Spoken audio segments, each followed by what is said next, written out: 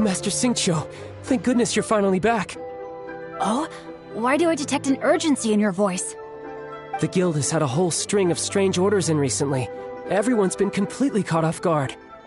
Your father gave me specific instructions to ask you to stay and help out if I happen to see you. I see. Have someone sort the orders by type for now. I'll deal with them myself shortly. Oh, how wonderful. Thank you, Master. With you on the job, I can breathe a sigh of relief. Hey, Xingqiu! Glad you're here. We want to ask you for some information. Traveler, Paimon, please wait a moment. Shu, I need to entertain some guests. Please continue with your work for the time being, and we'll discuss the matter of the guild's orders in more detail later on. Understood, Master Xingqiu. Then I will leave you in peace. I wasn't counting on finding you here today. What's going on?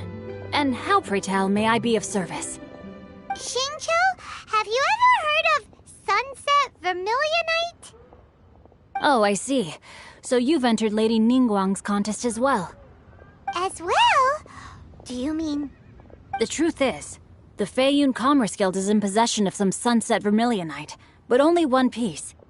We are holding it on behalf of someone who has asked us to put it up for auction, and a lot of interested parties have already come to us inquiring about the price. At the end of the day, it all comes down to supply and demand. In this case, I'm guessing the final transaction price may be in excess of 500 million mora. 500 million?!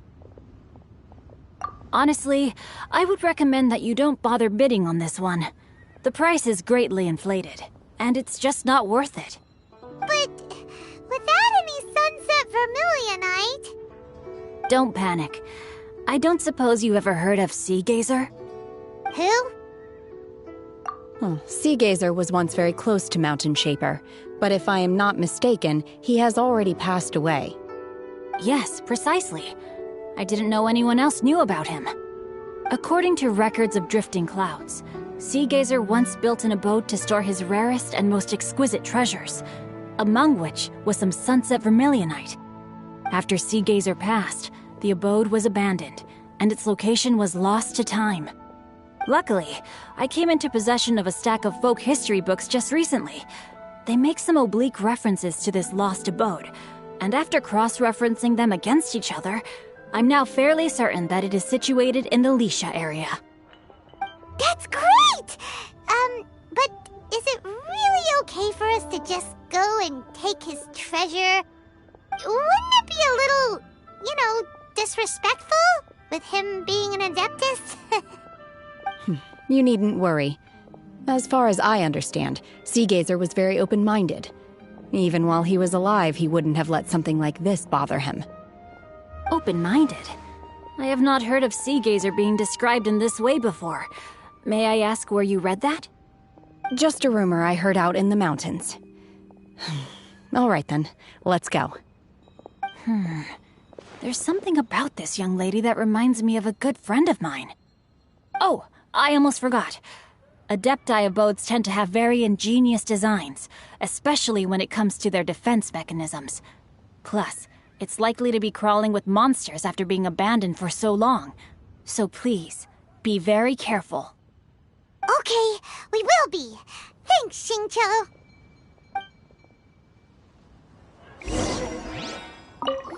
It looks like the Jade Chamber rebuilding project will be fiercely competitive. It's difficult to say who will emerge as the winner.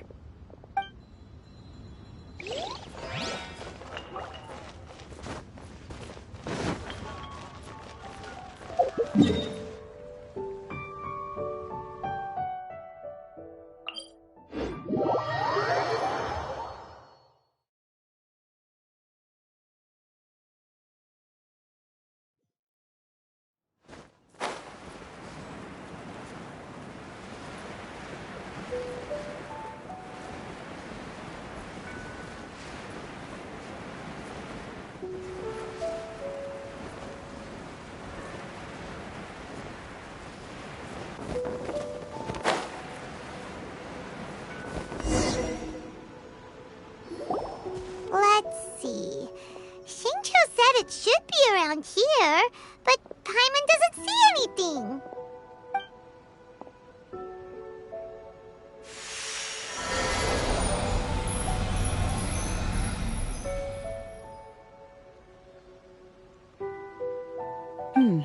This place was hidden using a special Adepti art. But now that I have removed it, we can inspect the area more closely. Wow, that's amazing! Yep, let's take another look around. Hey, look! Is that a new Sealy over there?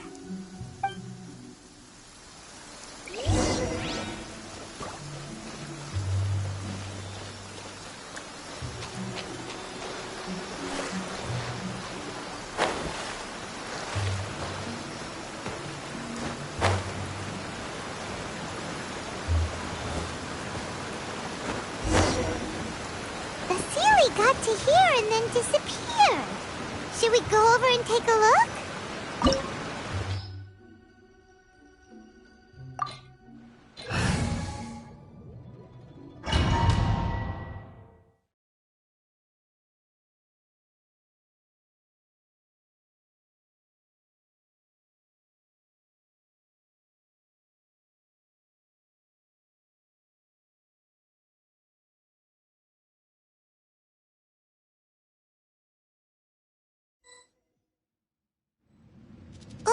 What? Weren't we at a waterfall just now? How did we suddenly end up here? Oh, so many clouds. It feels like we're high up in the sky. I believe this is the abode of that Adeptus. With any luck, the sunset vermilionite we're looking for should be in here. Really? Let Paimon see. Huh? Isn't that the Sealy from before? Look, it's gone and snuck beneath the clouds. And now that Paimon takes a closer look, the rocks and trees here don't seem complete. Oh, could there be something below the clouds? These are not real clouds. They are the product of an Adepti art used for spatial partitioning. If we want to go down, we must first destroy the mechanism that is maintaining the Adepti art. All right, then let's do it. I sense the presence of monsters in this place. I don't know where they are hiding, so we'd better be careful.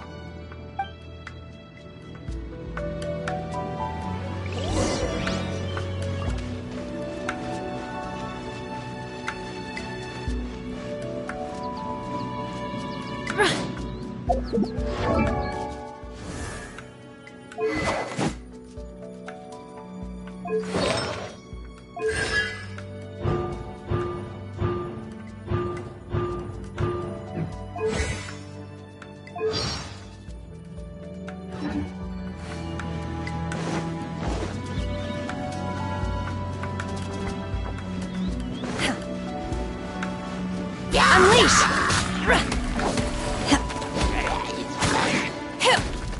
Manifest!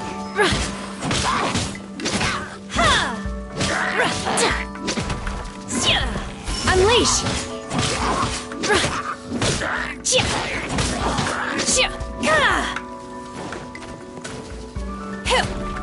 Manifest!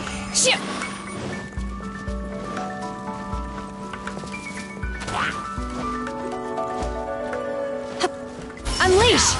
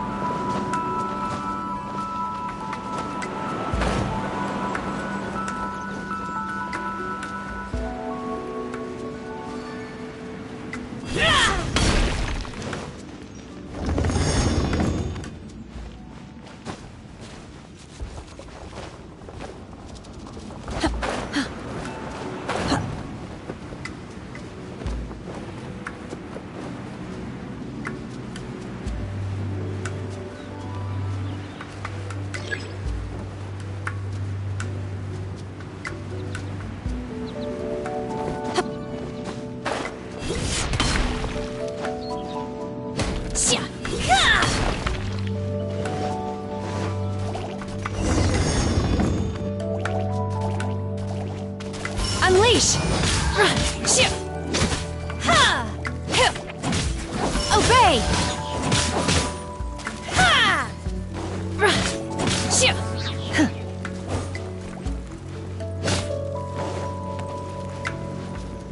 It appears that we've been taken for intruders.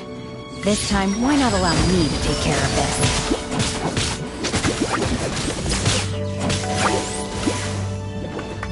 Unleash!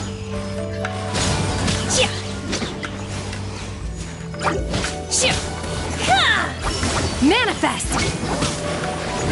Oh! Rain outlines your... By ordinance divine! The core of the mechanism is exposed. Now's our chance. Obey!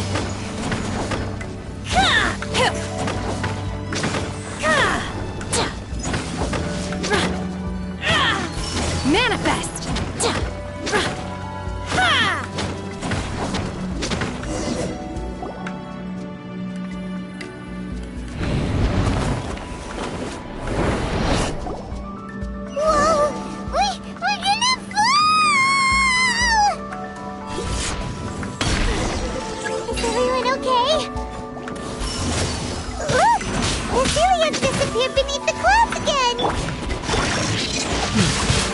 It looks like we need to go further down. But before that, let's destroy the guard mechanisms on this level first.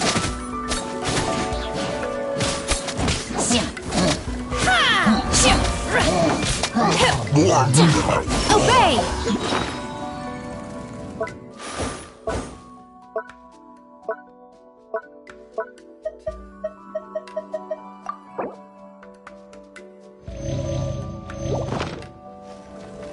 Unleash!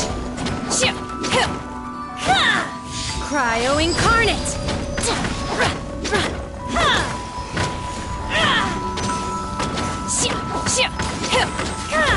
Illusion shattered! Manifest! Unleash! Kami-santo art! Sumetsu! Rain outlines your fate!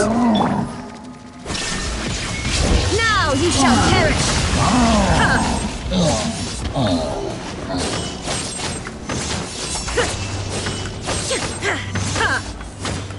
There is no escape!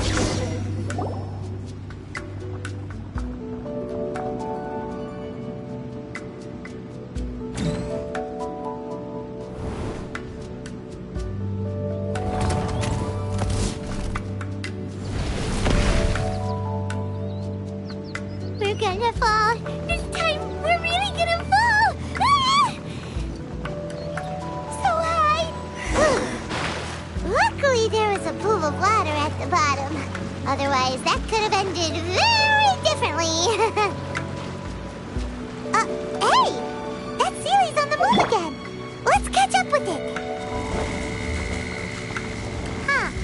Something looks different about this stone wall. Let's take a closer look.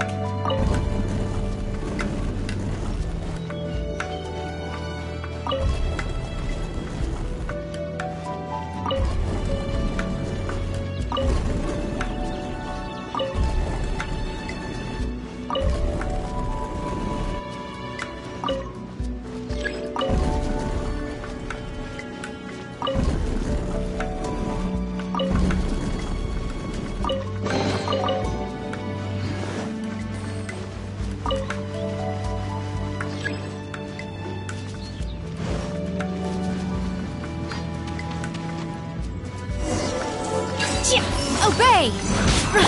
Embrace the ice! Whirling snow!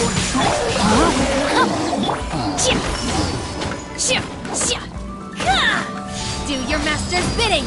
Unleash!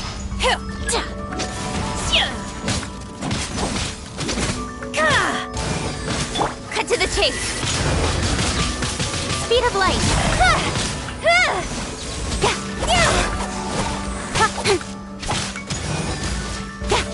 Don't blink!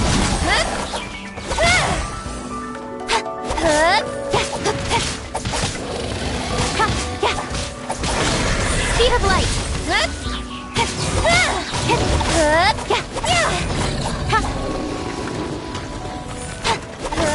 Nowhere to hide.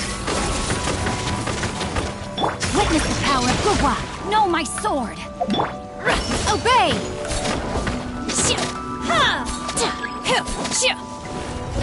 Manifest! Kamisato art! Sumetsu! My opponent! Torn to oblivion!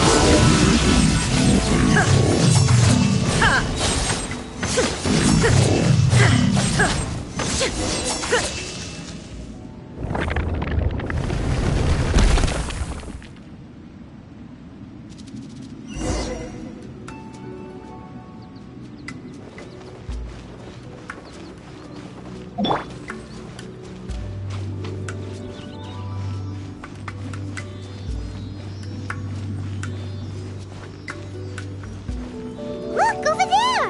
Could that be the Sunset Vermilionite?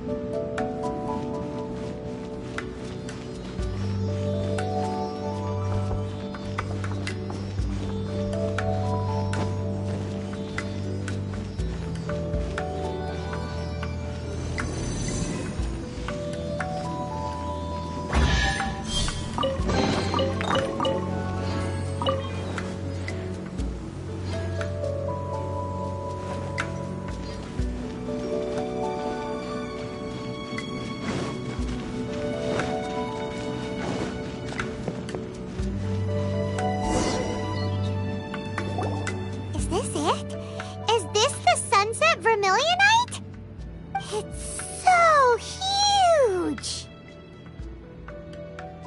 That's true, but then again, why isn't it floating? Plaustrite doesn't float until it's activated. It may look different from most ordinary stones, but it weighs around the same amount. Only after being activated does Plaustrite reveal its true nature, breaking free from the shackles of the mortal realm and ascending up into the heavens. Wow, Shenhe, you seem to know everything about this. Only because my master is fond of chatting about these things. The moment she has some time to spare, she'll come straight for me and start telling story after story. I don't care for her stories most of the time. I certainly didn't expect them to ever come in handy like this. Hold on a sec. Paimon just realized something. If we activate it here, there's no way we'll be able to get it back to the site, right? Heck, we'll be dragged up into the sky too! But if we don't activate it, how else are we gonna lift it? This rock must weigh well over 1,000 pounds, surely! Don't worry. I can handle the weight quite easily. Are you sure? Be careful! Please don't worry. I'm well aware that a Plaustrite sample this large must be highly valuable. I will be gentle with it and make sure it does not get damaged. My safety. That's right! Paimon's sure you can handle it and everything, but if something this heavy lands on you, you're gonna get yourself hurt, no matter who you are. You gotta be extra careful when lifting heavy objects. It's just common sense. Is it now? Well then, thank you. I'll go on ahead with the Plaustrite. Let's meet at the building site later. How is Shenhe able to carry that huge rock all by herself? Adepti super strength much? We can't slow down yet. Let's go meet her at the building site.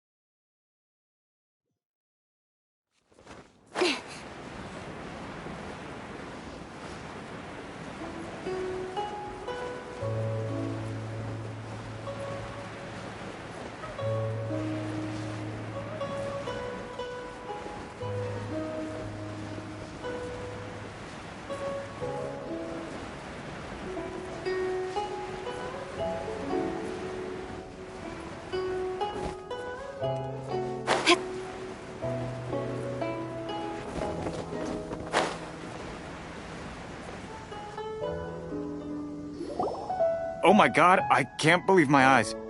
How can she lift that massive rock all by herself? She's gotta be one of those Adepti, surely. Oh, mighty Adeptus, please give me your blessing so that in the coming year I may reap a more bountiful salary.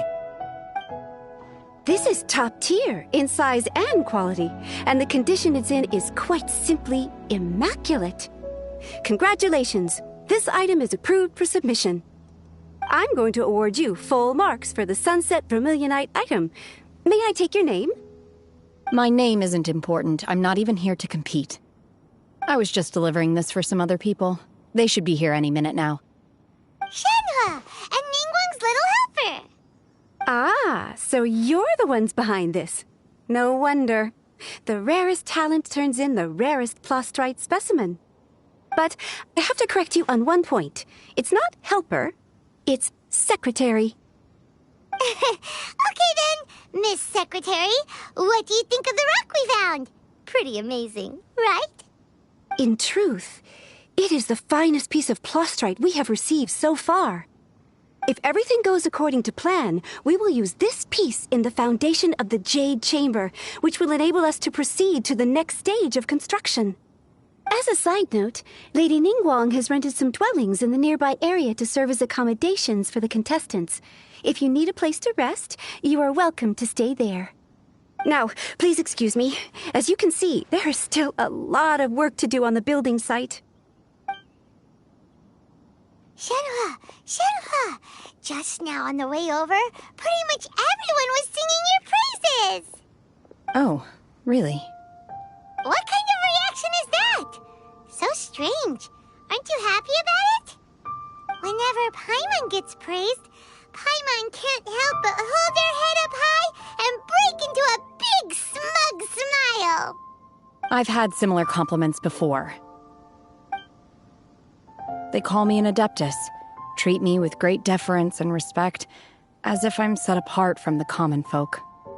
Yeah, 'cause that's how Adepti are.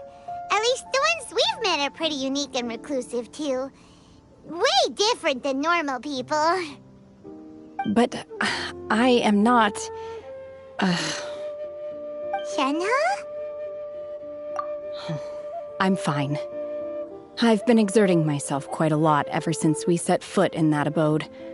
I'm just a little fatigued. Well, Byron said that there are some makeshift hotels we can use, right?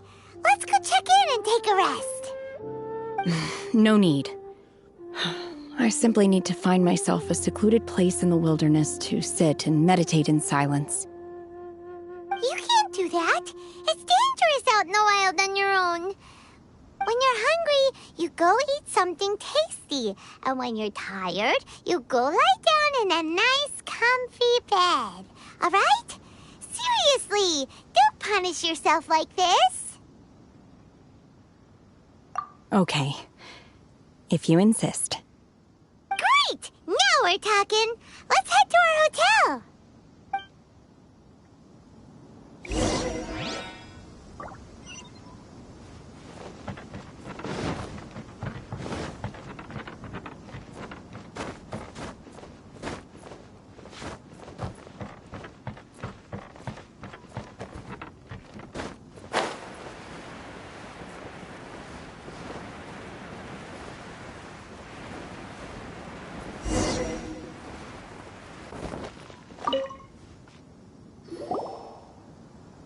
Hi there. Checking in, are we? You're just in time. We only have 2 rooms left.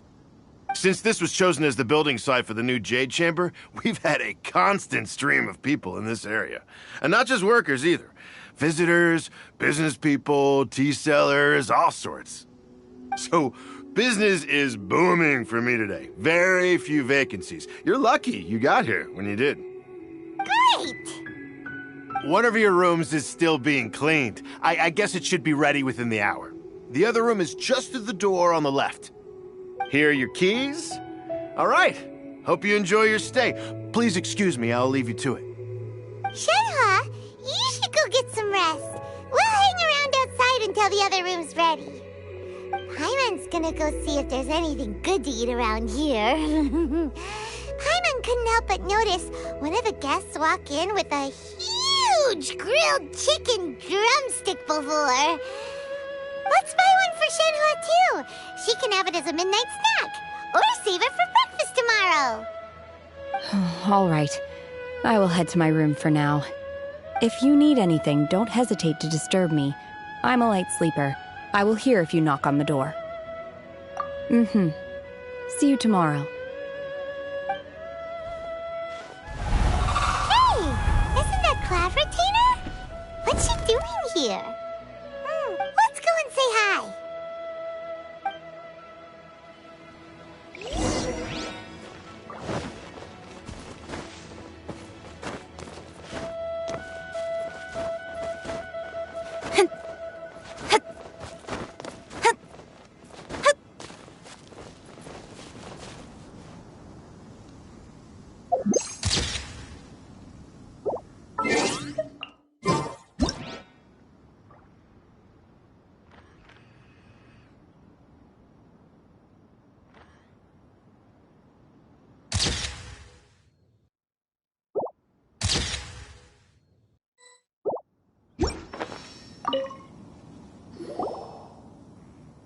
One trusts you have met Shenhe. So, are you getting along quite well? So far, so good. Yeah. So, you know Shenhua too, Claveratina? Naturally. Save for Ganyu, who spends the majority of her time in Liyue Harbor. All the Adepti living today are acquainted with Shenhe to some degree. Cool. So, what's her Adeptus name anyway? Calling her Shenhua feels kind of friendly, but also kind of disrespectful. So Paimon's thinking maybe it'd be better if we called her by her Adeptus name instead. Her Adeptus name? Why, pray tell, would Shenhe have an Adeptus name? Don't all Adepti have a special title they go by? On this latter point, you are correct. However, Shenhe is human. Oh, right. Wait, what? What? You knew already? So is Paimon the only one who didn't know? Do you mean to say that she presents differently from ordinary human beings? Well, to start with, her problem-solving methods are extremely direct. Ah, yes. She was like this all those years ago when one first met her. In this respect, she has not changed. One first found Shenhe by chance in a cave. One was passing by and sensed the presence of a god's remains. Being of an ever-vigilant disposition, one entered immediately to inspect the scene. Inside was Shenhe, then aged around 6 years old. In her hand, she held a dagger with which she was confronting a monster that was the god's remains incarnate. That sounds so dangerous. When one arrived, she had already been locked in confrontation with this monster for several days.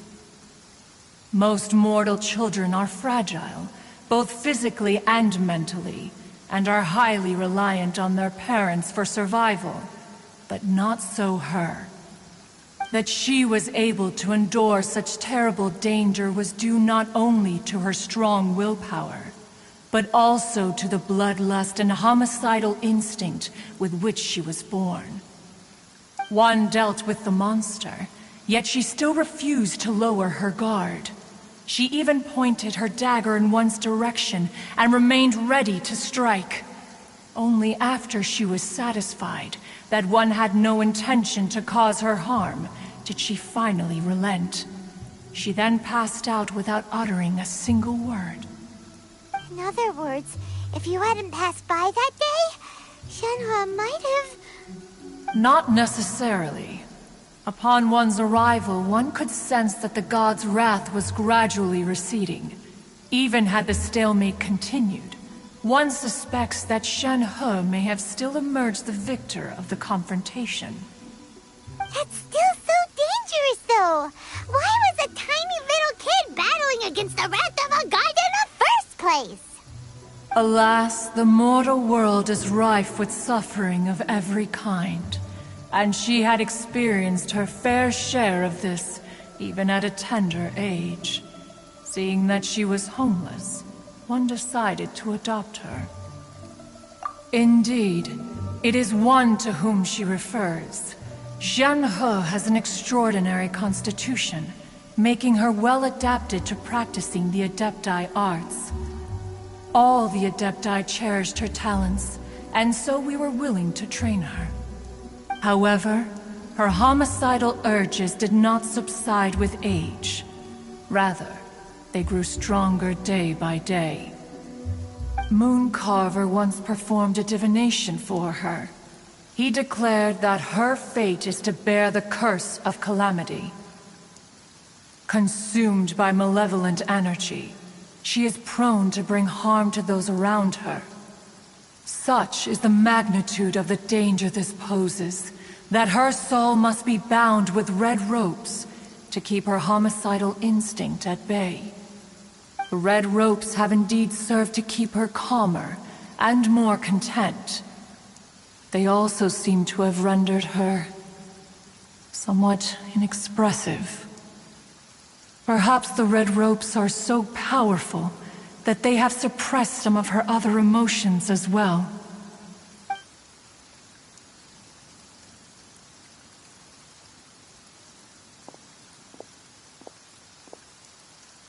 It is only by fate that people's paths may cross. Now that Shen-He's path has crossed with yours, please be sure to treasure the gift that fate has given you. Oh, now Paimon gets it. You came out here to check up on Shen-He because you were worried about her, didn't you? Huh. You dare draw such a facile conclusion on the nature of one's present excursion? Incorrect. The truth is that while Liyue Harbor may seem peaceful today, danger is always lurking in the shadows. Ningguang once made a bold assertion that this is to be the era of the contract between Liyue and the humans. Well, one is most curious to observe how she will respond to the coming storm. If she handles it admirably, one is willing to be a witness to her achievements. But if she does not, the Adepti shall not hesitate to seize control. Let us conclude our conversation here for today. One has occupied enough of your time, and night is approaching. Be sure to get ample rest.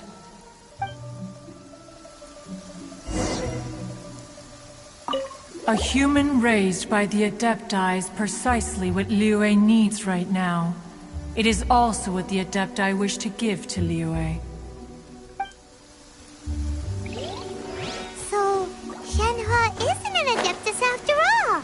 She just grew up around the Adepti.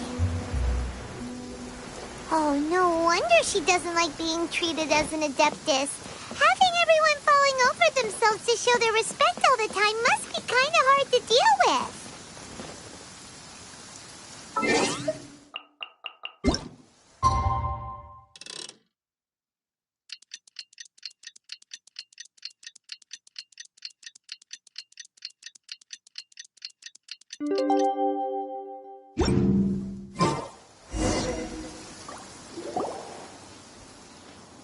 Hey, so, Shen-He...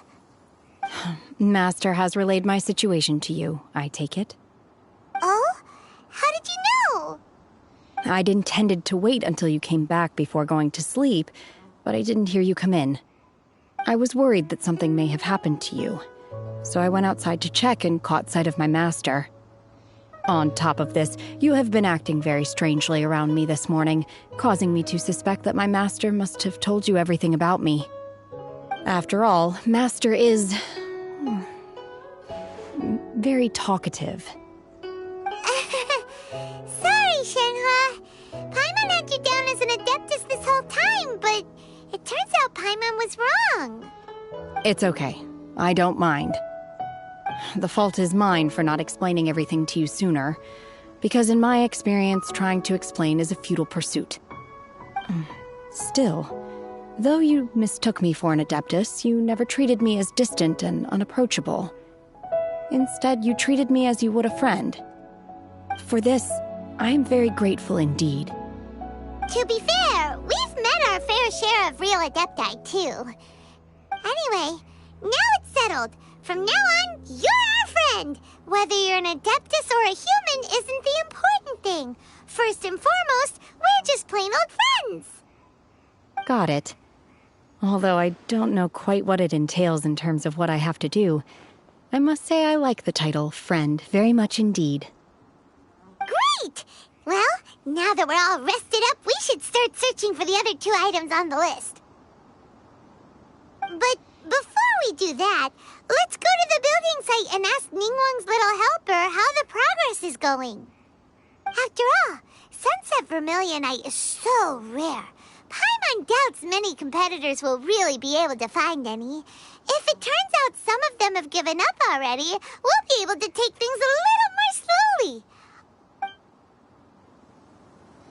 Oh, and another thing. We bought some grilled chicken drumsticks on the way back last night. There was a place just outside. Here's one for you, Shenhua. Try it. They're so good. I concur. It has a rich flavor, far more agreeable than those I've cooked for myself in the wilderness in the past.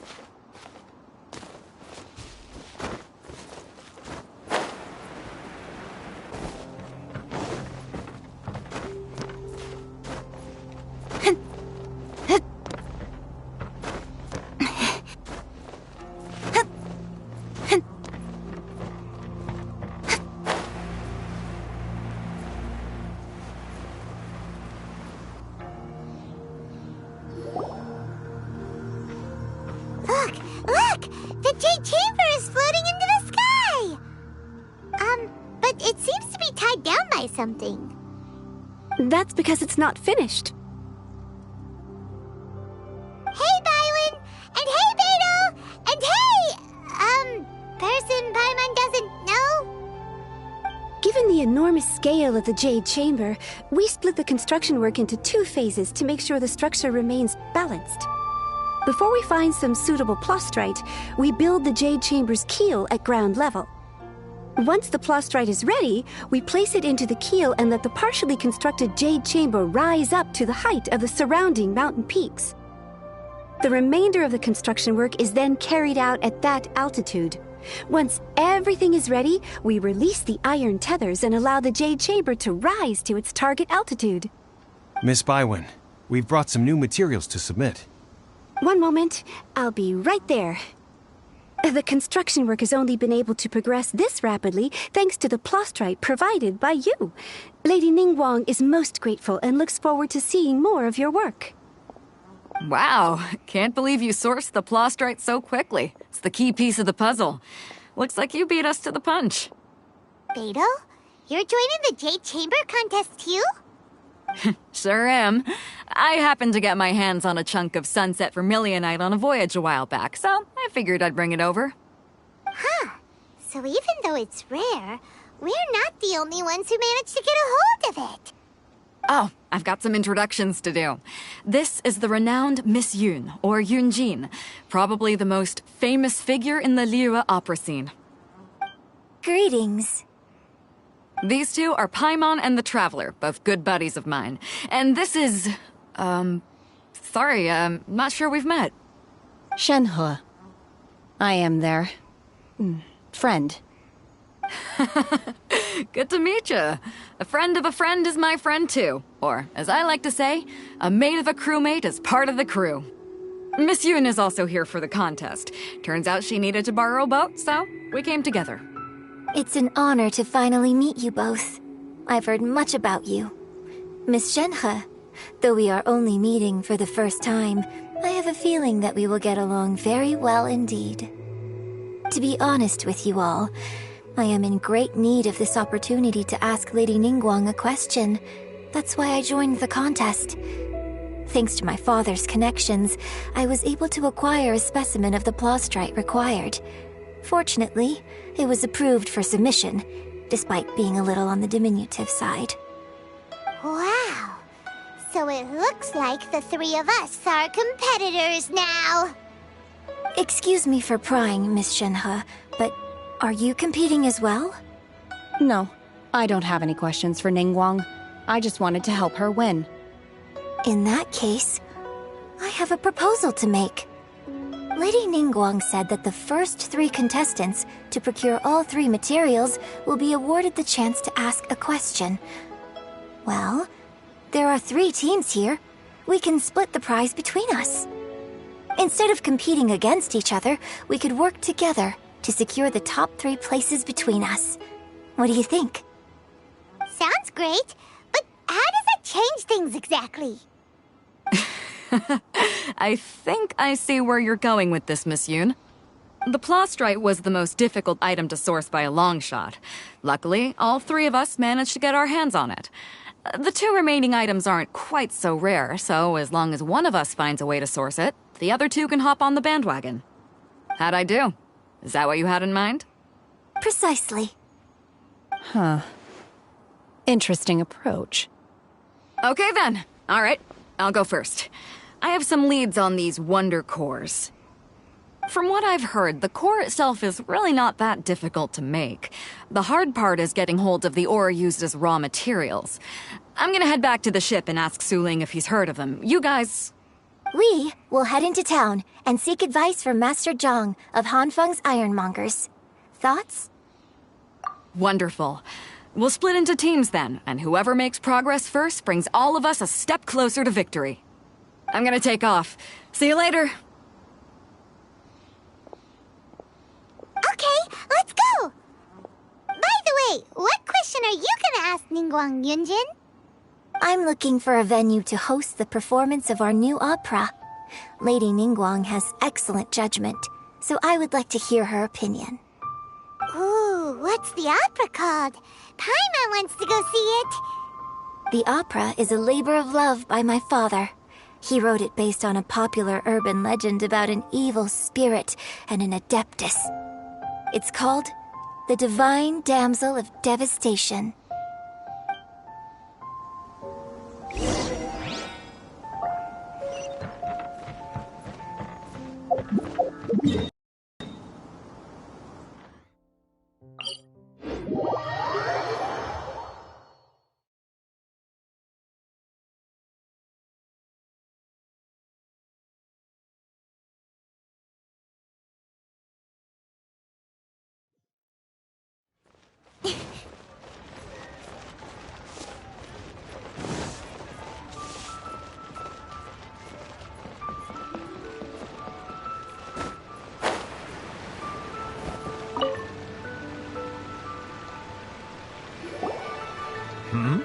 Ah, hello.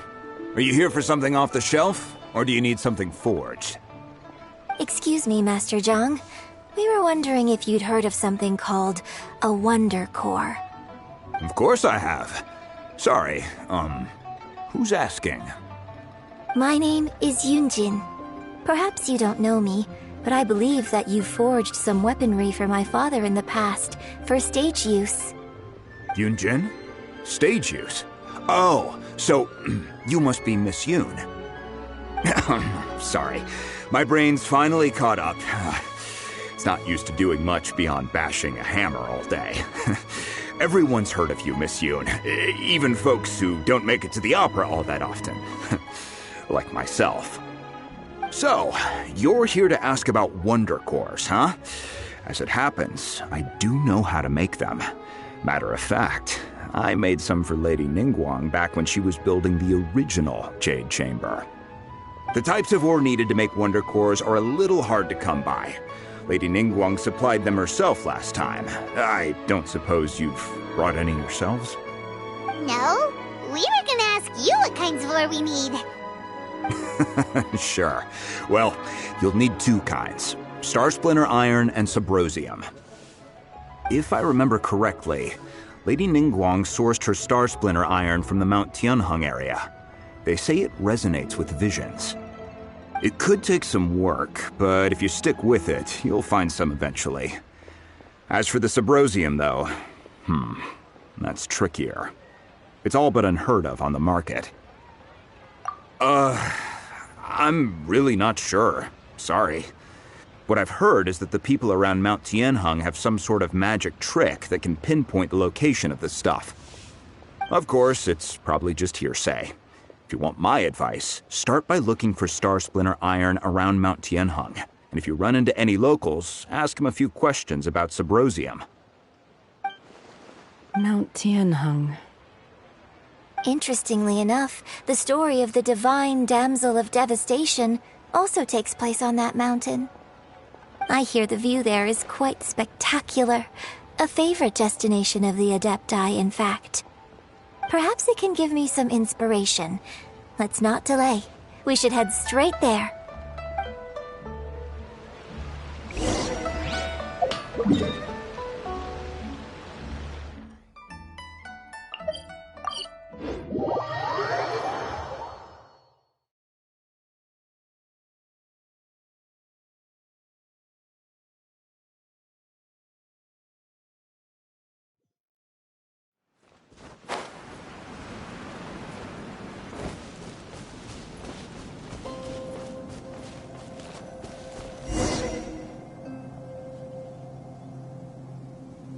I came to Mount Tianheng once with my father as a child.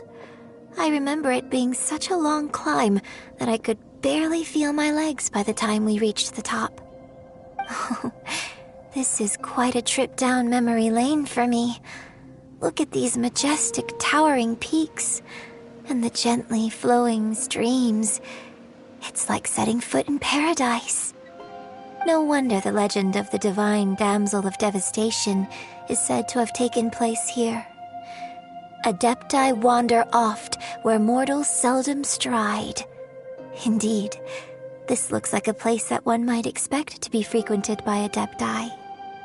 The Divine Damsel of Devastation is your upcoming opera, right? And the story takes place in Mount Tianheng. Huh. Seems like you have a real connection with this place. What's the story about, though? It's the story of a girl becoming a hero.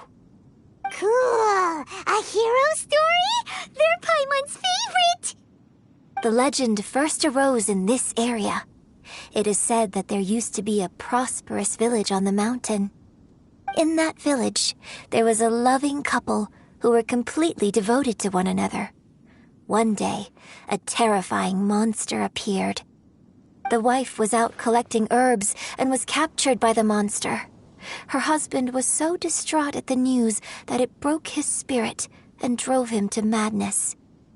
The vile and vicious monster told the villagers, "If you want to live, you must sacrifice a child to me." What a nasty piece of work! Paimon sure hopes this monster gets put in its place! But the monster was so terrible and so strong that all within the village were terrified of it. They had no choice but to give in to the monster's demand. Just while they were discussing whose child would be given over to the monster, a little girl suddenly stood up and came forward. No! Don't do it, little girl! Unbeknownst to anybody else, she was concealing an exorcist's blade. She approached the monster's lair, feigning fear and trepidation. When she finally arrived, she courageously drew her sword and entered into a fierce struggle with the monster, from which she eventually emerged as the victor. Her extraordinary abilities drew the attention of the Adepti, and they took her as one of their own. Her story became the stuff of legends. But alas, the paths of mortals and Adepti seldom cross, and she would never again re-enter the mortal world. And so, destined to grace the mortal realm for but a brief moment, she vanished like a wisp of smoke into thin air. That's how the opera ends. I really like this story. But I personally think that perhaps the little girl was not as brave as the opera makes her out to be. I'm not sure she deserves all the praise she is given. I've never considered that before. Opera is always an interpretation of the events it purports to portray. A certain degree of deviation from the truth is always inevitable. When my father wrote the script for this play, I suppose his intention was to inspire his audience with the character of the divine damsel. I think it's a great story. The ideal story. Well, it sure inspired Paimon! Let's go get ourselves some Star Splinter Iron! Yeah!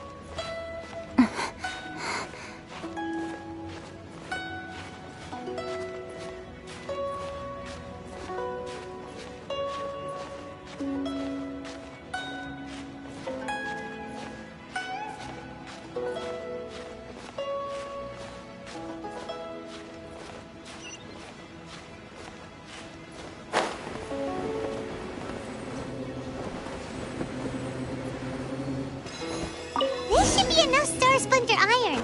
Now we just need to find that Subrosium. I think I saw a village on our way here. Master Zhang said we should ask the locals for help. Why don't we try there?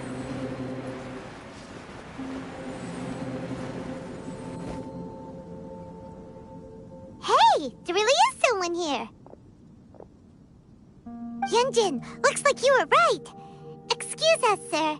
Can we ask you something? Huh. He didn't seem to catch that. Hello, sir. We were just passing by and wanted to ask if you happen to know anything about Subrosium. Is he trying to tell us to look for clues in the village? Well, whatever. Guess we're on our own here. Shenhua, Yunjin, let's have a look around. Sorry, you can go ahead without me. I'd like to have a word with this gentleman. If that's okay with you, Uncle Mingjin. It's... Shenhe. Shenhe. You're alive. The rumors were true. So, all these years? I'm sorry, I don't know how to find Subrosium, but I think you can find some information in the village. This place is deserted now. No one ever comes here, so you can rummage around all you want. Huh? You know this guy, Shenhua? Thank you, kind sir. We'll go and take a look around. Don't worry. Mingjin has no ill intention towards Miss Shenhe.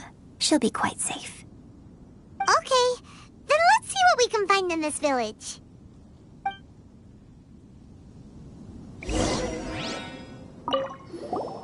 I came back here once before, a few years ago. Alone. I hid it from Master at the time. It was deserted then, too, except for a few low-life bandits. Everyone and everything I remembered was long gone. But as people were passing by, they stopped to admire me. They praised me, telling me I gave off the aura of an Adeptus.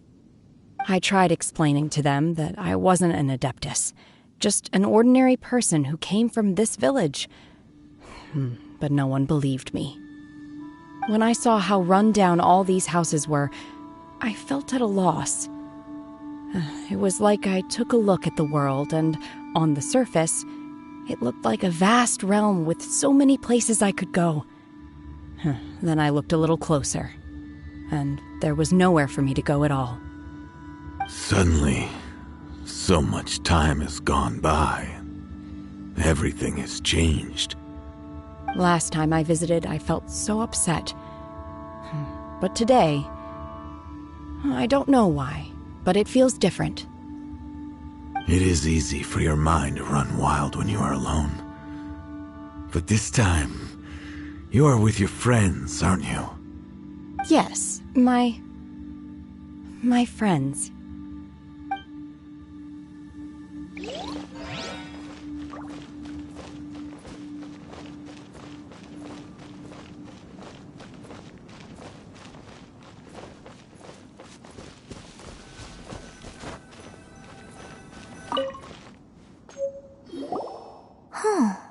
What's this?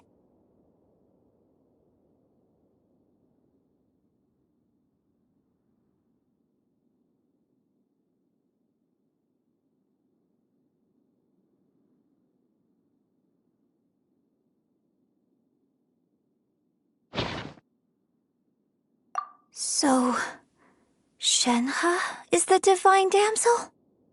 Now that I think about it, she does behave rather like an adeptus, and she is about the right age. So that's why I've been getting the strangest feeling whenever I chat with her. I should have noticed it earlier. According to this text, the divine damsel from the opera was actually the daughter of the loving couple. And she didn't volunteer. She was sacrificed to the monster by her own father. Oh, the truth is even more lamentable than the opera. Now I understand why Shenhe said the girl was not as brave as people think. It wasn't her choice to enter that ghastly situation. She was forced into it. Oh, it looks like my father may need to make a few revisions to his beloved opera.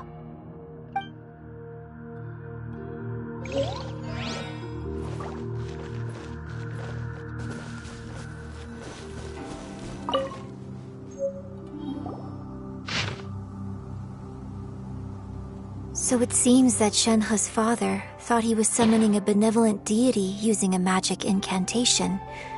But in fact, he summoned an evil god's remains, which took the form of a monster. His obsessive yearning for his deceased wife led to a terrible tragedy.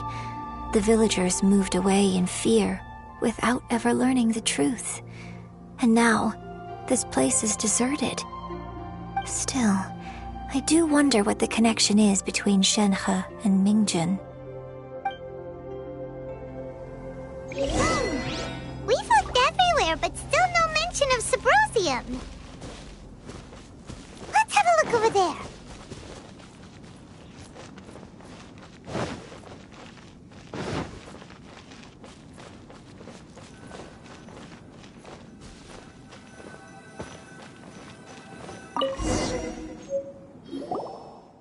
This is it!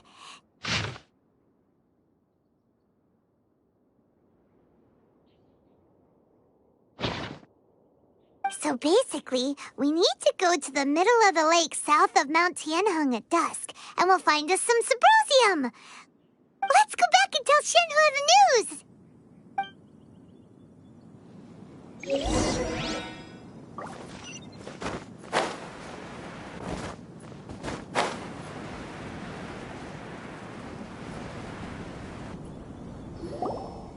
One year when I was back visiting, I heard a story about a white-haired adeptus from a merchant passing by. I never imagined it was you. I was a very close friend of your father's. I could have stopped him from performing the summoning ritual. I had plenty of chances, but I couldn't bring myself to stand up to him. I just let things happen, let it all escalate. Well, we all know how that story ended. I bring flowers back here every year. And each time I wish I had a chance to apologize to you. Apologize for what? If you'd stopped him, he'd only have found another way. There is nothing he wouldn't have done for his true love. Nothing. Do you still hate him? I don't know what I feel. I'm told my fate is to bear the curse of calamity, so my master bound my soul with red ropes to curb my aggression. But it also dampened my emotions, making me dispassionate, like the Adepti. So if you ask me how I feel about the past, if I hate my father or not, the truth is, I feel nothing at all. It must have been so tough for you all these years. Shenhe, we're back! Oh, then I will leave you all in peace. Shenhe, it brings me some solace knowing that you are okay. I'll tell you more about the old times next time we meet. Thanks, mister. We found some info in the end.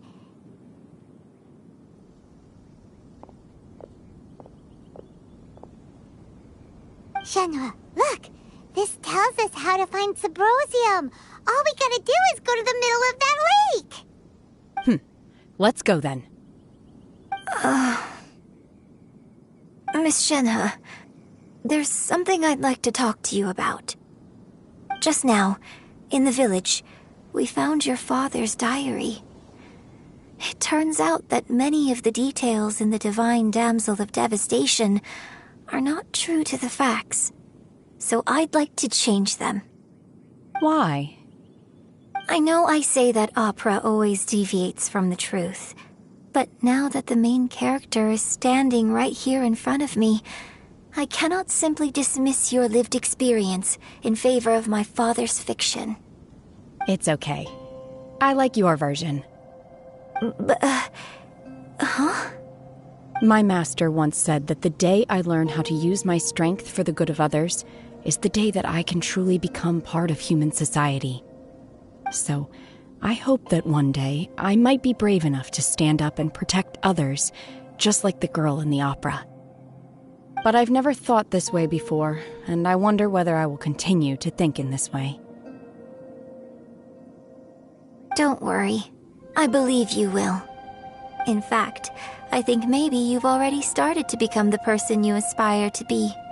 You just haven't had the opportunity to see it for yourself yet. Shenhe! Yunjin! Cut the chit-chat! Let's go! We can't let someone else beat us to it!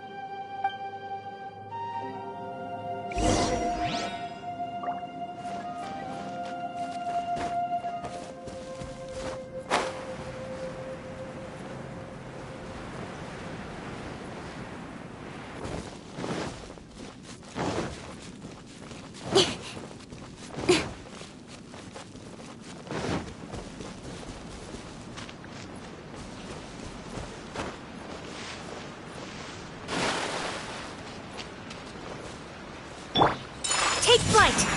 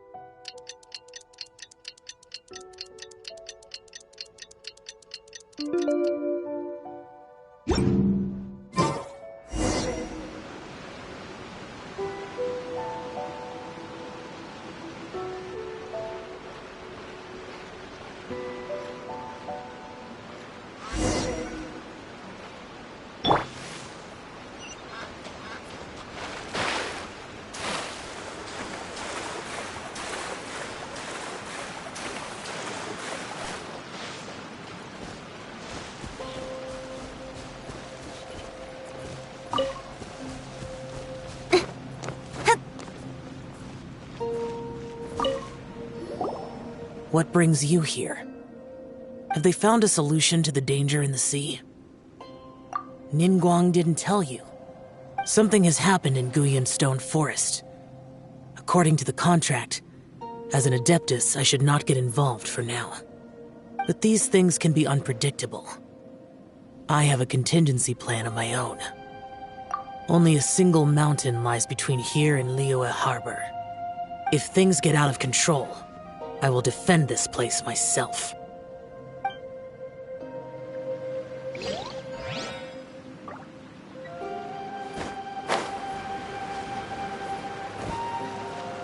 That's everything we need! Let's head back and report in! Paimon's curious if Beto's made any progress.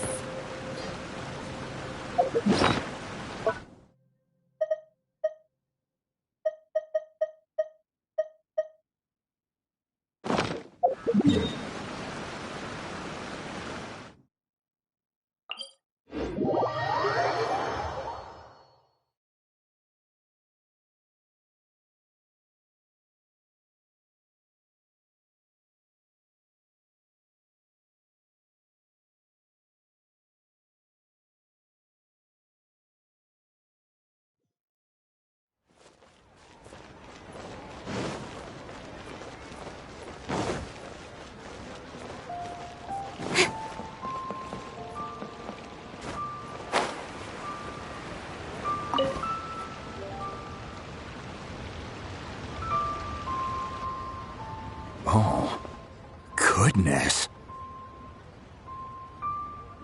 So, are they okay? This is some top-quality ore you found.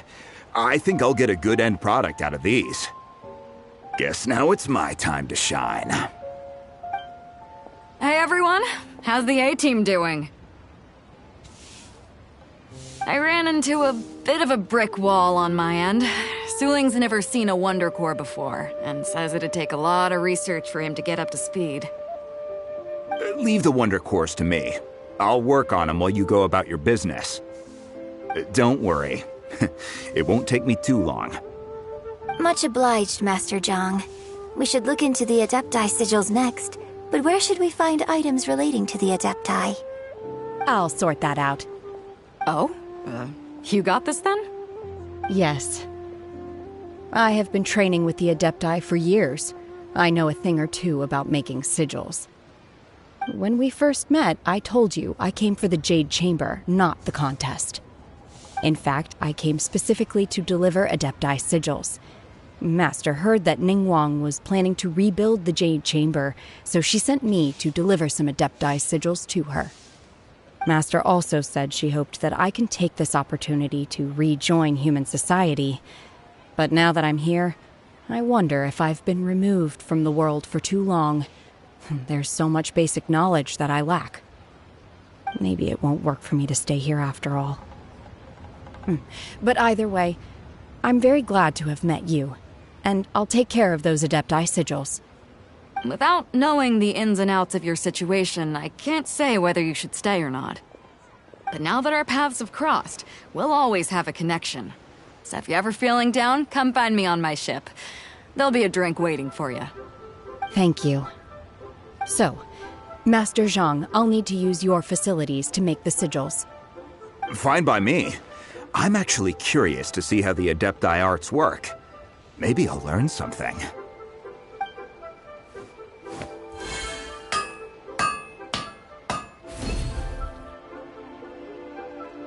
Whew. The sigils are ready. Though they are in some respects inferior to my master's, I can assure you there will be no quality issues. I've finished forging the things you asked for, too. Great! Let's go submit them before someone else gets there ahead of us!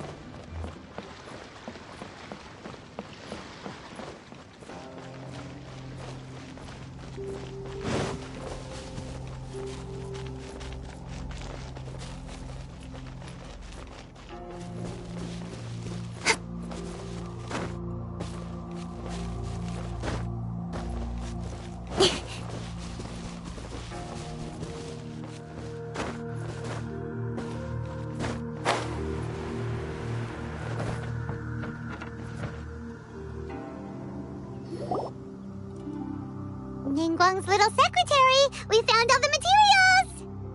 Oh, already? All three of you found them together. Okay, I see. The Wonder Cores and Adepti sigils look good. It seems that we found our winners.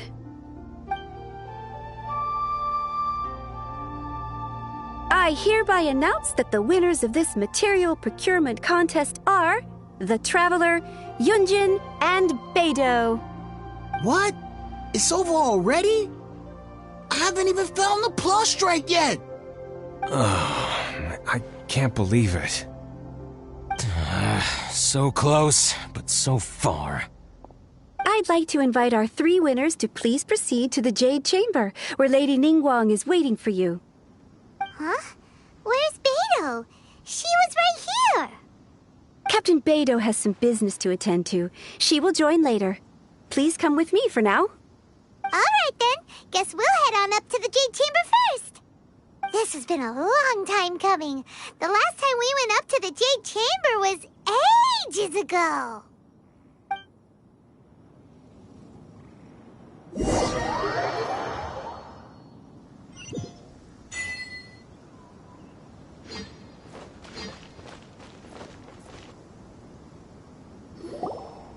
Combine the Adepti sigils with the Wonder Cores and insert them into the Jade Chamber's control compartment. The construction of the new Jade Chamber is now officially complete. Once the tethers are released, it will soar into the sky. Thank you all for your work. Now it is time for me to fulfill my promise. Yeah! Miss Yun, I've already heard something about the reason for your involvement. You are looking for a venue for your new opera, aren't you? That's right. Lady Ningguang, I would like to hear your opinion. The unveiling of Miss Yun's grand new opera surely requires a venue of equal grandeur. So what would you say if I proposed that we stage your first performance right here, in the newly built Jade Chamber? The Jade Chamber offers a splendid panoramic view of the mountains and the bustling city. It is fitting for the finest performance to be hosted in the heavens. I can think of no better stage for you than here, Miss Yun. Thank you, Lady Ningguang.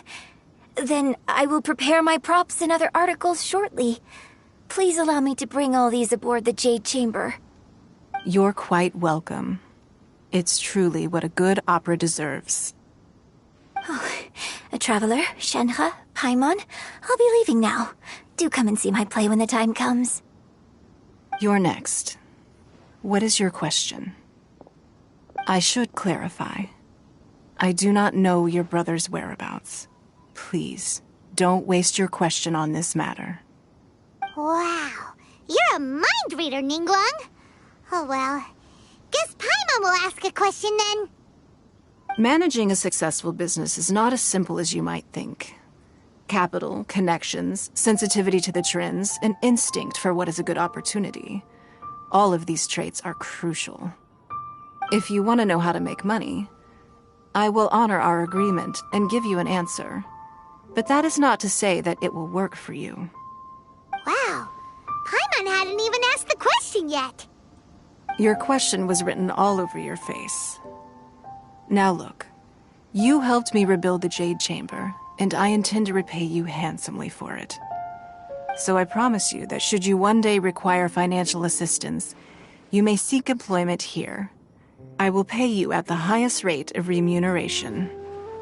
Oh, great! So next time we run out of Moro, we just need to come to Ningguang? No more questions from us. Shenhe, you got a question? Me? Yes, this is a group effort. Thank you. But I don't have anything to ask. Are you sure? This is a once-in-a-lifetime opportunity. I'd urge you not to squander it. Yeah, just don't waste it. Hold on a second. Paimon can probably think of another one.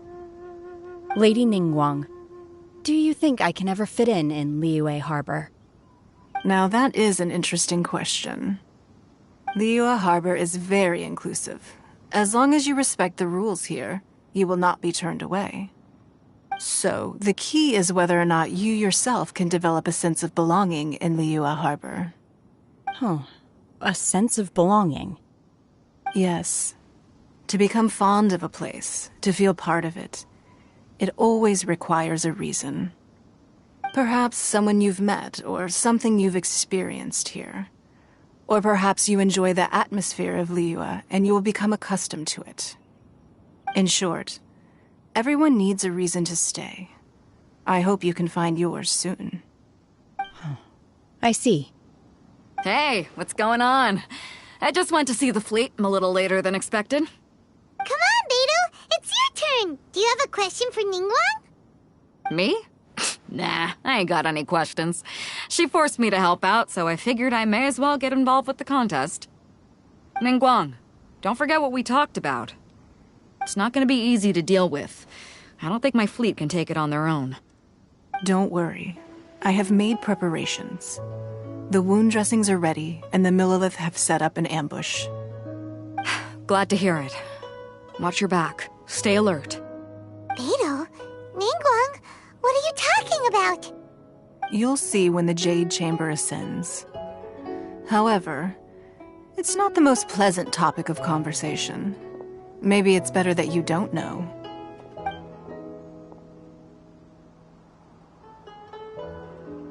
When I first set foot in the Jade Chamber, I stood at the edge of the platform and looked down upon Liyue Harbor far below. At that time, I dreamed that one day the Jade Chamber's shadow would be seen in all 7 nations of Teyvat. My wish has not changed to this very day. However, it is not only out of consideration for myself that I have built the Jade Chamber anew at this time. I hope the Jade Chamber will always float in the skies above Liyue Harbor, bearing witness to the prosperity and peace of the human world. And I hope that you can all witness it with me. Let the Ascension ceremony commence!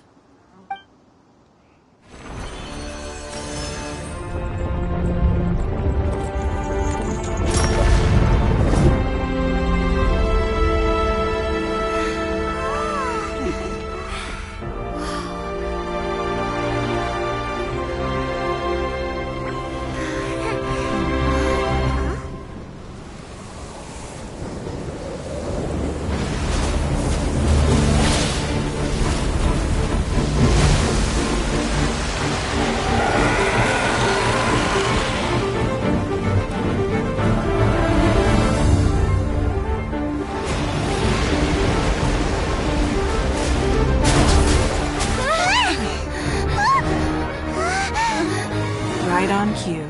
The Avenger of the Vortex, Beisht. Who is that? Osial's wife. Final follower of the Overlord of the Vortex. Sounds like you knew this was coming! Beidou sensed something was stirring in the deep. She warned me months ago. Knowing she harbors hatred toward the Jade Chamber, I chose to rebuild it now as a way of drawing her out. Got it. Well, let's go fetch the Adepta. No. Huh? In this human age, the people of Liyue must find a way to overcome this crisis on our strength alone!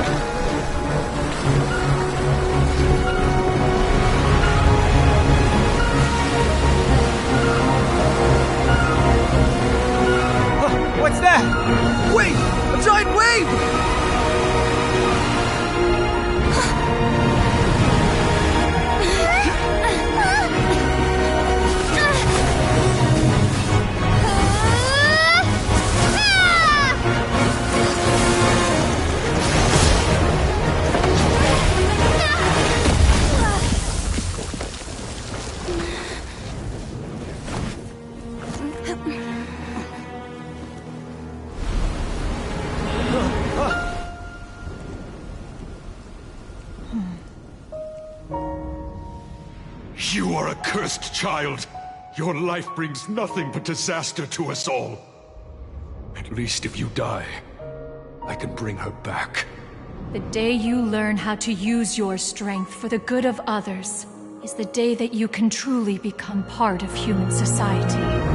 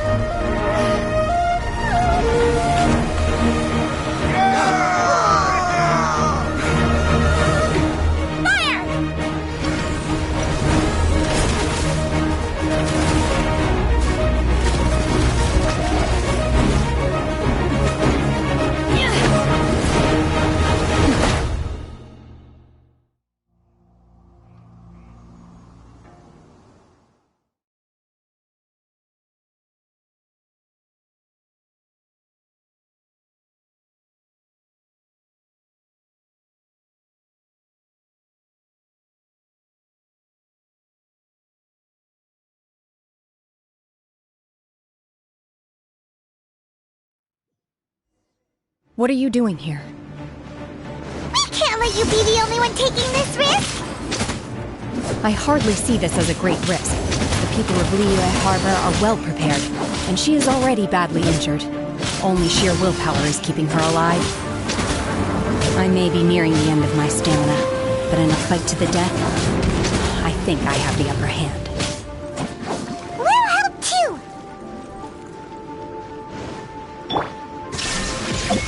Manifest!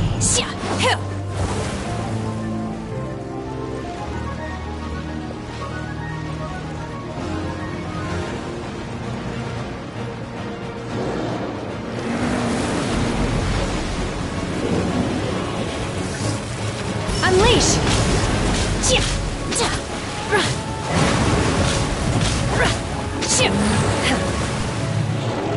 Obey! Illusion shattered! Rain outlines your...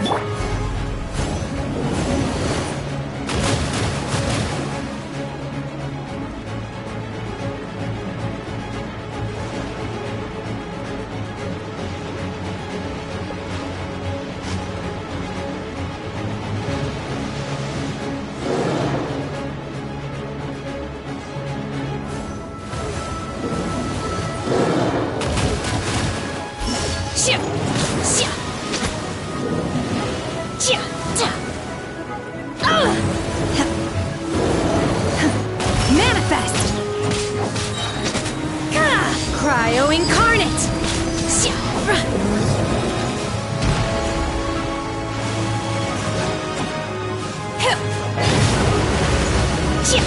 Obey!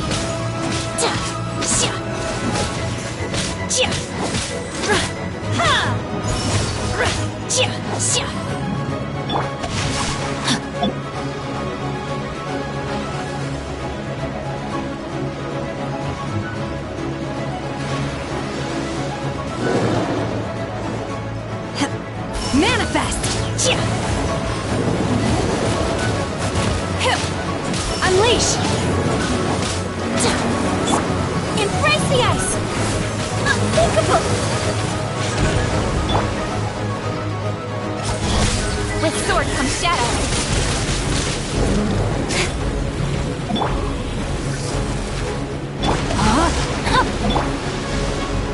Obey!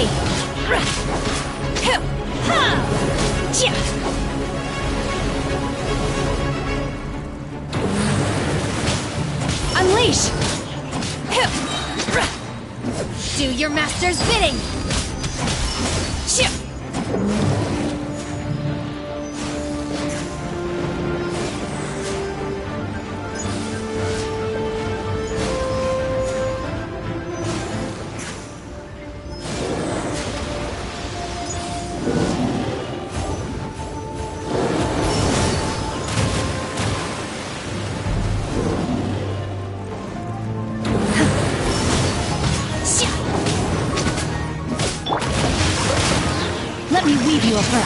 Rain! Manifest!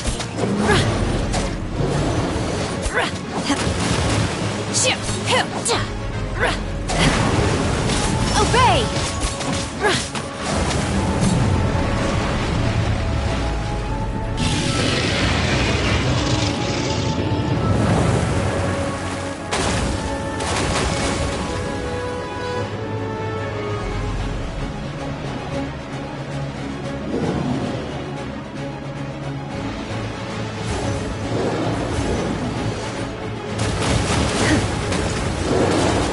Unleash!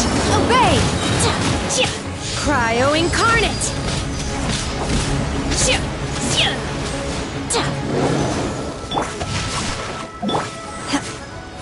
Manifest! She's getting away! Shouldn't we go after her? This place is unstable. It is too risky to continue pursuing her. If the place collapsed, the consequences would be disastrous. Let's head back.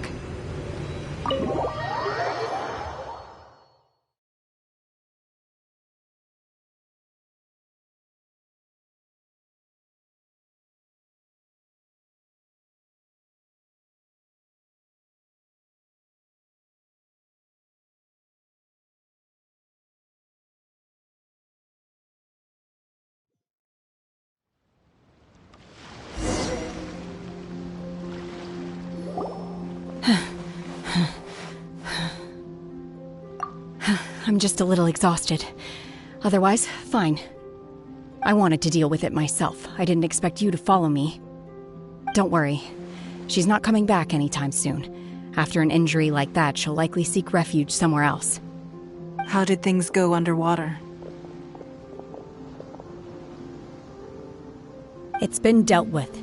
She was injured before entering the water. It didn't take too much effort to finish the job. Good. So the crisis has been safely averted. When you visit the Jade Chamber in the future, you will be afforded generous treatment. Lady Ningguang, the fleet reports that the sea monster has left Guyan Stone Forest and the surrounding waters have returned to normal. Thank you. How are the Millilith? Thanks to the medical supplies you prepared and Lady Keqing's command, our losses were minimal. Of course, we owe huge thanks to this young lady for her help. On behalf of the entire Millilith, thank you for your service.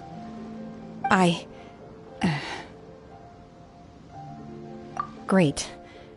Then next time I watch Miss Yun's opera, I'll be able to take the compliments. I wasn't trying to be a hero, though. I just wanted to protect you. Let the soldiers recuperate, but don't let your guard down. If she returns with a vengeance, we must be prepared. Yes, ma'am. You've been monitoring us for some time now. I trust you've reached a conclusion. You wish to hear one's opinion. Well, things would have hardly gone so smoothly had it not been for Shenhe. That I do not deny. However, final victory was always going to be ours, even had things been a little more arduous. If it came to it, I could always destroy another Jade Chamber. One has observed your adaptation of the Guizhong Ballista, and find oneself compelled to admit that you have evidenced some degree of novel thinking. You have learned from past failures and prepared for this crisis in advance. This is considerable progress compared to the last time. Hence, on balance, one finds your performance during this trial satisfactory enough. But there will no doubt be further trials to come in the future. Do not suppose that one will not continue observing you hereafter. While the position of Tianquan remains mine, I will always ensure Liyue's safety. Shenhe, one saw you secretly venture out from the mountains a few years ago, and noticed the air of dejection in which you returned. Hopefully this trip to Liyue Harbor has been a different experience. Yes. I can't explain it, but I feel happier than I expected. Good. Traveler, please take good care of Shenhe. She is a dear child. In fact, one has many fond memories of Shenhe's childhood that she may be interested to hear about. There'll be no need for that. Oh. They are all like this. Fine. Since you care not to listen, one shan't be telling you.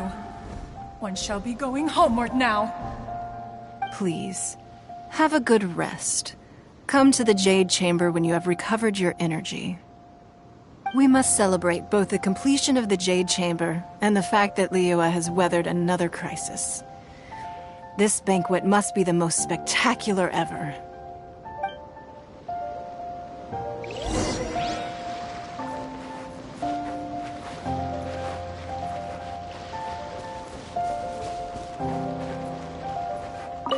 The Millilith's casualties are within the range we expected. But in hindsight, there were still flaws with our plan. If we'd had more time, we could have built a barrier here to absorb the impact of the waves. We must learn from this experience and never repeat the same mistakes again. We were fortunate to have your assistance this time. Thank you.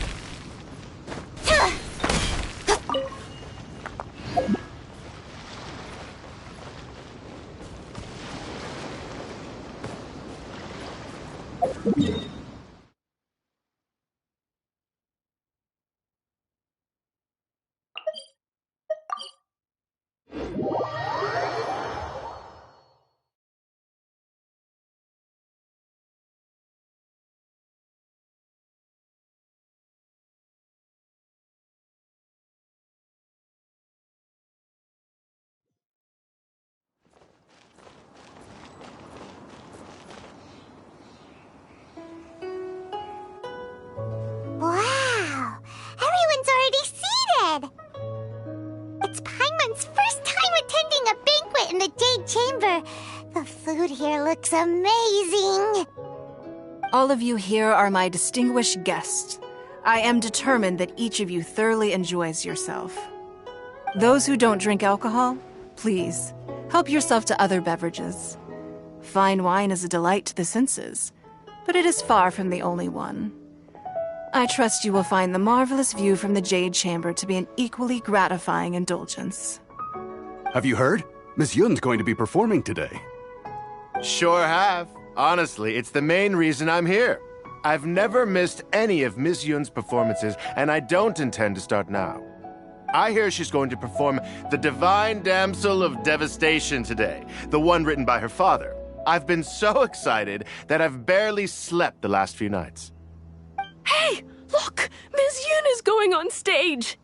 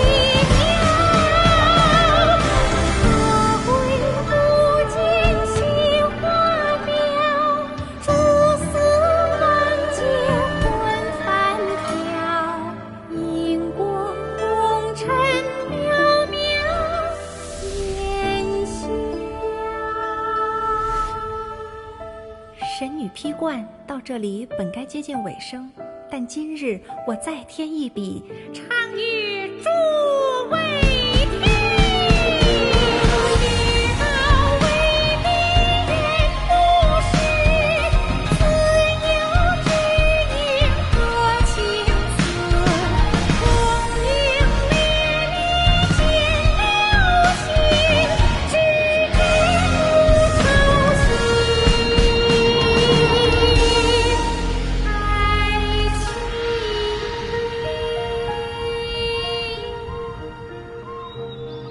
彼时鹤归，茫茫天地无依靠，孤身离去。今日再会，新朋旧友坐满堂，共聚此时。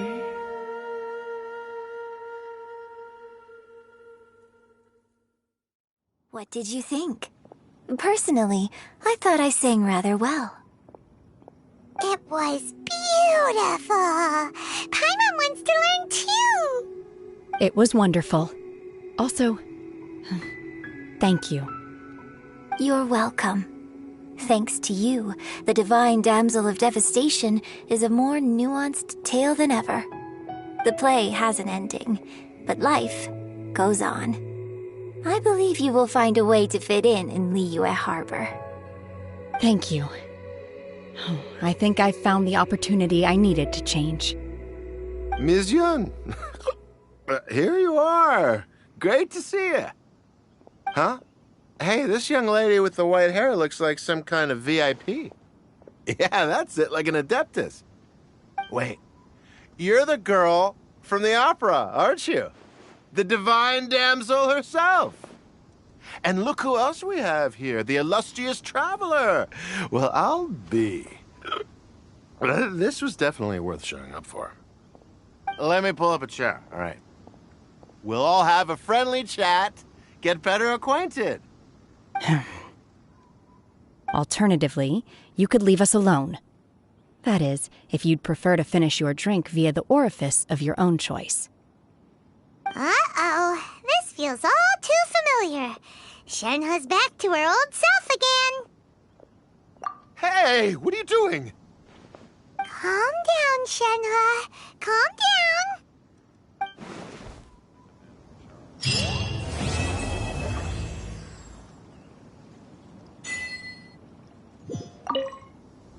To act, one must first feel.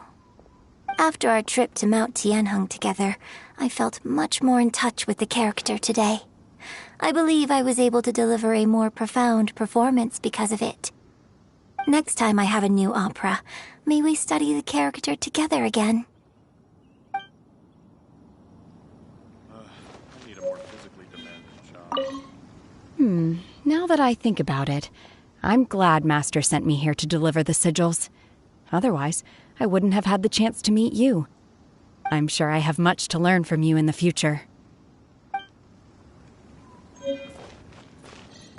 You've made an exceptional contribution toward the building of the new Jade Chamber. I will not forget this. I shall be sure to repay your kindness at an appropriate juncture. More wine! More wine!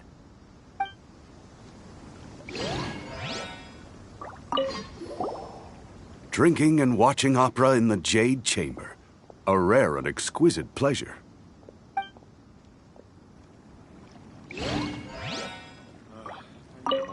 I wonder when I'll be able to build a jade chamber of my own. It'll take a lot more wealth than I have now. But hey, you've got to dream big. Who knows? If I keep working at it, maybe one day.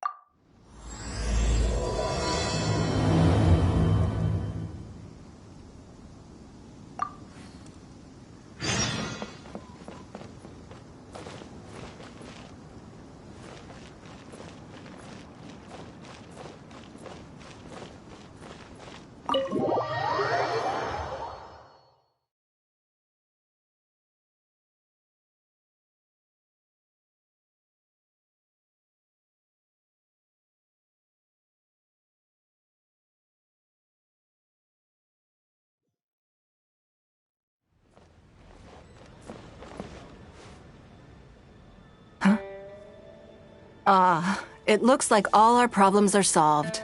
Welcome to the Jade Chamber. Oh, great. I have no idea what we would have done otherwise. I didn't think we'd really manage to get you here. This was a last-minute situation, and you're the one we trust the most. To put it simply, we are just looking for the right person to help. We had a very long discussion about it, but to no avail. I have tasked my 3 most trusted secretaries with overseeing an important auction tomorrow. This, however, leaves their regular duties unattended to, and the work cannot afford to go undone. The nature of their day-to-day work is highly sensitive and confidential, so whomever I ask to fill in needs to be someone I can trust, and who doesn't have a conflict of interest. Yes, you were the person who came to mind. We may not have spent a great deal of time together, but I do place a great deal of trust in you. To me, this work is highly sensitive and of utmost importance, though I'm sure you'll find it to be mundane at best. It would not surprise me if you can't bear the tedium or can't make the time. And yet, despite this, I thought it could do no harm to ask the question, on the off chance that you are interested. As it happens, I was just having a discussion on backup plans with my secretaries before you arrived. But the outcome of that discussion was that we couldn't think of a suitable alternative. This is a good reminder that we should always have a contingency plan for everything. Anyway, this may add to the debt of gratitude I owe you, but the fact is, your arrival here has rescued what was fast becoming a rather dire situation indeed. I wouldn't worry. It's all work you'll be quite familiar with. Planning trips, gathering pertinent information, that sort of thing. All basic skills required by competent adventurers, if I'm not mistaken. If you have any questions about your work, I will answer them shortly. The administrative work Lady Ningguang touched upon just now is only one aspect. You'll also be required to cater for Lady Ningguang's basic daily needs, such as clothing and meals, and be on call for any other requests she may have. None of this is hard work, but there's a lot to do and it's highly repetitive. Having a dedicated staff member deal with it exclusively means that everyone has clearly delineated duties and can focus on their own work. Simply put, this is about maximizing overall efficiency. All right. Please proceed to the office. Bai Shi will go over the work with you in more detail. Yes, Lady Ningguang. Okay, let's go.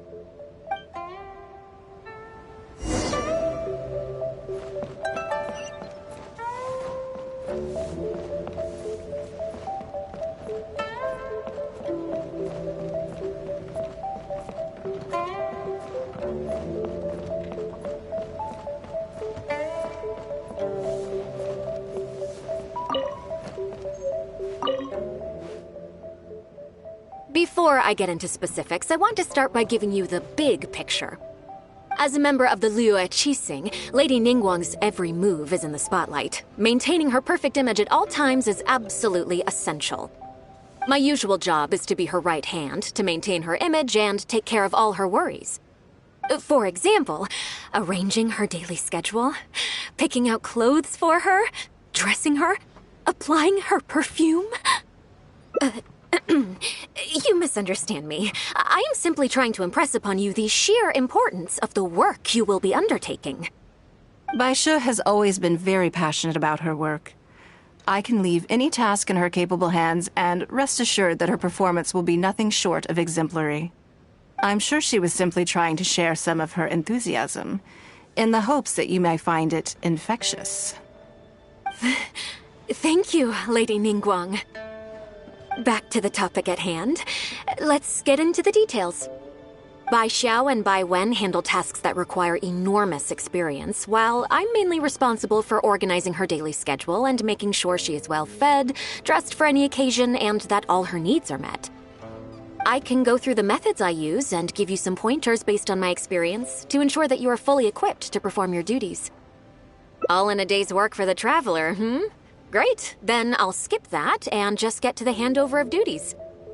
Currently, there are 133 items that have yet to be scheduled, 17 of which are high importance, and Yes, I did try to make a start in advance, but only got as far as roughly prioritizing the tasks before I ran out of time. I'll go through the most important items with you in more detail. If there's anything you don't understand, feel free to stop me with questions at any point. First is the periodic meeting with the representatives of the 8 trades. After that, fielding opinions on revisions to the current tax legislation. Then, a discussion with Lady Kuching on issues relating to time restrictions on land conveyance deals. Following that, there's a Q&A session with all the major commerce guilds. Right after that, there's... Yes, you do. To the uninitiated, scheduling may sound like a simple process of matching tasks to time slots, but there is actually far more to it than that. You need to take travel time into account, along with a whole spectrum of potential issues that can arise. Ample knowledge of all outside factors that may weigh upon your Plan A is essential to devise a workable contingency plan. I assume this is all making sense. Unless you had any other questions at this point? Good. Then let's press on. We're tight on time here, and there's a lot to get through. And we still need to leave enough time for you to prepare Lady Ningguang's schedule. Already? Wow. You're a fast learner. Very good. This will be much more efficient. Wonderful. Then I'll be counting on you to provide my schedule for tomorrow. I'm grateful for your assistance. Now, I will leave you here in peace to proceed with your work. I still have a few items from today's schedules that need addressing. If anything else is unclear, you can ask Bai Shi. Take care, Lady Ningguang.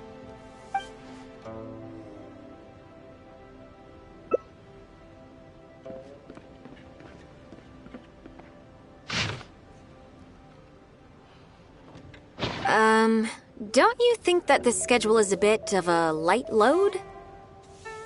Yeah, that's true. Lady Ningguang has a lot of work to attend to, and frankly, she doesn't have many opportunities to rest. We do sometimes worry about her health, but her attitude is very Mora-driven. If by taking a break there's a chance she'll lose Mora, she'll never agree to it. Huh.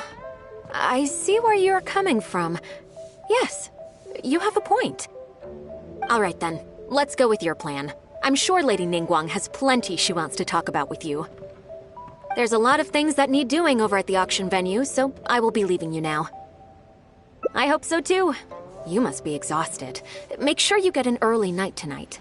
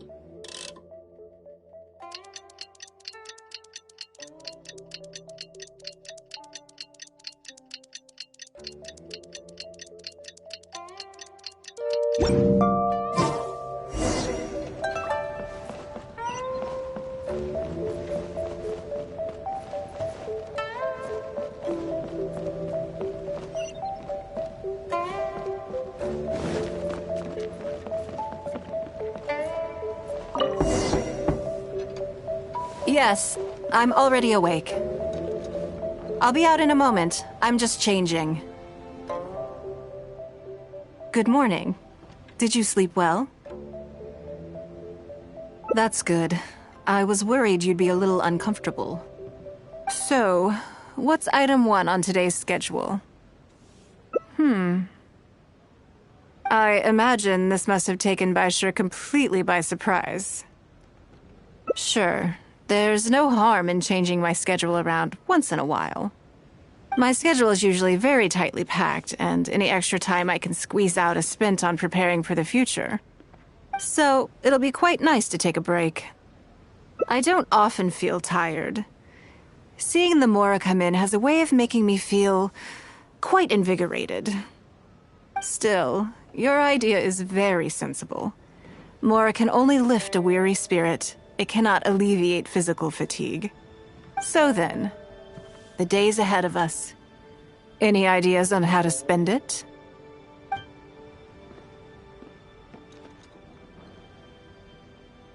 Something I never have time for. Ah, have you played the chess game I made? Or heard of it, perhaps? Yes. It's based on classic chess, but with different rules. When I was designing it, I wanted it not only to be a fun game, but also to capture Liyue's culture in a unique way. So I introduced a lot of concepts that aren't part of traditional chess, as well as different chess pieces and even boards. I'm constantly revising and expanding it. So far, there are over 30 editions. True. That's one reason why it's been difficult to catch on. But I don't feel that making it easier to learn is necessarily a good thing. Isn't one of the joys of playing chess to continually learn and progress through a complex set of rules? I think the key will be to make something that easily catches the attention of people who haven't played much chess before. I'm planning to make a new set with the board and pieces based on the battle for Liyue. One side will play the Guardians of Liyue Harbor. The other side will play the Fatui and Osile. No problem. I will let you try it out as soon as I finish the prototype. I want to make each of the chess pieces of Liyue Millennial as true to life as possible. And no Guardians of Liyue chess set would be complete without you, would it? I am indeed. Many of them, in fact. My thinking was that only people who pre-order the chess set at full price will be eligible to receive the limited edition Traveler chess piece. It seems only fitting for someone of your status. Naturally, since you are the face of that historic event, I intend to make chess pieces for everyone who was involved that day, including myself. Everyone who owns this chess set will preserve this moment in history in a vivid and compelling form. Then it's decided. Come with me. To make this chess piece, I need to take some measurements.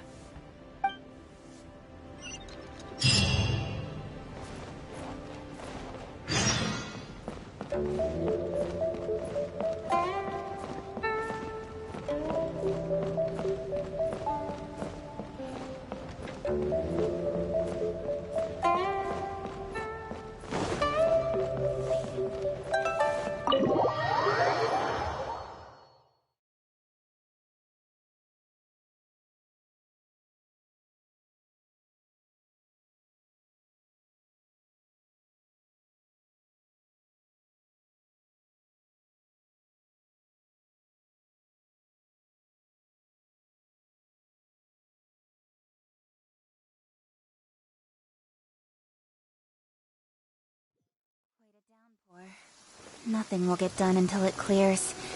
Let this be a lesson to those who yesterday said I'll do it tomorrow.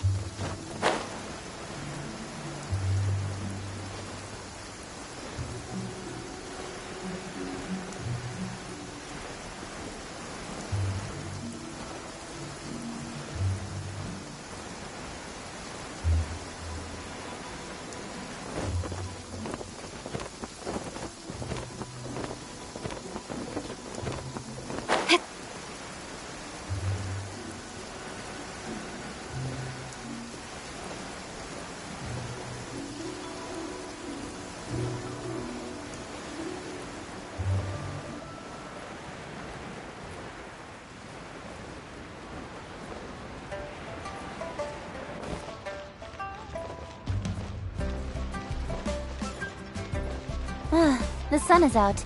Our work's done for the day. Shall we take a stroll?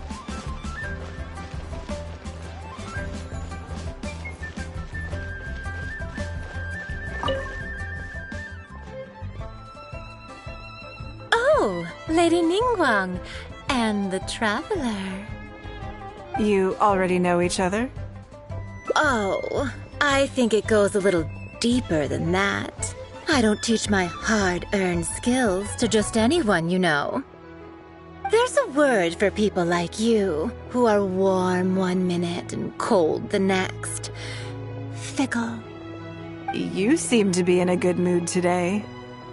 As ever, there's nothing special about today, but seeing you two has definitely perked me up. All jokes aside, how can I be of service today? Remember the custom chess pieces I told you about? I'd like you to take her measurements today. Whatever business I'm in, I am first and foremost a woman of many talents. Don't you remember when I taught you how to make perfume? There was no porcelain involved in that. As it happens, I am a skilled tailor as well. What can I say? I'm in the prime of my youth and I love all beautiful things. Is that so strange? Ying-ar is every bit as proficient as any of the top tailors in the land. I've availed myself of her services many times before. Oh, I'm sorry. I'm just realizing that the Traveler only thinks I'm good at one thing. I see how it is. In which case, you'll find all the tools you could need in the room. Please, help yourselves. I'll stay outside and mind my own porcelain business, as you quite rightly suggested. Huh? What are you expecting me to do here? Oh, I think the Traveler is the one you should be asking about that. I'm kidding. It's hard not to tease when you're both so well matched. Come on then, step inside and I'll examine your body from tip to toe.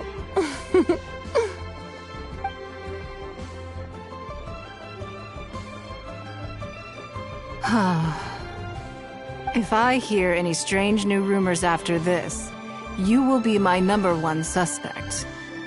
Rumors about the Traveler or the chess piece? Either.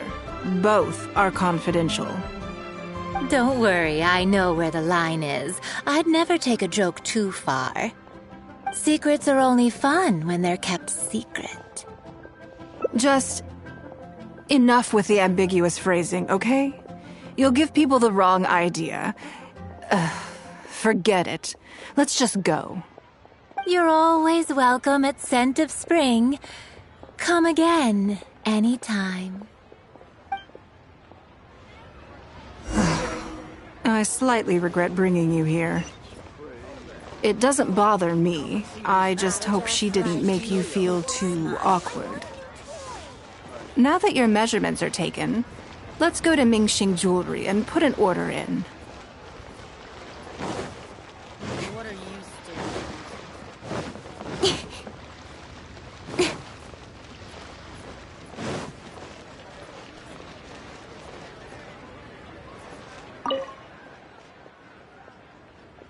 Hello, Lady Ningguang. What can I do for you today? That chess piece I told you about? We can start work now. I have the Traveler's measurements here. Okay, let me just double check. Looks good. This has all the measurements we need. I'll pass them on to the craftsman shortly. Good. And as agreed, please use top-grade materials only. Of course, we are professionals, and we will do everything we can to deliver the high standard you expect. Although, speaking to you as a friend, I have to tell you that the sale price you indicated won't even cover the cost of production. I don't mean just the material costs either. Waiting around for top-quality materials drags out the production time and also reduces the total quantity we can produce. That's okay. This one is not for profit. With every previous set, there's always been some degree of commercial or marketing considerations to bear in mind, but this one serves more of a commemorative purpose. To that point, as you know, the prototype of the Jade Chamber chess piece has been in the works for a long time, but I haven't once followed up on the progress. Yes, and just like your piece, the Jade Chamber piece will be scaled for the game. Yes, it's a challenging project, but also, not-for-profit is really not something I ever expected from Lady Ningguang. How do I put it? It just seems out of character. In business, everything comes down to profits versus losses. You have to keep a cool head and make rational judgments. In other words, you must be shrewd.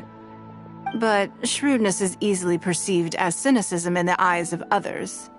People come to think of you as someone who cares only about money and not people. Hardly the worst thing in the world, of course. But it has caused obstacles for me in the past.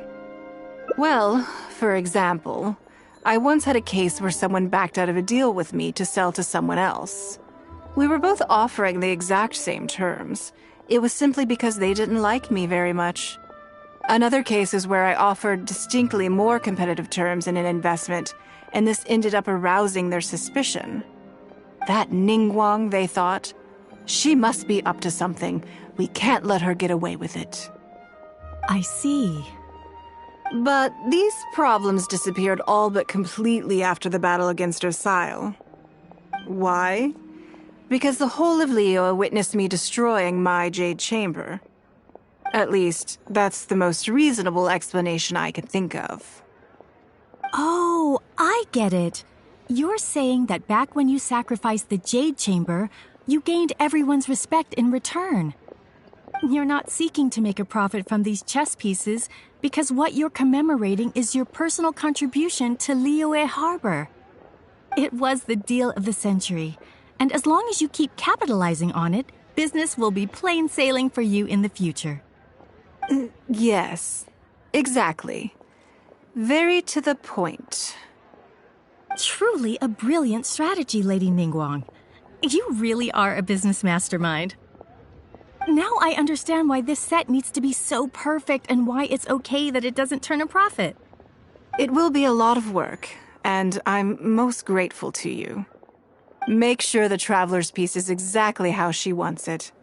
We can't go letting her down. Don't you worry. We'll put our all into it. Well, that's that then. Let's head back to the Jade Chamber. There's something I want to discuss with you.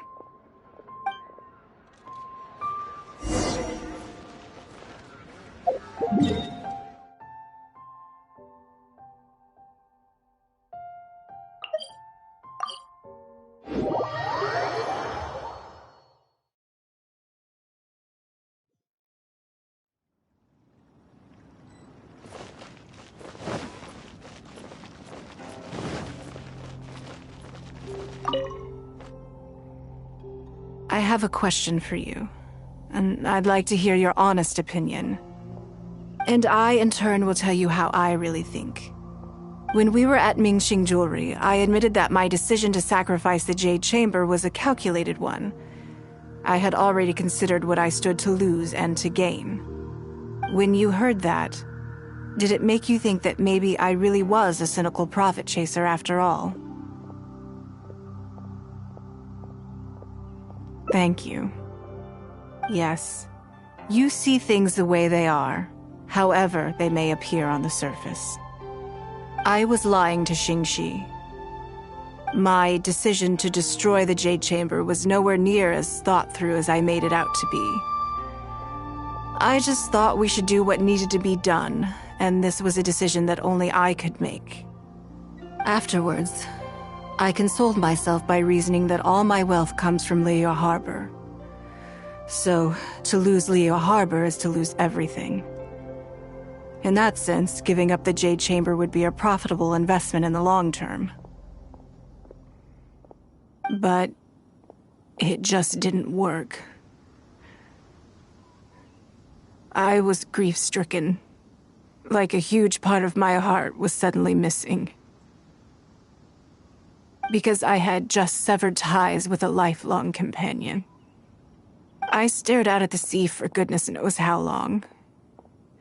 I just couldn't let it go. I just couldn't. There was no way I could console myself. So why bother trying? But as time went by, I received so many thank you gifts and letters from people. Everyone was describing how they now saw me in a new light, how I'd become an inspiration to them. I gave up the Jade Chamber without a moment's hesitation, and I did it for the sake of Liyue Harbor. And now, people are inspired to follow my example, to tackle their life challenges with the same unswerving determination. All of this was so encouraging to hear. It made me feel that my dear old companion's sacrifice was not in vain. Because, to most people, the idea that Lady Ningguang is someone who battles with grief and struggles to let go of the past is probably the furthest thing from the truth that they could imagine.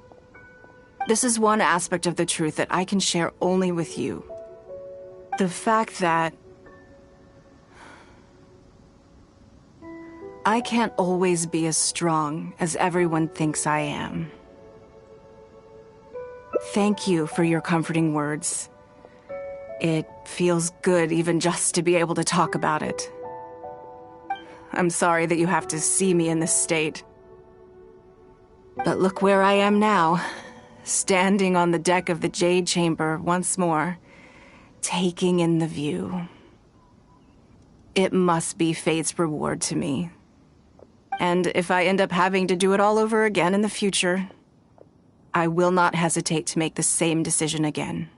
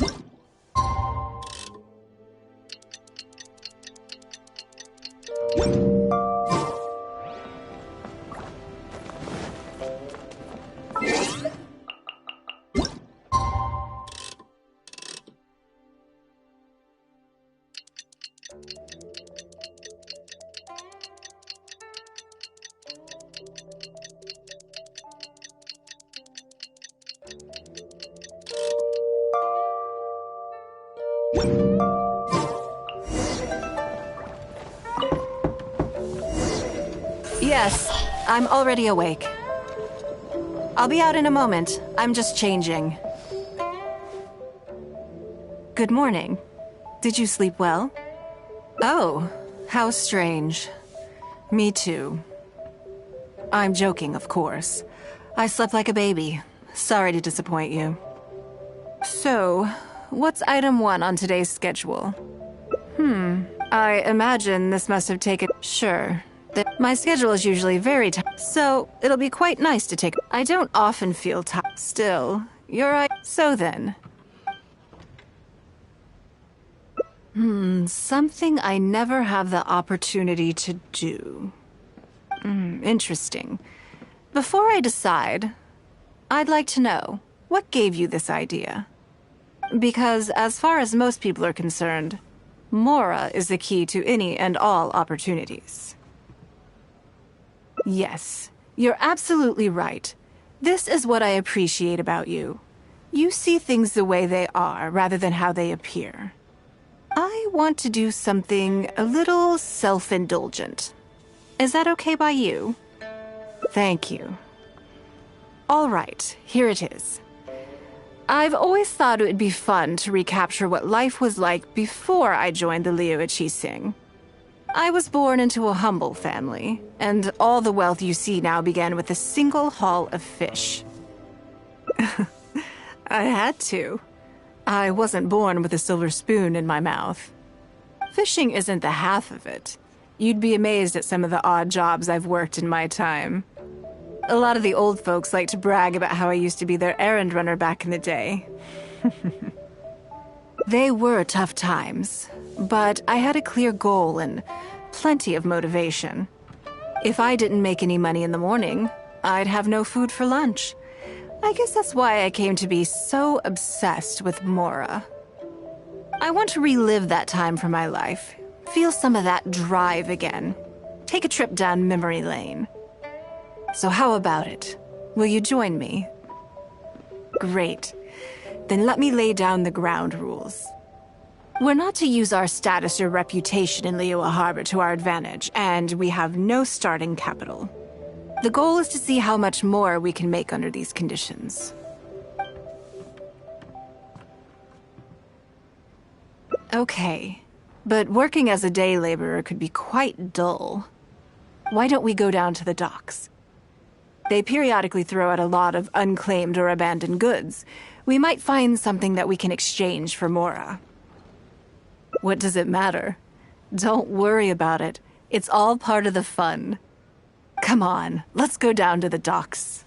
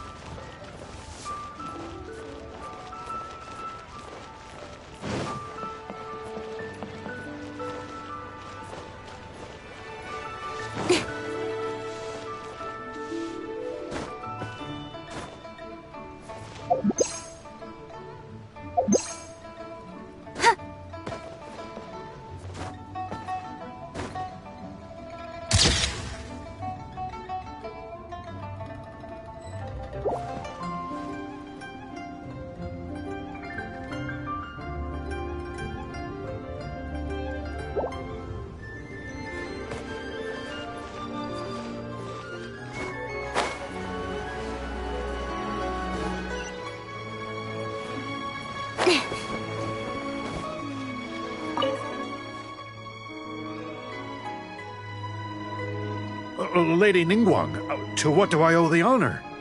Are you here to inspect the goods in the warehouse? You may have to wait a moment. I must have not gotten the message. Sorry, I won't be long. I'll grab all the paperwork right away. Calm down. No need to panic. That's not why we're here. Oh, you're just looking for me? I haven't done anything. Have I? I mean, I don't think so.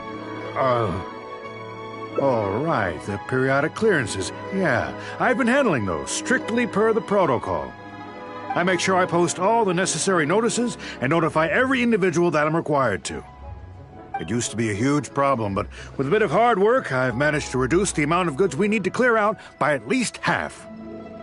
It's hard to say. It really depends. Everyone has their own reasons. But as far as the warehouse is concerned, they all fall into these categories: unclaimed goods, damaged goods, or unpaid storage fees. As for the damaged ones, I guarantee you it's nothing to do with how they're stored. It's because some things go bad more easily than others. If it sits there in the warehouse for too long, it goes without saying that it could start to affect the other goods. But that aside, even the smell is just unbearable. So, have you cleared out any of these goods recently? I'm afraid we just finished clearing out all the big ones. But don't worry, Lady Ningguang. If you're here for an inspection, then I'm here to make it happen. Hang tight. I'll grab some of the smaller items for you right away. Hold on. Oh. I don't think he has quite grasped the nature of this situation.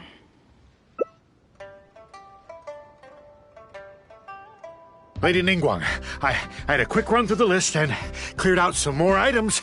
Please, inspect them at your leisure. Let me see here. Soggy food, an odd shoe, a broken mirror, small wooden toy. It's a shame we missed the last clearance. We're down to the slim pickings now. Some of these are true junk, but there are a few items of value here. Take this wooden toy, for example. The wood is good quality. If you took it apart, there's quite a number of useful everyday objects that you could turn it into, with a little work. Huh? You want it? Well, sure. Take whatever you want. It's all getting thrown away anyway. Great. This is going well. Yes. And once we're done, we will find a merchant to give us an appraisal of their value. I have no idea what's going on here, and I'm not about to ask either. How relaxing.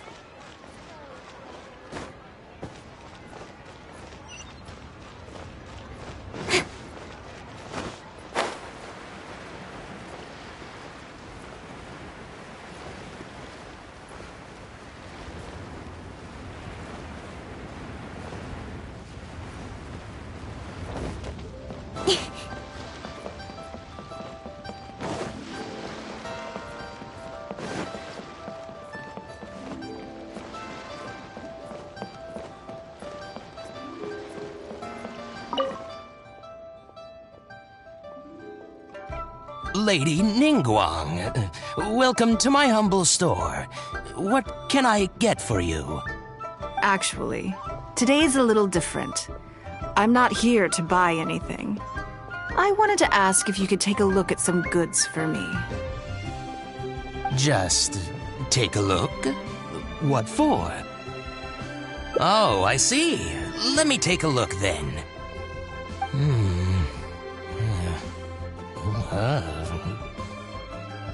I mean, I can take them. I have a few regular customers I can talk to. They should be able to salvage the raw materials. Shouldn't take long at all. But,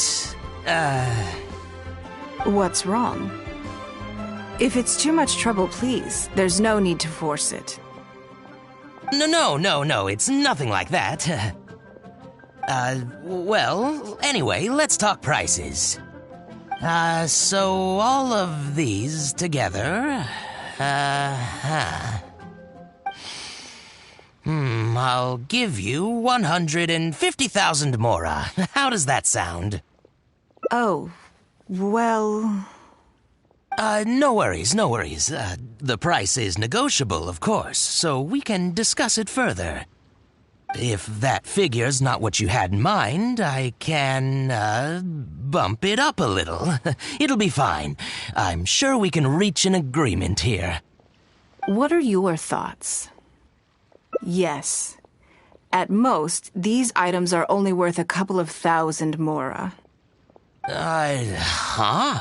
Wait a minute. So you're really here just to sell a few things? And specifically, these things? I thought that was all code for some kind of inspection or something. It appears so. We can't go on like this. Let's try something else. As long as we're in Liyue Harbor, this kind of misunderstanding is inevitable. If I wasn't Ningguang, Go Sonar probably wouldn't have handed all of these over to us. And you likely wouldn't be willing to buy them either. To be completely honest, you're not wrong. This goes against the rules we set for ourselves at the start. Are there any other ways for adventurers to make Mora besides their remuneration from the guild? Great. I don't mind. Let's give it a try. Lead the way. You two have a good one.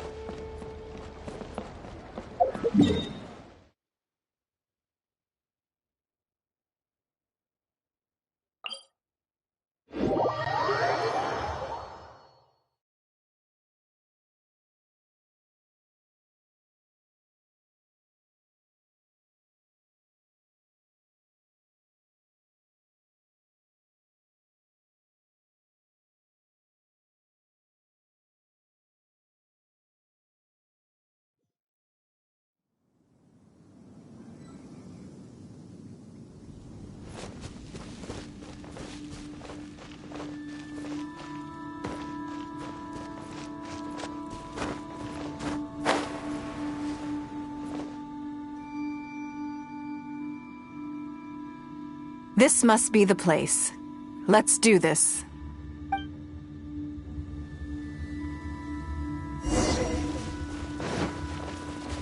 It's not.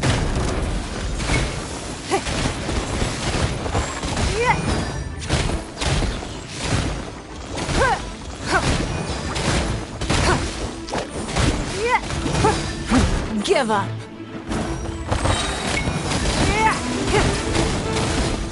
Your life is mine.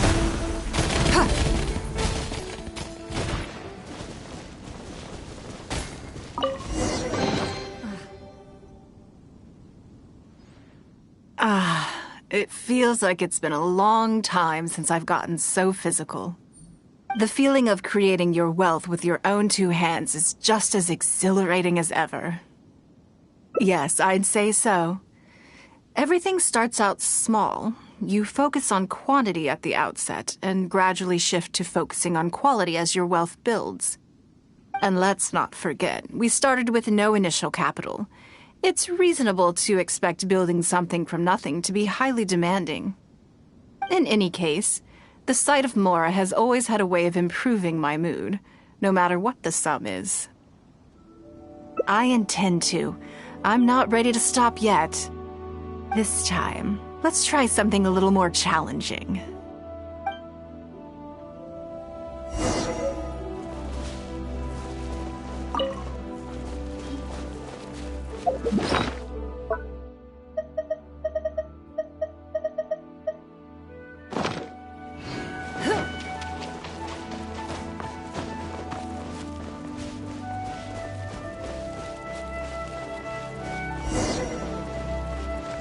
Don't waste my time.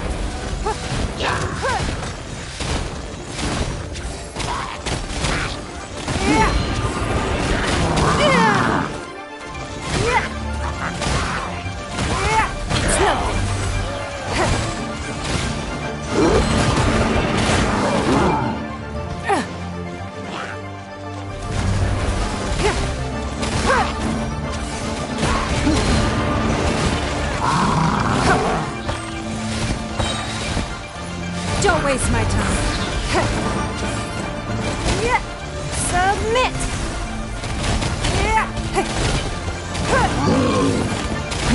Give up.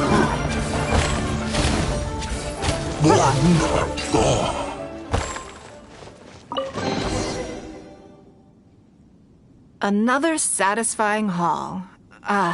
What a feeling. That's very kind of you. But I know I'm no match for a professional adventurer like yourself. For me, a battle is just a form of exercise, a way to keep fit and use up any surplus energy. Oh no, not yet. There's more Mora to be made. Hey, look! What's that hole in the ground? Oh, I see. So if we catch it, there's Mora for the taking?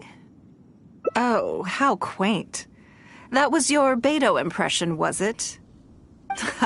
Well, I'm afraid I'm having far too much fun to stop what I'm doing and start bickering with you, Captain. Come on, let's go get this weasel thief.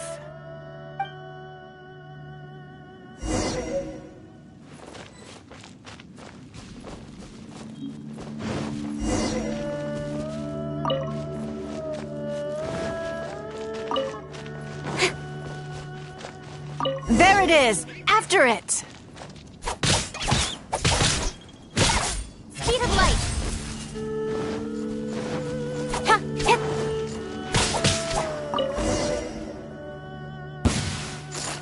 Goodness, this reminds me of fishing. Not an easy catch. But we didn't let it slip away, and the haul is now ours. That's what counts. Let's see. A little over 1,000 Mora. We can't do any serious business with this amount of starting capital. We need to keep working hard. Actually, now that you mention it, I'm suddenly a little hungry. Huh. Amidst the thrill of the chase, I didn't even notice. Wangshu Inn is right there, but...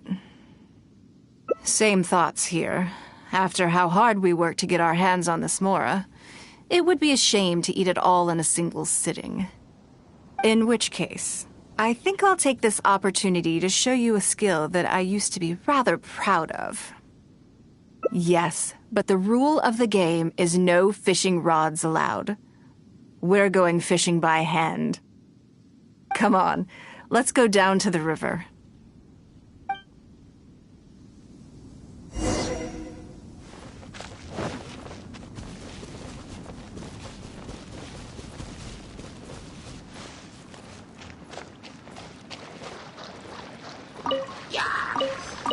This should be enough. Let's head back to land and grill them.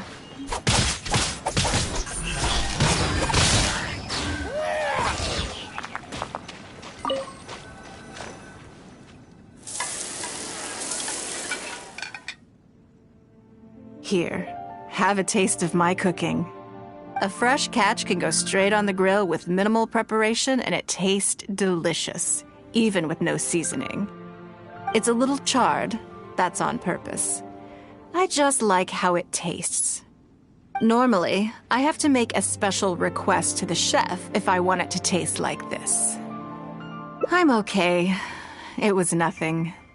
Back in the day, I had to hurry home after work to do my household chores.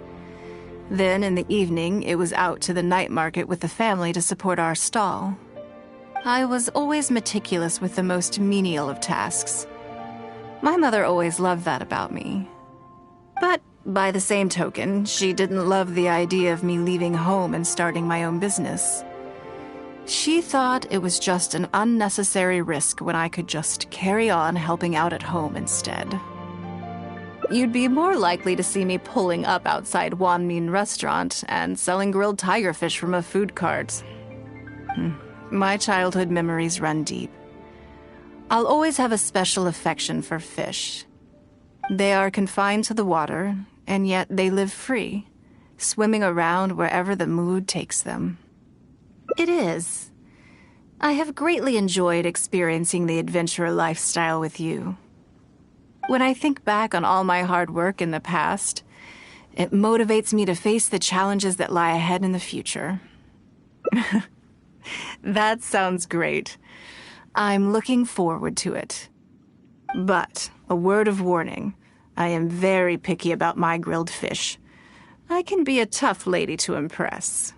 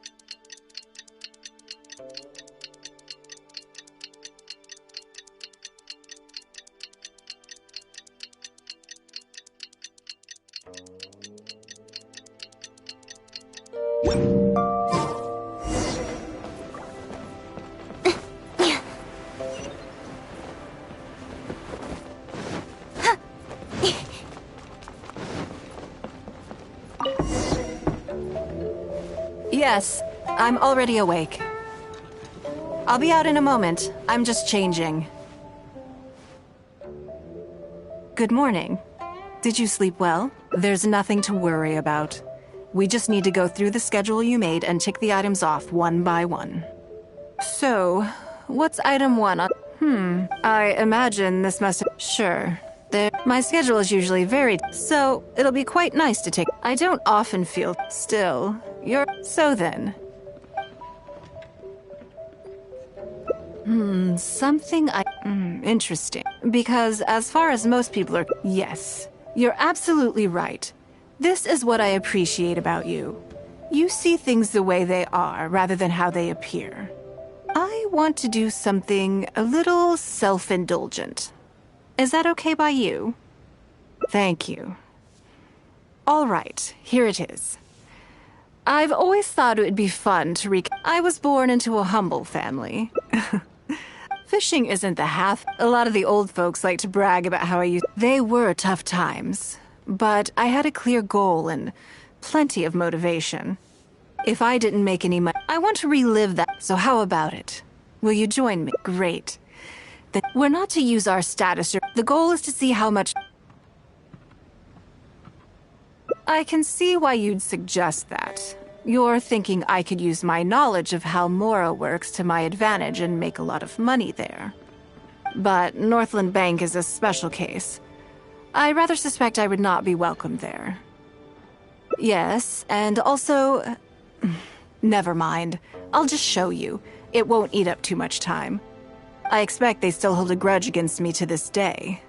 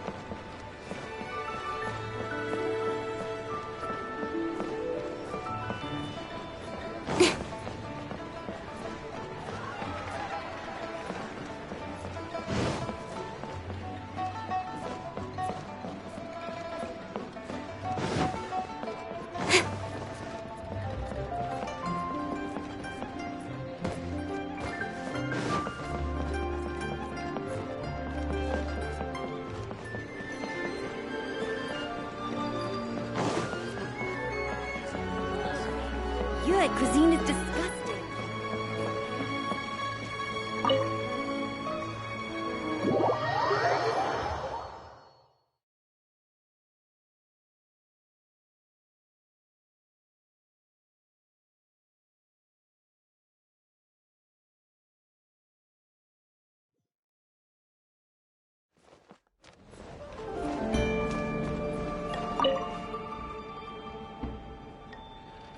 Lady Ningguang, I would hope that you're not here to create further trouble for the Fatui. With all due respect, too much official pressure will risk driving our bank out of business. There's no need to be so hostile. I'm just here to talk business. So, are you in business or not? That depends on the proposal, and it's not my decision alone. But first, tell me, why should we believe that you really are here for business? Because if you're here to make us suffer huge losses like last time, then I'm sorry, but none of us here can afford that. Straight to the point, I see. Works for me. Traveler, we're leaving. Let's not waste any more of our time here.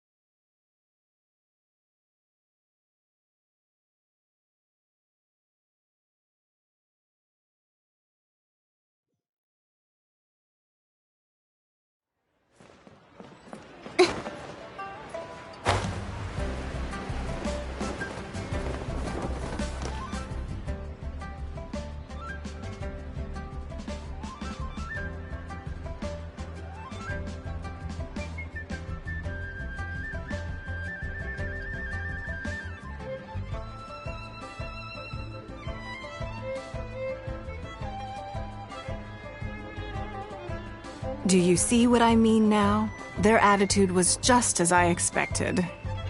That's for sure. Although our diplomatic relations with Snezhnaya haven't broken down completely. I dealt them a rather ruthless blow with the size of the reparations payment I imposed. This sum was paid by Northland Bank, so they are still wary of me to this day. Yes, with some exceptions, but that is more or less correct. If you encounter them in any other nations during your travels, be on your guard. They are more than just a commercial organization. That's okay. My intention here was to show you some of the repercussions of that great battle. But that's quite enough politics for today. Let's get back to our fun little survival game. Now that you mention it, yes. We're being watched. What are they plotting this time? My thoughts exactly. But we need to be discreet. If they realize we're onto them, then we'll lose the element of surprise. Let's act natural, determine who our tail is, then lure them somewhere more deserted so we can catch them. Keep moving, just walk forward at a normal pace and don't do anything to give away that we suspect anything.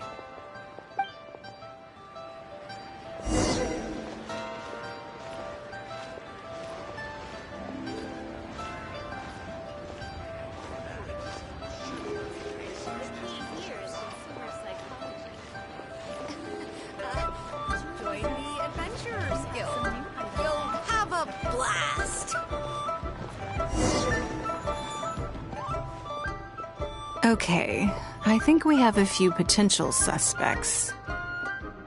There's a lot of foot traffic here, but if you look closely, you'll see only a handful of people have been watching us constantly. But I'm still not sure which of them is our tail. Agreed. Whoever it is will continue to follow us.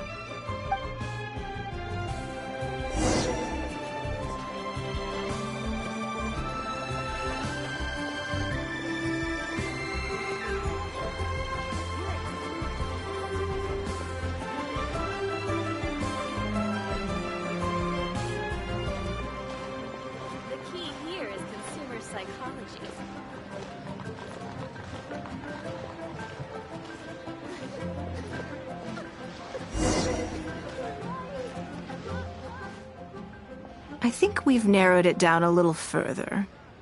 But let's stay calm until we're 100% sure. It shouldn't take much longer. Key here is consumer psychology.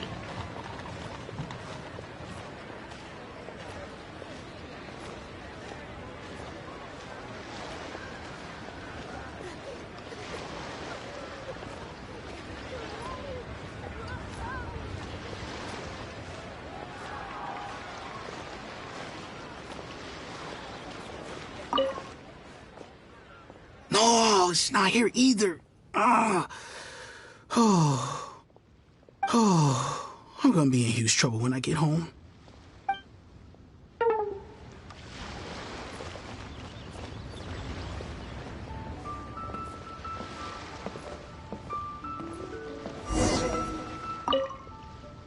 I think I have the answer.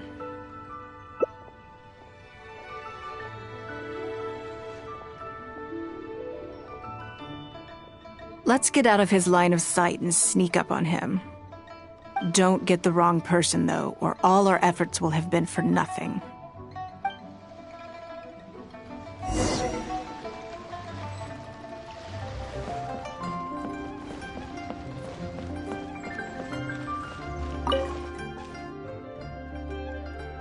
What are you doing? Come now.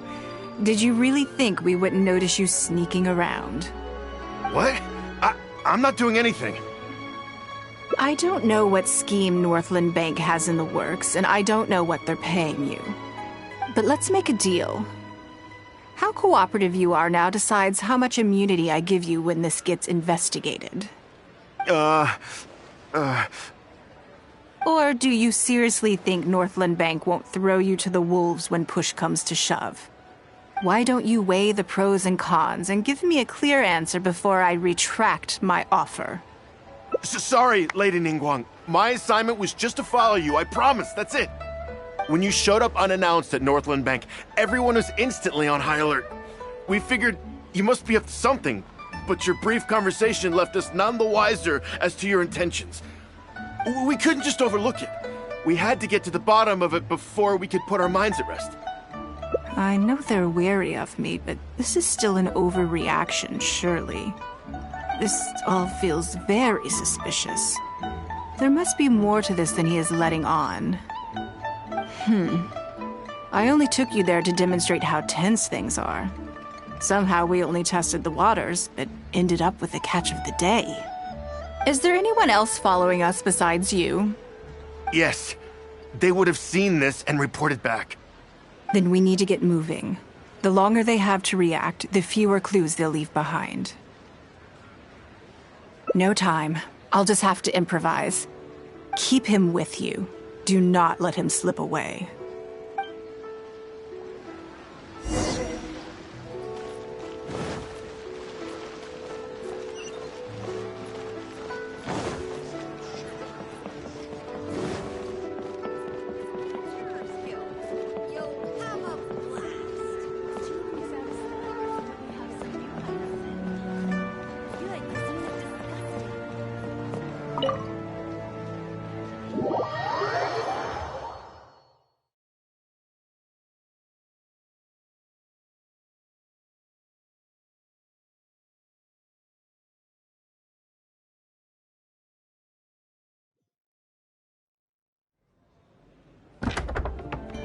Are you saying that Ningguang hasn't done anything? Impossible. She wouldn't have shown up here out of the blue without good reason. Keep investigating. We must ascertain her intentions. So much commotion. This must be an important meeting. Oh, great. It looks like I wasn't supposed to be privy to the contents of this particular meeting. This simplifies things. So, you are here to investigate us after all. Where did you get wind of this? That doesn't matter. What matters is that I made a brief and inconsequential visit, and your first reaction was to immediately arrange a sizable surveillance operation with myself as the target. You couldn't have advertised your guilty conscience more clearly if you'd tried. You may as well come clean. You know I will not turn a blind eye to any violation of the rules in Liyue Harbor. Even if we cooperate with her investigation, she's bound to find problems even where there are none. Well, if you're such a stickler for the rules, you can carry out your investigation by the book. The Northland Bank has no obligation to cooperate, even with a member of the Liyue Qixing. Fine by me. Then I'll take my time. But you'll be begging to tell me everything by the time I'm through.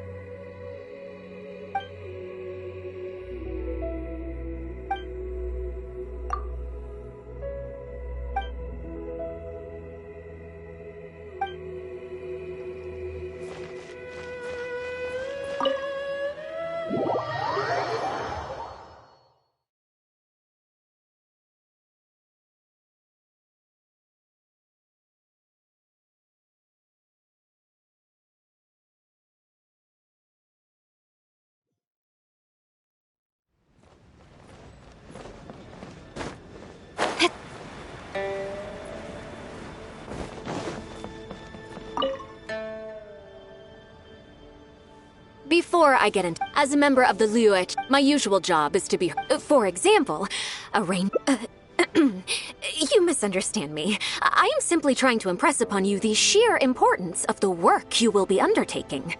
Baisha has always... I'm sure she was simply trying... Back to the topic at Bai Xiao and Bai Wen. I can go through the methods I use and give you all in a day's work for the travel. Currently, there are 130... Yes, I did. I'll go through the most important. First is the pure... Then a discussion with Lady Kuching. Right after that, there's... Yes, you do. You need to take ample knowledge of all outside... I assume this is all making sense. Unless you had any other questions? Good. Good. Then let's press on. We're tight on time here, and there's a lot to get through.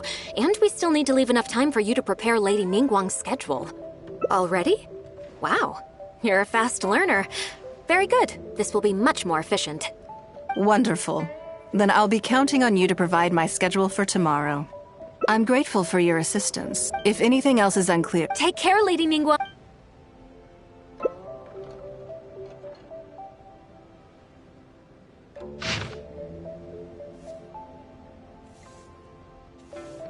Good. You factored in both priority and efficiency, and produced a rigorous and well-structured schedule. You've clearly considered it from every angle. Excellent work. You've got quite a knack for this. Please be here at the Jade Chamber tomorrow morning before Lady Ningguang wakes up and start preparing based on the schedule. With you helping out here, we will be able to focus fully on the auction. It will be quite a complicated affair. I hope so too. You must be exhausted. Make sure you get an early night tonight.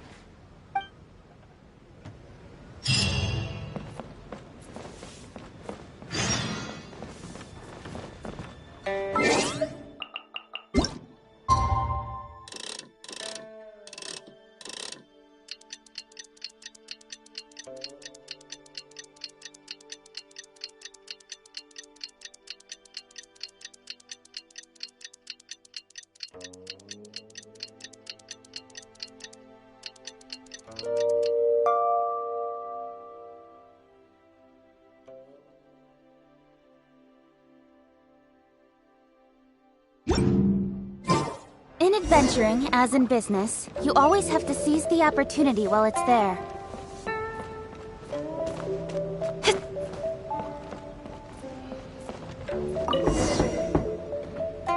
Yes, I'm already awake.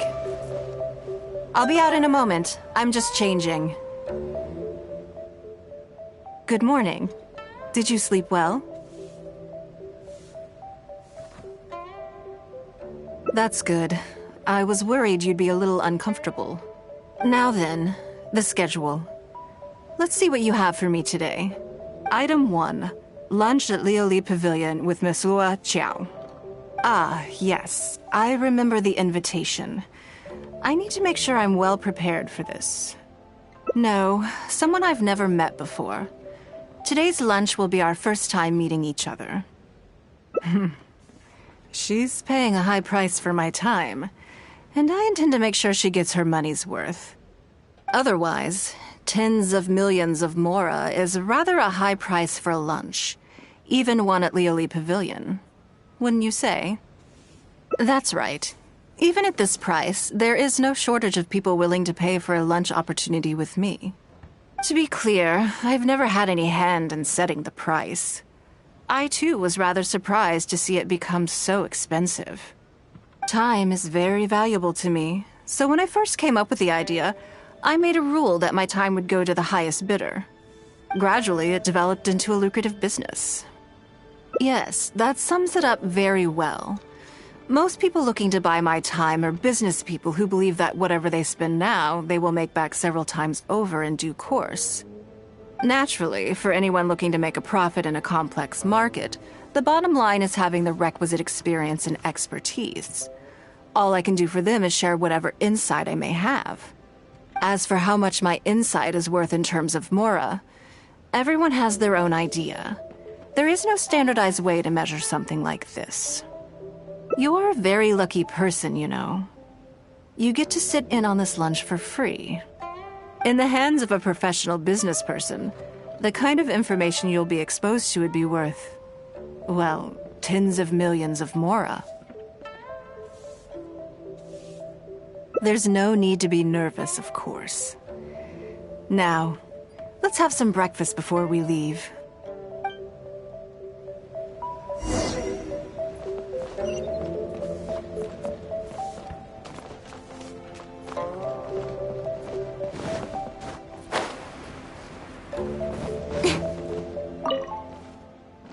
Did you organize this entire breakfast?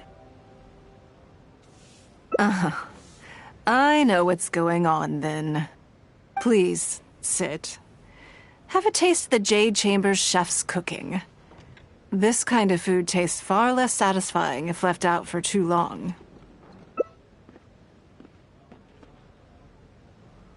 What do you think? Is the food to your liking?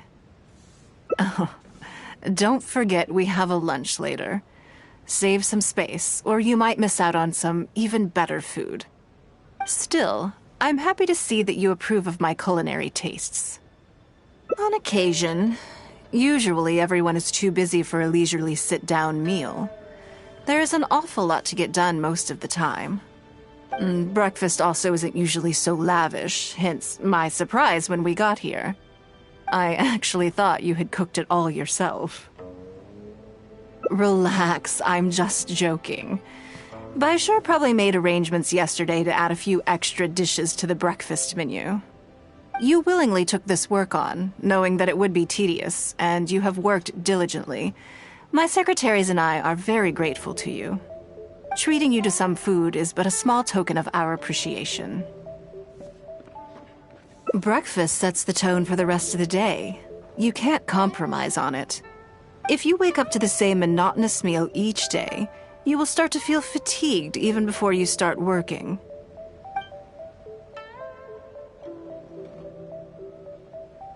Well, I'm done eating. We should get ready, then head off to Liali Pavilion. I have some preparations to make first. Could you bring my clothes to my room, please?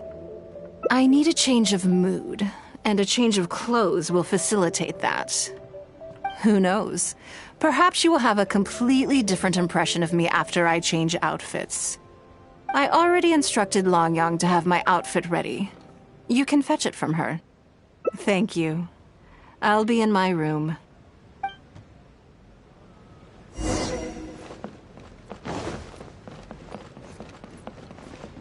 Hello, how may I help? Ah, yes, of course. Please wait a moment. I'll go and get them. Here you are. Please give this to Lady Ningguang. Yes, this whole room is full of Lady Ningguang's personal items. Not just clothes either. There are all kinds of jewelry and ornaments. Lady Ningguang asked us to rearrange this room recently. We're currently right in the middle of that, so everything's in a bit of a mess. That's why it took me a little time to find this for you. Anyway, you can take it now. Thanks for coming to pick it up.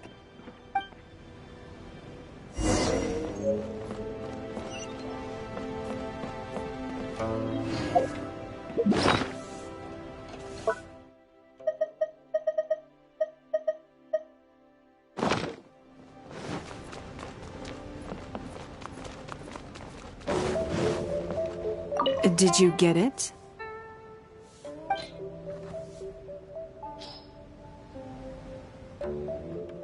Ah, this is the one.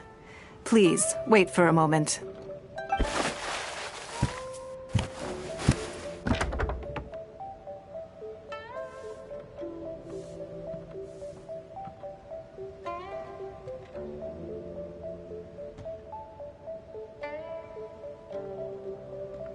I had this specially tailored recently, and I must say, I'm really rather fond of it. What do you think? Be honest. I just want to know your first impression. Phew. Thank you. I was actually a little nervous. Knowing that it has your seal of approval makes me feel much more self-confident. If you're second-guessing how you look, you can forget about looking glamorous. Even the finest garments in the world would look out of place on you. That's why your affirmation matters so much to me. All right, let's head to Liali Pavilion.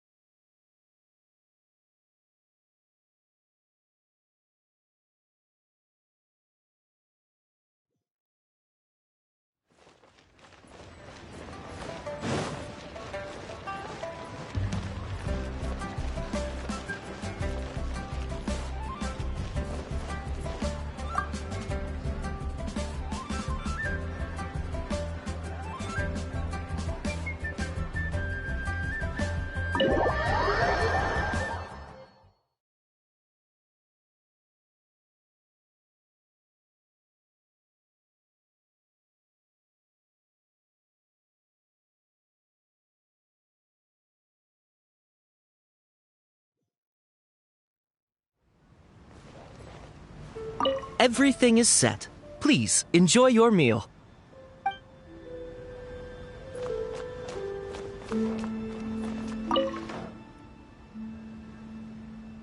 Lady Ningguang. Sorry to have kept you waiting. No, not at all. I know that you have 1,000 different things to do each day. I'm very grateful for any amount of time you can spare for me. Great. Well, let's leave the formalities aside from now on and make this just a friendly chat. This is the Traveler. I'm assuming you've heard of her. She happened to be in Liyue Harbor today, so I invited her to come along. It's a rare opportunity to dine with her, too. Do you mind if she sits with us? No, not at all. On the contrary, I'm honored. What a surprise to be dining with the illustrious Traveler, too. I've always been fascinated by you and your adventures. There's so many questions I'd love to ask you. Oh, I'm sorry. Where are my manners? I forgot to introduce myself. Look at me, getting all overexcited. I'm Luo Qiao, a businesswoman. I work mostly in the textile business, but recently I've been considering branching out into some other markets. That's what I wanted to ask Lady Ningguang for some advice about. I didn't know there'd be a surprise guest involved, too. So, the rumors are true, then? Rumors? About what, exactly? You know, the rumors about the two of you, Lady Ningguang and the Traveler, having a closer than average relationship. You haven't heard? Come on, you must know that Lady Ningguang's every move is in the spotlight. That obviously includes her relationships. And if you didn't have some sort of special relationship, why would she invite you to this lunch right after finding out that you were back in Liyue Harbor? Interesting. Yes, we do have a special relationship, but I don't see anything unusual about it. The Traveler is a national hero in Liyue whose actions have directly contributed toward the prosperity we enjoy today. Even putting aside my official status as one of the Liyue Qixing, I admire her on a personal level, too. Oh, yes. Well, there is nothing unusual about it at all. I was just observing that Lady Ningguang now seems to have a second interesting character in her innermost circle. The first one being the captain. You're comparing apples and sunsettias there. Whenever Beidou returns to Liyue Harbor, all she brings me is a headache. I've missed out on a number of extremely promising investment opportunities thanks to her. In fact, the timing is always so suspiciously coincidental, I can't help but wonder if she's doing it on purpose. Investment opportunities? Oh, do you mean the luminescent spine business? I hear that's been all the rage recently. No, something else. All the talk about luminescent spines is just empty hype. Oh, but isn't there some new technology from Fontaine that needs lots of luminescent spines to make it work? If it were really that profitable, those in the know would have kept it as quiet as possible. You have to wonder, if the news is spreading like wildfire, who's fanning the flames? I had my secretary do some analysis. The current price of luminescent spines far exceeds the profits that could be made on the end product.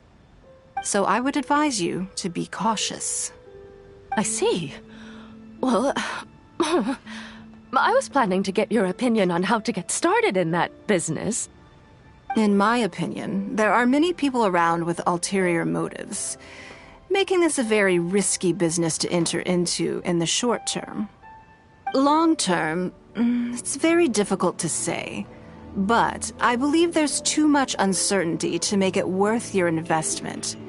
You worked hard to earn every more you own, And you should be just as careful spending it as you were making it. You think so too, huh? Okay, got it. If that's what both of you think, I'll take my time and not rush into anything. Maybe it'd be a better choice to invest this money into an industry that I'm genuinely interested in getting involved with.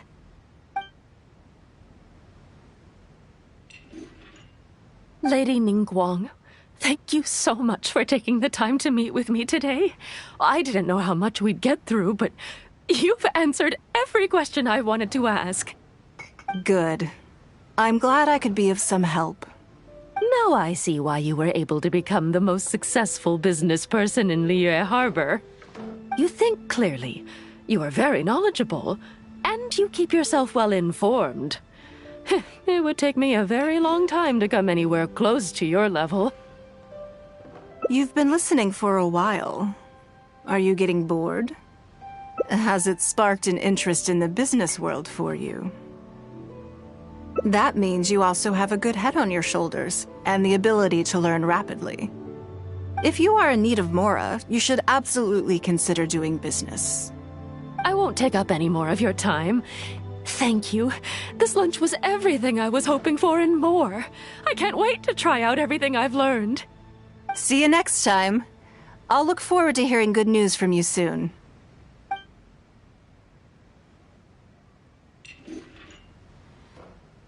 Right then. Lunch is over. I assume you have something planned next? Although, I'm a little concerned about the auction. I wonder how my secretarial trio is getting along.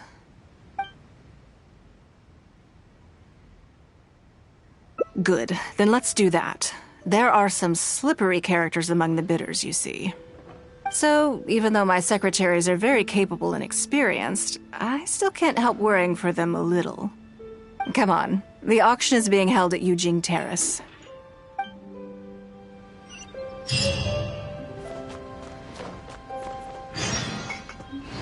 Thank you for your patronage.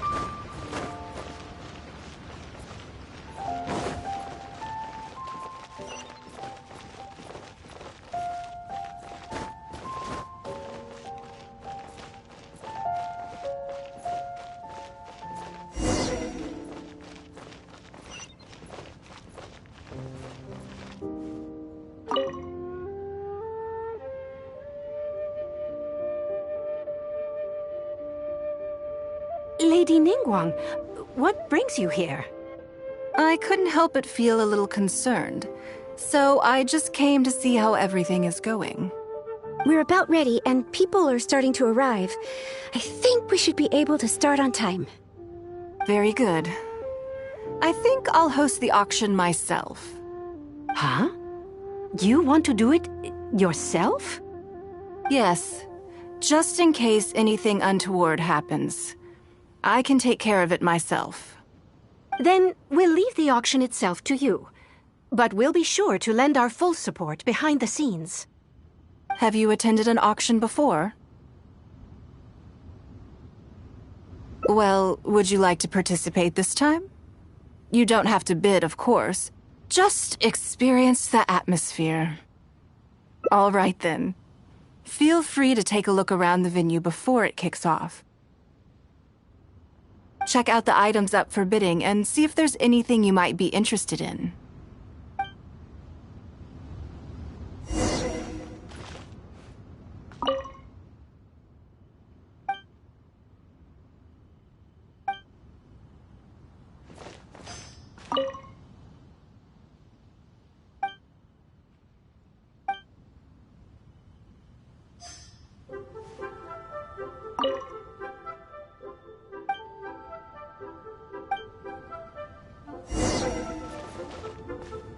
Anything Lady Ningguang used to own is sure to be worth a significant amount of money. So even if the price is a little inflated, it should still be fine.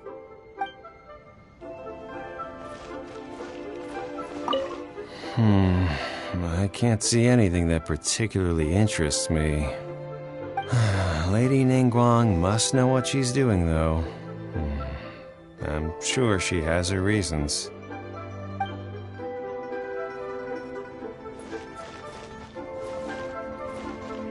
Did you bring plenty of Mora with you? Let's put it this way. Anything you can snag in one of Lady Ningguang's auctions is practically Mora in the bank. The more you take home, the bigger your fortune.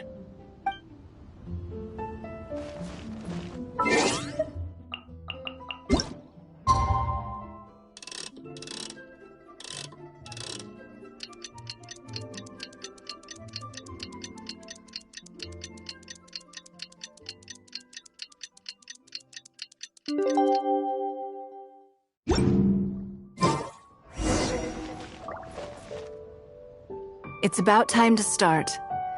Find yourself somewhere to sit and we'll kick things off. Yes? What is it? That's for you to make a considered judgment on. It's precisely what makes auctions so interesting, don't you think? Until the bids exceed the value of the item you're after, you can keep raising the price. If the bids go beyond what you can accept, then you let someone else take it. Perhaps this does not result in what you might call a fair price, but what it does do is identify the person who values the item the most. Yes, you should look forward to it.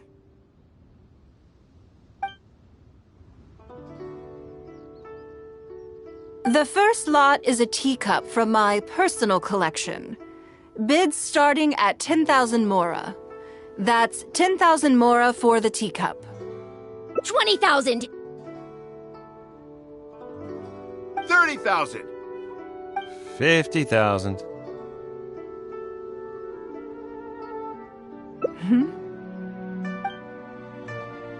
80,000! 80,000 over here! I'll raise that to 100,000! 120. I swear, some of these bidders are just driving the price up for fun. All right, 150,000. Anyone else want to keep going now? 150 once? 170? 180,000. 180 once? 180 twice?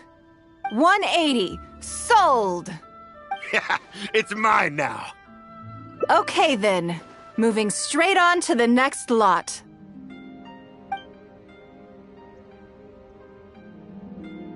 You seem to be getting quite into it.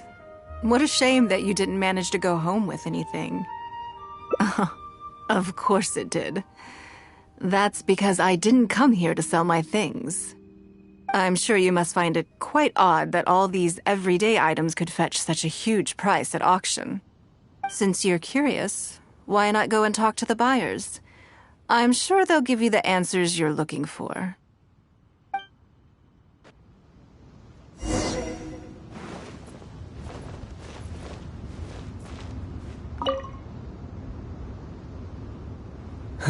Today wasn't my day.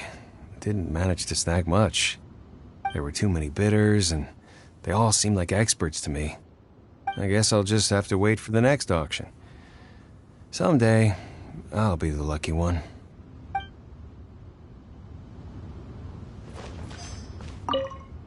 I may have paid an arm and a leg for this, but in the end, I got the result I wanted. Nothing of Ningguang's could ever be overinflated. I'm far from the only buyer who believes that owned by Ningguang is worth paying a premium for. So how much I make just depends on how many people are even bigger fans of Ningguang than I am.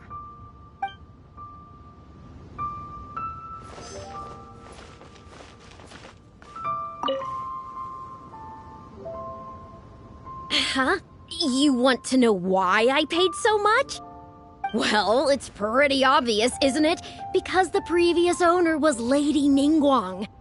Sure, the item may look pretty ordinary, but that's probably just because I'm not a connoisseur, so I don't know how to appreciate it.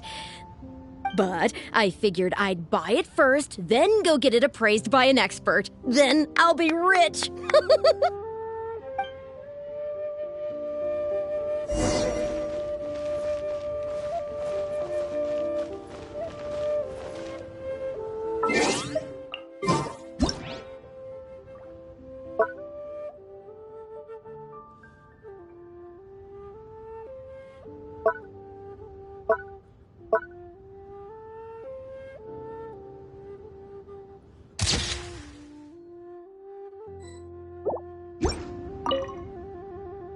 Well, did you find the answer yet?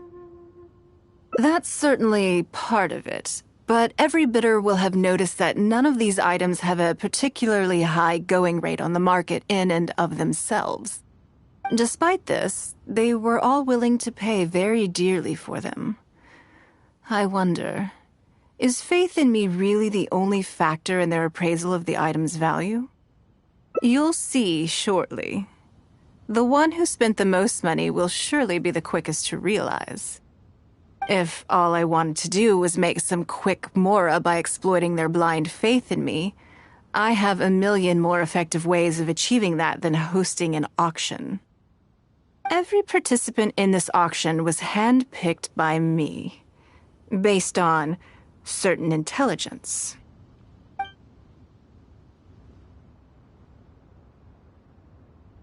Lady Ningguang, something doesn't seem quite right with the items from today's auction. As unlikely as this sounds, and please forgive me for even bringing it up, but I had to ask. You weren't selling counterfeits today, were you? Counterfeits? Absolutely not. What motive would anyone have for making copies of things like these? They are simply ordinary items, and there was no coercion or enticement during the auction. Every bid was voluntary. Because we trusted you! Everyone knows that you love Mora, but we also know that you made your fortune through honest means, as opposed to scamming people. You seem to have entered into dangerous linguistic territory there. You should know that unless you have evidence to support your outlandish claims, I am legally entitled to sue you for slander. Of course, if you have any genuine grievances about the auction, the lots, or the process, please enlighten me as to where exactly I went wrong. You... Fine. Yes, technically, it was all legitimate. Guess all I can do is take the loss. But if word gets out about today's auction, people are gonna start seeing you as a con artist. No one would dare do business with you after that. I guess what I'm saying is this really in your best interests? Let me answer that with a question. You claim that you were willing to pay a high price because you trusted me. But is that really the full story? What do you mean? What else could it be? Oh, I don't know. Perhaps it could be something to do with a lost item from the original Jade Chamber collection that has quietly made its way into your hands. When the Jade Chamber fell, countless valuable items from my collection plunged into the sea. I organized a salvage operation, but still there were many items unaccounted for. A considerable number of these made their way back into Liyue Harbor through means unbeknownst to me, and passed through several pairs of hands before finally ending up in yours, and those of your fellow bidders today. Wait, you mean... Yes. Everyone attending the auction today is in possession of lost property belonging to me. Or, to put it another way, they were all people who have had a taste of something that was mine and convinced themselves that I am someone to be taken advantage of. So I ask you again, your high bidding price, was it motivated by trust, or was it greed? The sole reason I held this auction is to reclaim my treasured possessions.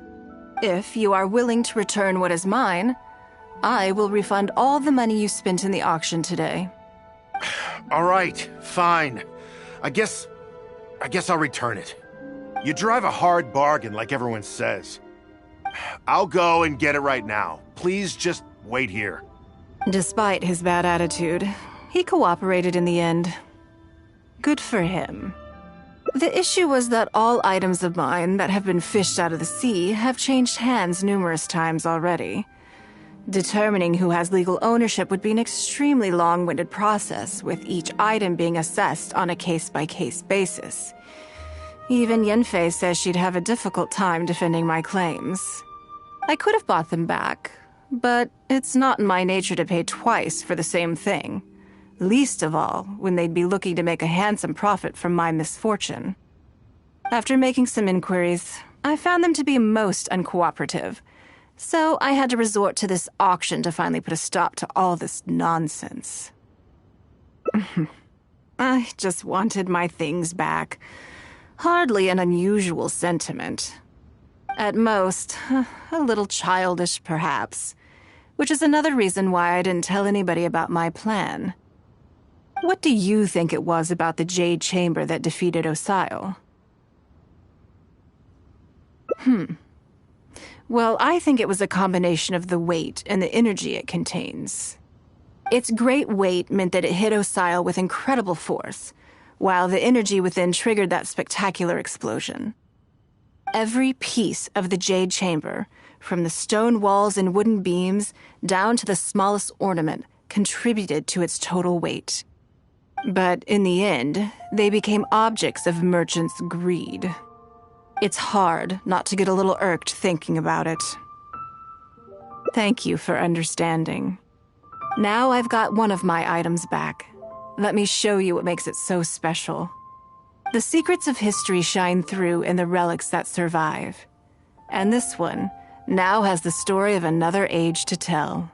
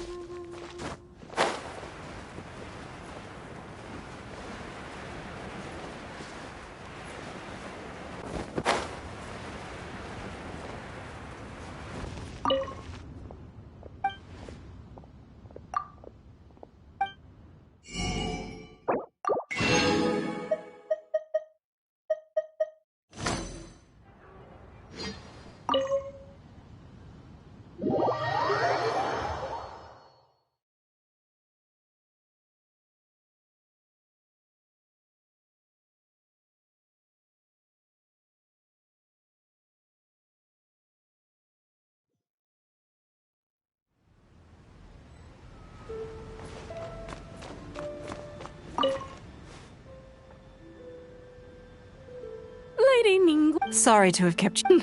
No. Great. This is the travel. She happened to be in Do you mind if she... No, not at all. I've always been... Oh, I'm Luo Qiao. That's what I wanted to...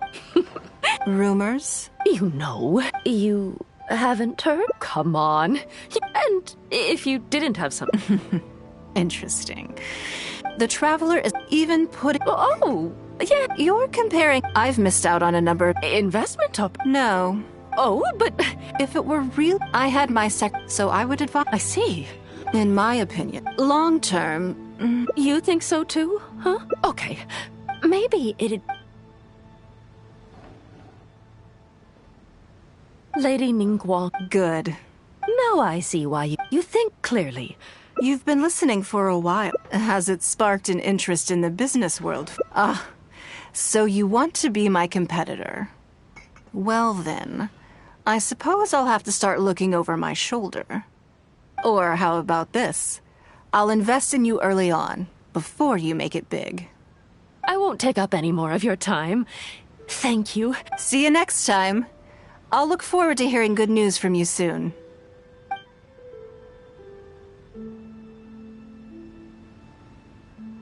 Right then.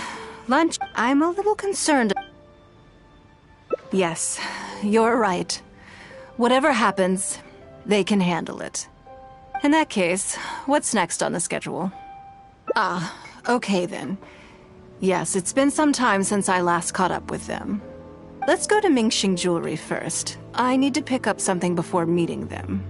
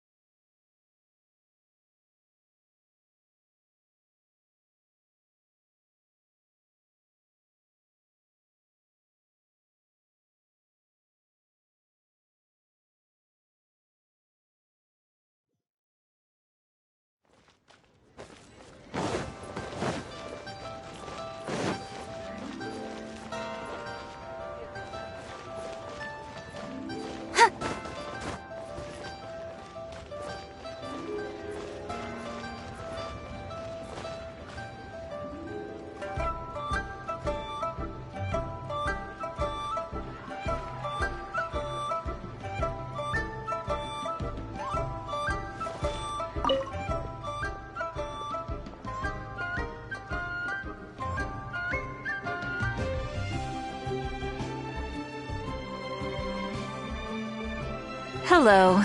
I'm here to collect the item I handed in for repair. Ah, Lady Ningguang. One moment, please. I'll fetch it immediately. Very good. Don't rush now. Please, handle it with care. Yes and no. You probably imagine that Mingxing Jewelry deals exclusively in expensive luxury goods. The workers here are very skilled, so I like to come to them when I need something custom-made. This time, though, I just had them do a simple repair. The item is quite ordinary. In fact, the cost of the repair was more than the item was ever worth. Lady Ningguang, your comb has been fixed. Please inspect it and see whether you're satisfied with our work. We did everything we could to restore it to its original condition. You'll still see a few marks on there, though. This was unavoidable because of how badly damaged the item was. That's fine. Thank you for your hard work. Yes, though it is something very precious to one of my informants. It reminds her of her mother. My informants often provide me with extremely important information. It's only fair that I endeavor to meet any requests they have in return. Trust is of far greater importance than profit in the relationship between me and my informants. It's understandable to think that way, and in the vast majority of cases, you'd be completely right. But things are a little different with these particular informants. Mora doesn't get you very far with this crowd. And this only makes me all the more excited to meet with them. Thank you for the repair, Xingqi. This is a great help. Oh, don't mention it. It's always a pleasure, Lady Ningguang. Let's go and meet them.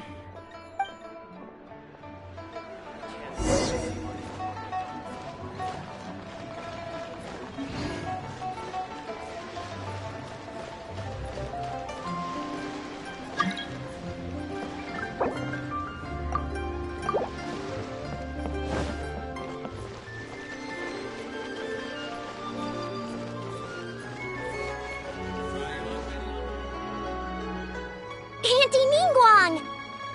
Hi, Auntie Ningguang! Hello, my dears. It's been a long time, hasn't it? Yes, indeed. And they are some of my most reliable helpers and friends. I didn't want to involve them in intelligence gathering for me at first, but they, on the other hand, were so enthusiastic about the idea that I thought it couldn't hurt to try. I treated it as a little game between us. It turned out that they delivered the goods and thoroughly enjoyed themselves while they were at it. So, it was a win-win. So, fill me in. How have you all been doing? Great! Mom and Dad have taken me on loads of cool trips recently. It's been loads of fun. But you didn't do your homework, did you? Yeah, but it's not my fault. You still gotta try. Like teacher says, Liyue Harbor is in a new age now, and we've got a really important part to play.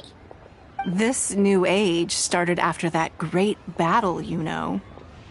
Well, this is a dramatic change, unique in all of the millennia of Liyue's history. Everyone is eager to do their part and make their mark in the age of humanity. What about you, Nan Nan? You haven't said anything yet, and you're looking a little unhappy. I'm fine. Just don't know what to say. Oh yeah, I just remembered. A load of really big boats came into the harbor the day before yesterday. Yeah, that's right. All the merchants were there, and it was really noisy. And then the people on the boat started unloading all these crates. There was a salty kind of fishy smell in the air. Ugh. Oh, I see. That'll be the fishing boats coming back from the open ocean. How much cargo were they carrying? Remember, I taught you how you can tell. Yep. I made sure to look at the waterline, just like you said. They looked really full this time. My goodness. Well, it sounds like they made quite a big catch. The heavier the boat, the lower the hull sits in the water. So you can tell how heavily loaded a vessel is from the height of the waterline. How deep a fully loaded vessel will sit in the water varies from ship to ship. But it's something you can tell from experience, at least for the kinds of vessels you see regularly. Since Auntie Ningguang taught me how to do it, I can tell with just one look. A few days ago, I heard some people saying that a big merchant from Fontaine is coming soon to buy luminescent spines. They said that when they get here, the price will go up a lot. Oh, really? Who did you hear this from? Do you remember what they looked like? No, I don't remember. All right, never mind. So, how about what they said? Do you remember their exact words? I don't remember that either. Sorry. Are you okay? You're usually the one that talks the most. What's gotten into you today? It's okay. Don't be upset. Actually, I brought you a little something to cheer you up. How about that, hmm? It's my comb. You remembered. Of course I did. If I make you a promise, I will always keep it. Thank you, Auntie Ningguang. Thank you so much. It was just a small favor, really. Nothing to get overexcited about. But they said you'd be too busy to remember about a boring old comb. They? Uh-oh. It's all right. Don't worry. There just seems to be some kind of misunderstanding here. Why don't you take this opportunity to clear it up? Don't you think that'd be best? Yeah, Auntie Ningguang's not gonna blame you. I'm sorry. I told you a lie. That thing about the luminescent spines wasn't something I heard. Two people came and told me to say it to you. I told them I didn't want to lie to Auntie Ningguang, but, they told me you'd forgotten all about the comb, and I didn't know how to argue with them. Then they bought me a new comb, and I'm sorry. I'll give them the comb back right away. No comb is better than the one you helped get fixed for me. I know how much it means to you. It was a gift from your mom before she left Liyue Harbor, wasn't it? Yeah, it was.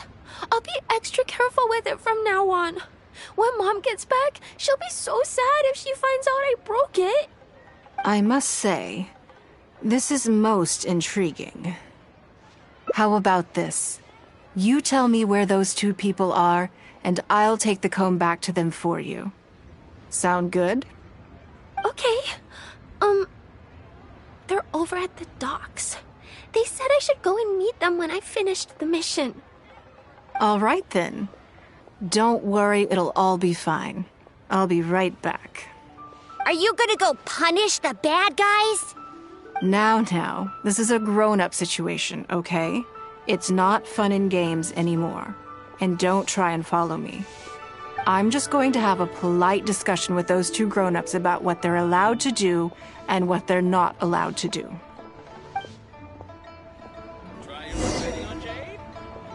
If you told us sooner, we would have figured out that it's a lie. Yeah, all three of us together makes a pretty smart group. I got it. Thanks.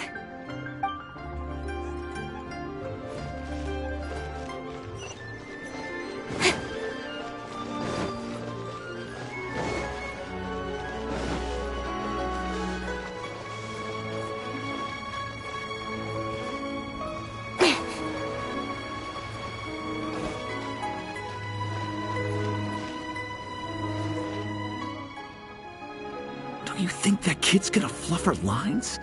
Also, let's be honest, this is a new low for us. Yes, I know. But we didn't have any other options. Just try not to overthink it, okay? Nanan's one of Ningguang's most trusted informants. Ningguang adores that kid. She's not gonna get all suspicious just because her story doesn't quite add up. It sounds like you underestimated me. And the children as well. Lady Ningguang?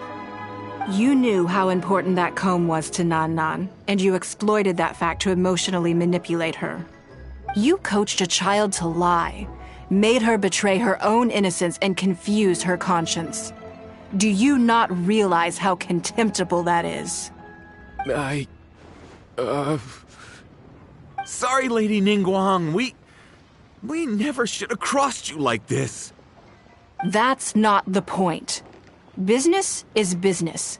And at some point, we're all trying to get the better of one another. So if all you'd done is fool me by feeding me false information, I'd make a loss, and that would be the end of it.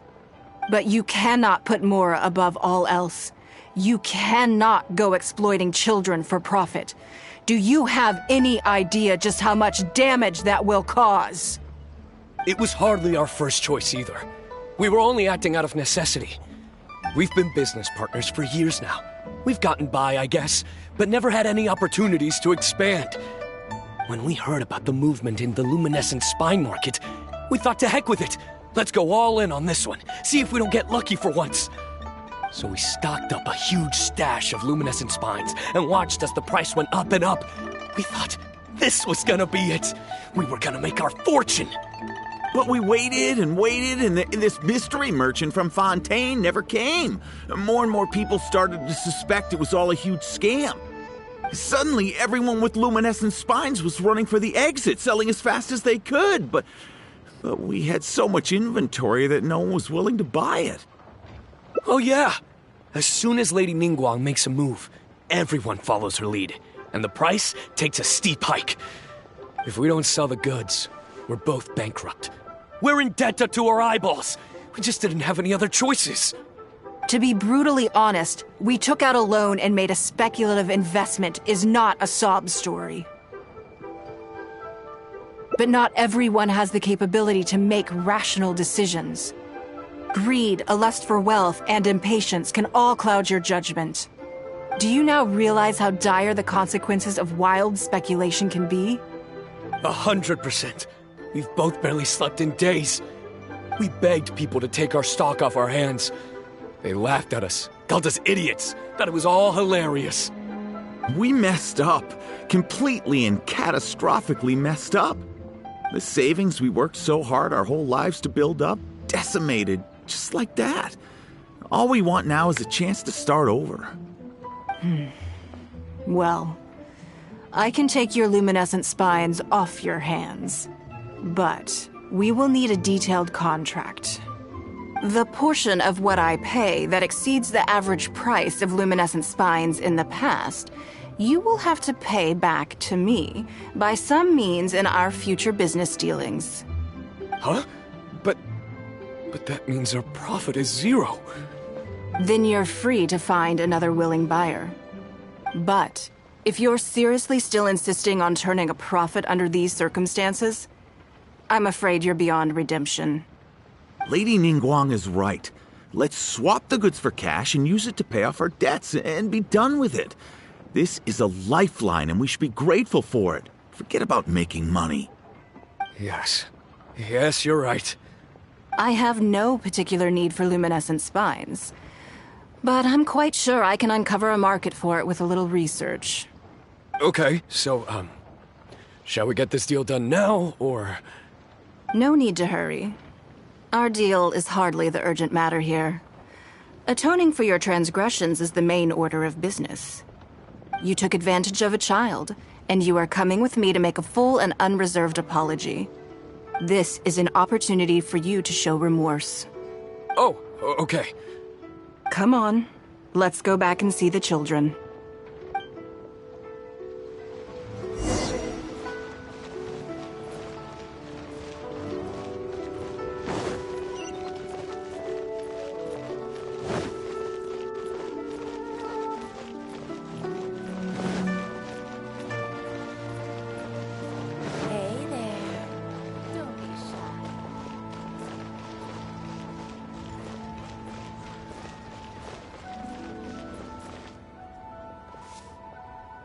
We're back. Everything's all sorted. Huh? Oh, it's those two. I'm sorry, Nan Nan. I was lying to you when I told you that Lady Ningguang wouldn't fix your comb. I was completely in the wrong, and I promise I'll never do anything like this again. Can you find it in your heart to forgive me? What do you think, Auntie Ningguang? I think it should be your choice. And yours alone. Well... Since it's all sorted out now, and nothing super bad happened, I guess it's okay. But we can't just let them off. We gotta show them you don't mess with us. That's true. I'd certainly hate to see anyone else try to con you. I've made up my mind. I want them to come play with us. What? Yeah! Now we have someone to play hide and seek with. Great idea. Let's go play hide and seek at the North Wharf. Wait a second. Nope. No waiting. Come on! So full of energy. Yes, of course. I wouldn't feel comfortable leaving them alone with those two buffoons. Should I try this time?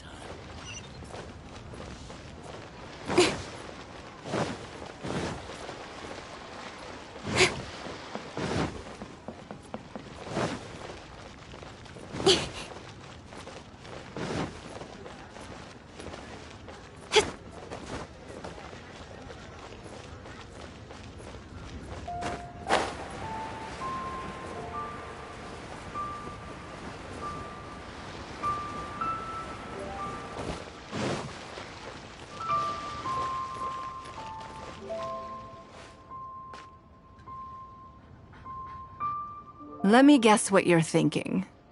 You're thinking that there's not a huge difference between me turning these children into my informants and the actions of those two businessmen. Am I right? They were completely different when I first met them.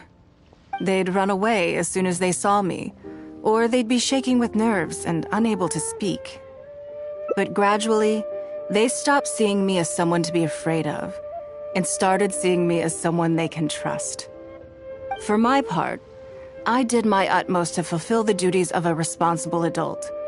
I played games with them, but I also taught them observation skills, analytical skills, how to think critically. I never taught business, though. Now, they're much further ahead in their studies, and far more mature than their peers. This has given them confidence in themselves. I think that this is beneficial to them. Yes, perhaps I am. I never had the chance to receive a good education as a child. That's why I hope to teach these children myself. Hopefully, I can pass on some of what I've learned. Someday they may realize that not everything is a win-win deal, that deception and one-upmanship are facts of life. But there's nothing wrong with that. When that happens, they will be ready to face the world head-on and become exceptional businessmen and women. But until then, I am here to protect them. I will one day die. New Qixing will replace the old, and Liyue will continue to prosper. I hope the name Ningguang will live on, but not as a person, as more of a symbol. If I can pass on everything I have learned, I can create a legacy that will live on long after I am gone. Come on, Auntie Ningguang! Hurry up! We're not gonna wait forever! Coming! Come on, let's enjoy this while we can.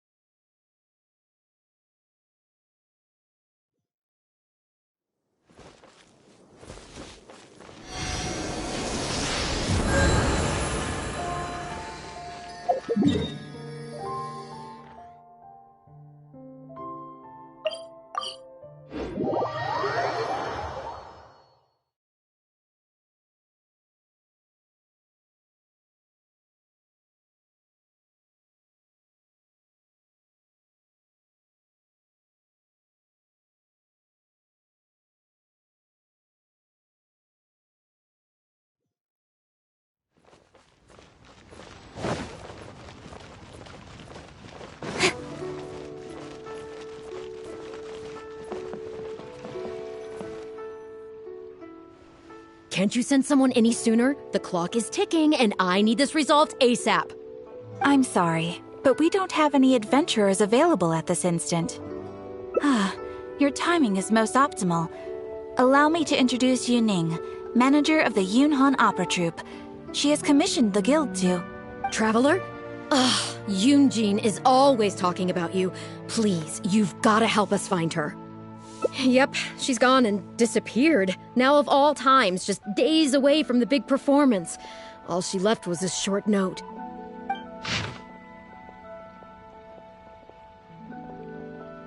If our audience doesn't get to see Yunjin on stage, they'll start tearing the place down. I mean, what am I supposed to do, huh? That's what I said too, but... Look, when you're a megastar like Yunjin, you gotta start taking things a little more seriously. Saying she'll be back doesn't give me a whole lot of reassurance when she's showing no regard for her own safety. Why does she have to go and practice somewhere so dangerous? What if something happens to her? What am I going to tell the audience? Well then, what if she gets into a scrape and hurts herself? If she gets so much as a scratch, it'll be a loss to the whole nation. As you can see, this is what we're up against.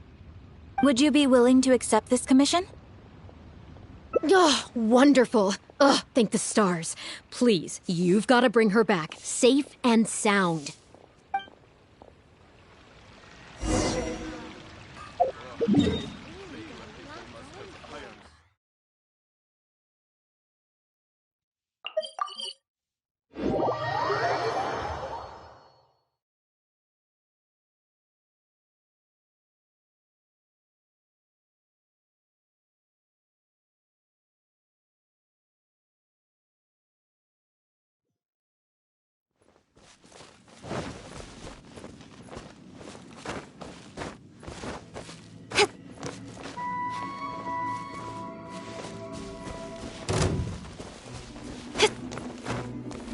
You're open!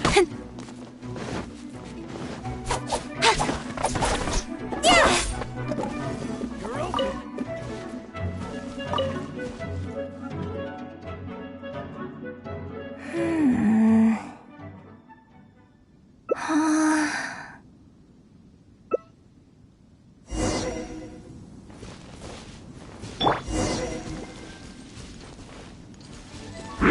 No, my sword!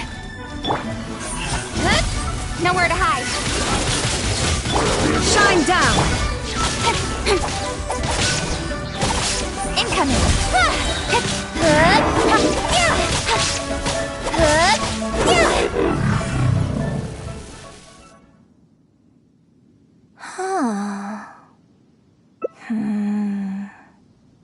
Oh, it's you. I do apologize. I didn't see you there. What brings you all the way up here? Oddly enough, I was just thinking of scheduling a meeting with you later. I didn't expect to run into you here, of all places. Ah, I see. So Yunning sent you. I did tell her not to worry. Oh, but on this occasion, it seems I'm rather lucky you came. You've helped me avert a major catastrophe. It's a pity, though. I was so close to achieving the state of mind that Shenhe was talking about. Do you remember what Shenhe said about the divine damsel fighting against the evil monster? That in reality, she hadn't acted as courageously as the operatic rendition would have you believe. That it was simply a matter of life and death, and she chose self-preservation. Granted, she later admitted that she preferred the version of events given in the opera, with its portrayal of a divine heroine sacrificing herself for others. But after giving it a lot of consideration, I think that this character is defined by her emotional complexity, and even uncertainty. So the more emotions I can experience for myself, the wider range I will have to draw on in my performance. If access to a different state of mind can help me provide a fresh interpretation of the character and her actions, well, surely it will take my acting skills to the next level. That's why I came here. My plan was to take it slowly, start by just dipping my toe in, as it were. But once I started, I just got completely drawn in. I feel like I was so close to a breakthrough here. You've defeated an ancient god before. How am I supposed to experience genuine danger if you're here with me? I suppose I had better return to Liyue Harbor for now. I'll only end up putting you in an awkward position otherwise. Goodness knows how you'd explain this to Yunning. I wonder whether I have gained anything useful from this trip. I suppose only time will tell.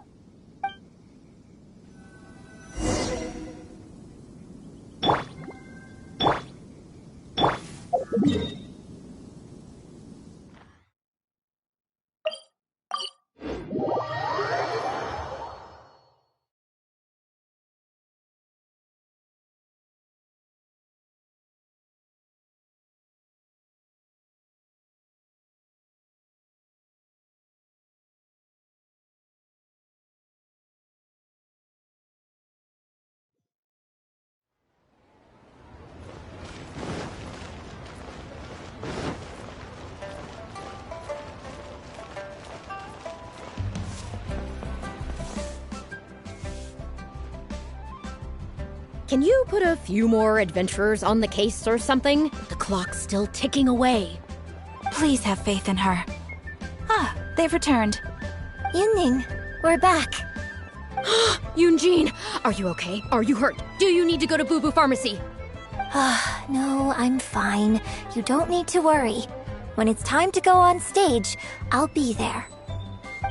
Look, I get it. You like to go out exploring. That's fine. But do you really have to go off thrill-seeking this close to the show? You have to take better care of yourself, okay? For all our sakes. For the opera troupe and for your audience. We're just lucky we had the Traveler to help out. What if something had happened to you, huh?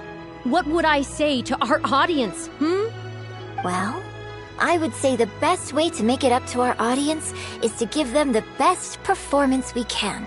Don't you agree? While I'm off stage, as long as there is something, anything I can do to improve my acting ability, even the slightest amount, I can't pass up the opportunity. You know, Ugh! I don't know what to say anymore. Traveler, please, you tell her. So, what's your honest opinion? I'm glad you agree. Right, then let's get preparing. Hey, Traveler, get over here! You've only just managed to bring Yunjin back. Now you're taking her straight back out again? What's the big idea? The next show is just days away. Please, if not for me, then for the sake of the opera troupe, I'm begging you, help me convince her that at the end of the day, she's gotta fall in line. Well, okay, maybe that's asking the impossible, but at least try and keep her distracted. Please, just keep her occupied until the next show. No more thrill-seeking. What are you two talking about? If it doesn't involve me, I think I'm going to... You know what? It does involve you, actually. The Traveler was saying, Come on, help me stall her. Oh? Well, what do you need from me? You want to become an actor? You do? Oh, yes, of course she does. She was just telling me that she's interested in exploring her dramatic side and, would like you to give her some coaching. Right, good. Well, let's not beat around the bush. Traveler, your master awaits. Hold on. I don't know if I'm really ready to take on students yet. Oh, please. This is the day you've dreamed of, isn't it? You certainly talk about it enough. And look, now she's here, ready and willing. Okay, I get it. You can stop now. Whew. I am delighted that you wish to study the performing arts from me. But the issue is, before you could become my apprentice, I'd have to get approval from the founders, then do an initiation ceremony. There just isn't time for all that right now. So, for now, I'll just teach you a few basics. Informally, one friend to another, there's no need to call me master. What? Don't you think that's a bit old-fashioned? Let's work on that later. Until we settle on an appropriate title, just call me by my name.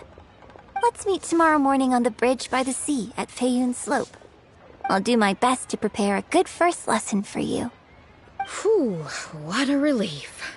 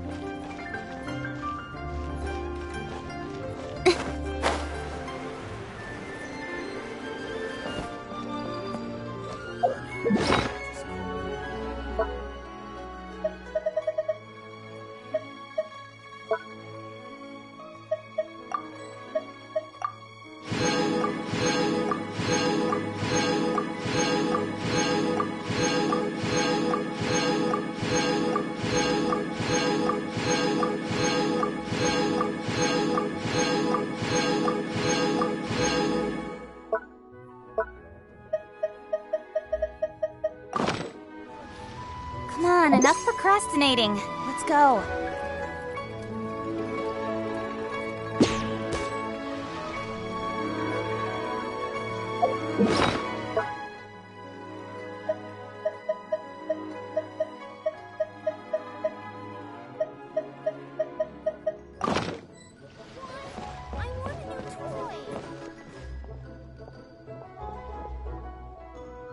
Good. You're right on time. Punctuality is an essential quality if you want to make it big in the acting world. Without it, you won't be able to keep on top of all the work you need to do each day. Well, first I'd like you to answer me one question. How many pigeons flew from the bridge when you were passing through? Close. It was 7. Anyway, the point of this question was to test your powers of observation. Eyes are the medium for the transfer of emotion. You must train your eyes to be bright, active, and strong. Watching the birds fly, hover around, and come into land will not only exercise your eyesight, but also cultivate attentiveness.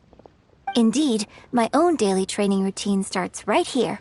I watch the pigeons to train my eyes, and I sing to the tide to train my voice. All in good time.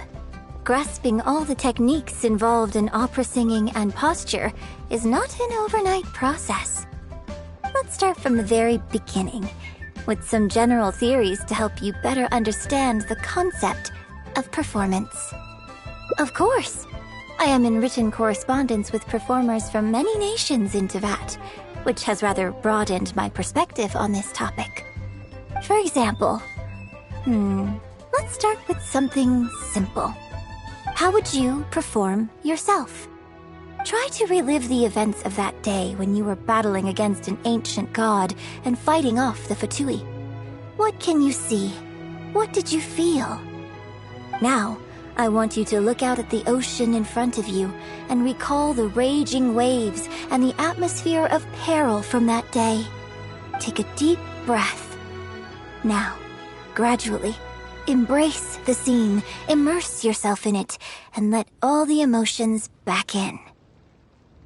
Good, good. So that's how you felt. Next, I'd like you to focus on the goal you wanted to achieve at that time. Good, yes. Use that. Okay, good. Now, all of this overwhelming emotion is welling up inside of you, and I want you to let it all out. All at once. Go. Stop. Wrong. This is all wrong. There's no emotion, no soul. Granted, the character you are trying to portray is your own self, but your performance didn't do the scene justice at all. I couldn't hear you fighting for your life while gargantuan waves were crashing all around you. What I heard was the sound of someone doing vocal exercises by the beach on a calm day. Here's the thing. When you're acting, it's not only about getting into character, you also have to recreate the scene in your mind as vividly as you can. Now, I appreciate that you did actually experience this particular scene for yourself, but maybe conjuring up specific details of your surroundings at the time is a little too advanced for novices. You're right. If we were looking for an environment to help evoke the emotions you felt at the time, I suppose we could try again. A little farther afield, at Guyun Stone Forest. Oh? Too far away? Don't worry, I was just thinking aloud. Besides, even at Guyun Stone Forest, we'd still have trouble recreating the state of the sea that day. Let's try something else. Come with me to the suburbs just north of Liyue Harbor. If you've got no objections, let's head off. I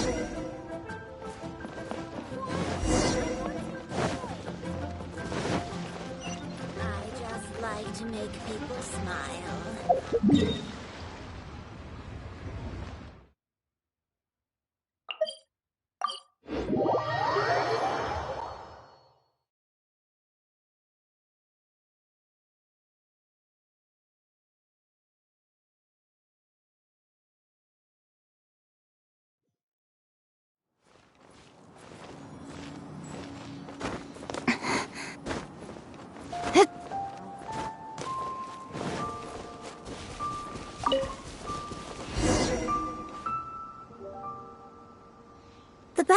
fought on the Jade Chamber was a very strange set of circumstances, even for someone like you.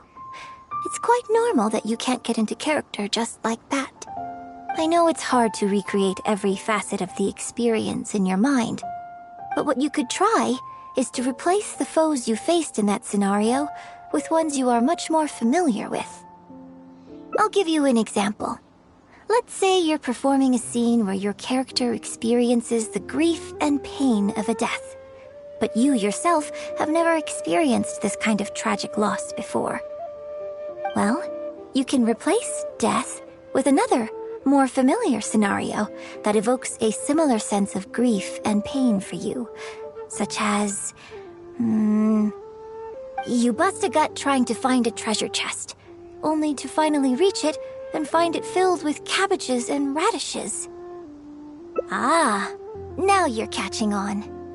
Action scenes work the same way. Perhaps the experience of facing an ancient god is a challenge to recreate.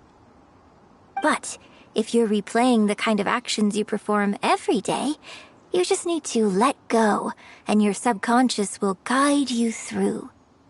Come, show me how you normally fight. You can start with monsters nearby.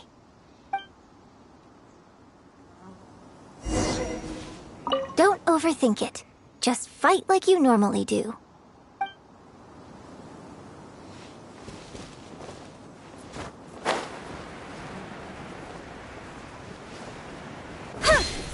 They're coming. Just do what you normally do in this situation.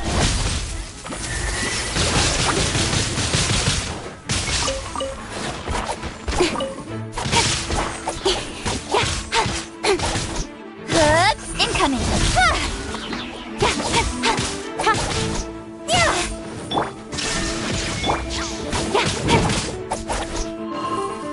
Speed of light!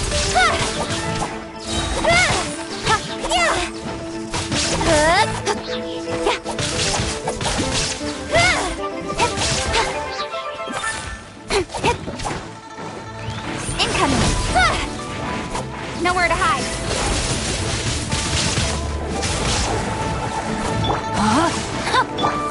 Speed of light! Hey!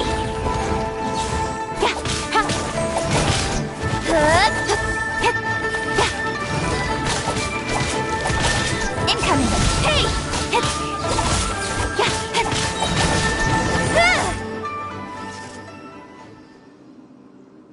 Oh, that was wonderful! Such deft and fluid movements. Just like a real adventurer. Let's perform the scene again now, while the battle is still fresh in your mind.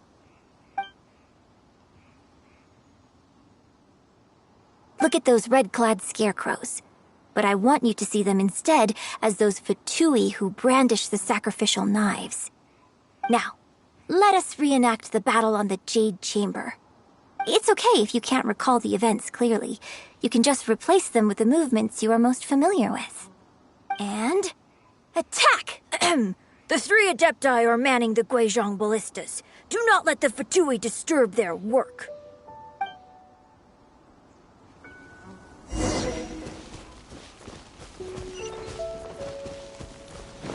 Don't blink!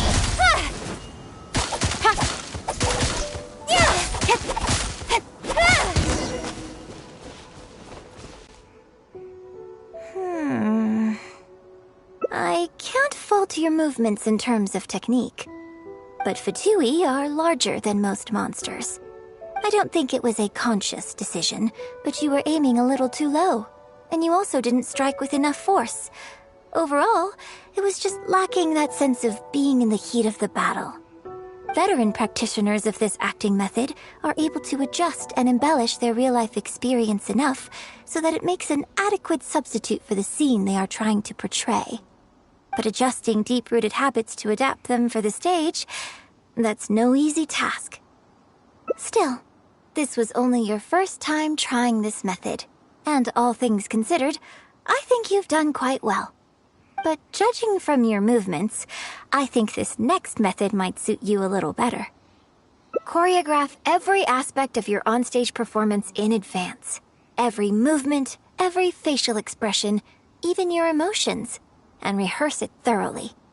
You can reference existing characters from opera or imitate similar people from your own life. In short, you want to pin down every detail of the character you want to portray in your mind, and then work through them methodically and find ways to bring them out. Well, in your case, what you need to do is imitate your past self. Think of yourself not as you, but as somebody outside this world controlling your every move. It's complicated to explain, but once you give it a try, I think you'll get the hang of it. Okay, how about we start by setting a simple scenario? The Fatui in red want to attack the Guizhong Ballista, and the heavyweight guards in blue want to try and stop you. What you want to do is evade all the blues and go straight for the reds. Yes, I think that sums it up. There's an open area to the north. I'll set up a stage for you. When you've finished rehearsing everything in your mind, come and find me.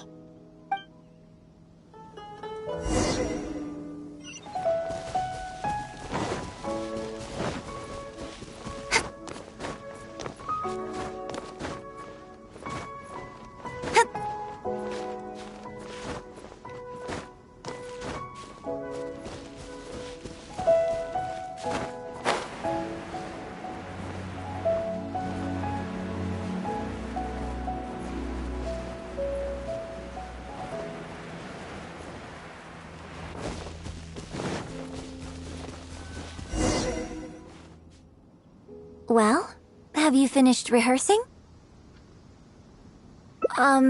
Basically, you need to break all the red scarecrows while avoiding the blue ones.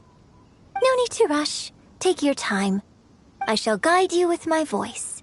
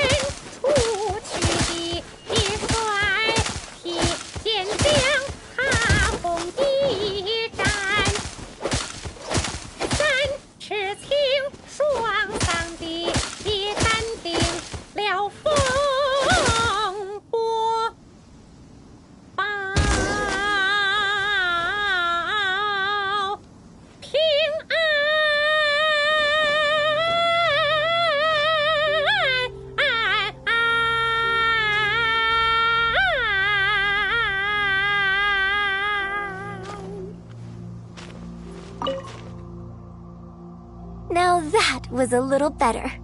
You managed to bring out more of that fearless hero quality that time. My hard work coaching you has finally paid off.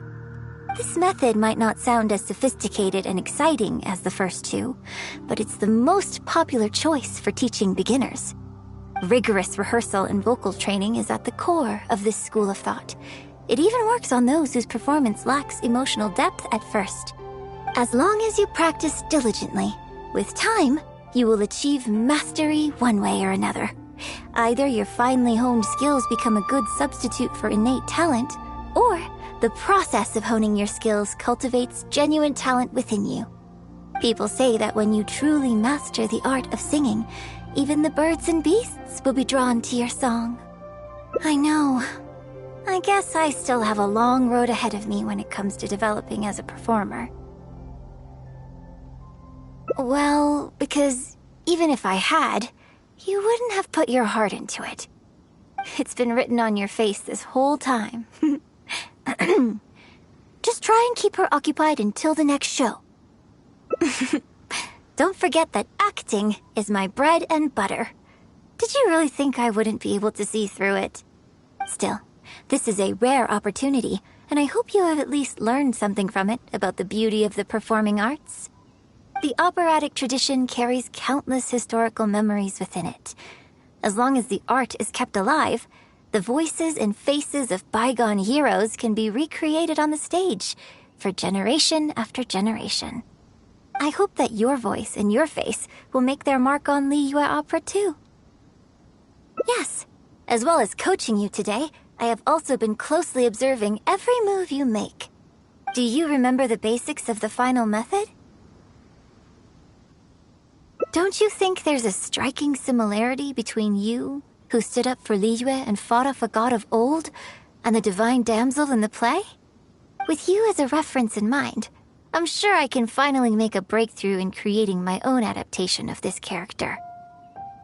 Because as far as I'm concerned, the immersion method, drawing on life experiences, and imitating others are all valuable acting methods.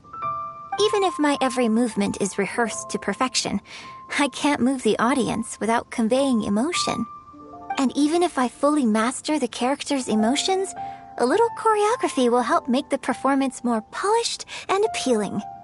Whatever the method is, as long as it offers something that can improve my performance, I will always give it a try. Thank you for trying them out as well. It means a lot to me. And congratulations on making it to the end of your first acting class. Graduation ceremony? I'm afraid that's still a long way in the future. For now, I hope to incorporate part of you into my performance of the Divine Damsel. But one day, I hope to write an opera all about you. When that day comes, I hope you will be able to join me on stage and give me some constructive criticism. It'll take a lot of hard work to reach the point where you're ready to go on stage, but I'll be here to keep you on track every step of the way. Ah, here we go again. So old-fashioned. Then again, I suppose I will have to give you a lot of instruction along the way. And if I won't let you call me master, teacher, or coach, I've got to think of something you can call me. Ah, I've got it. You can call me mentor. What do you think?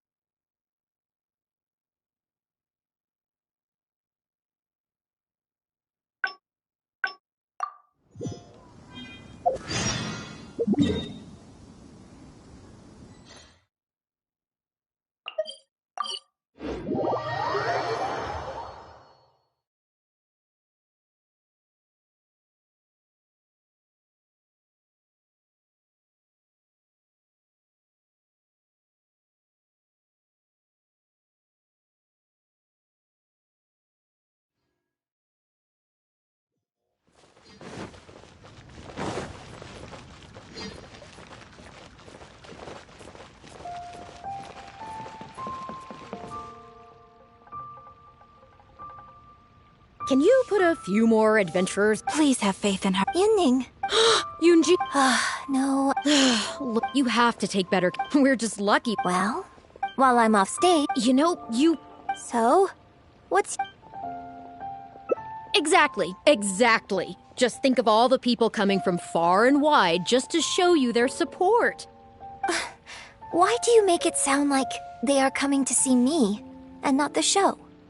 Well, same difference, isn't it? I don't think so. They seem quite different to me. Well, either way, you're quite right. I mustn't let down our audience, especially those who came from afar. And I certainly mustn't make you come out looking for me again. So I suppose I will put my training exercises on hold for a while. Whew, I'm glad to know that the brightest star in my troupe is finally gonna start listening to reason. I'm gonna head back and see how the set is coming along. Don't go disappearing on me again. All right, I'll head back and do some rehearsing. It's no substitute for first-hand experience, but it should still help me iron out a few issues. Speaking of which, I haven't even thanked you properly for saving me. If you are free after the show, come and find me at Hayu Tea House.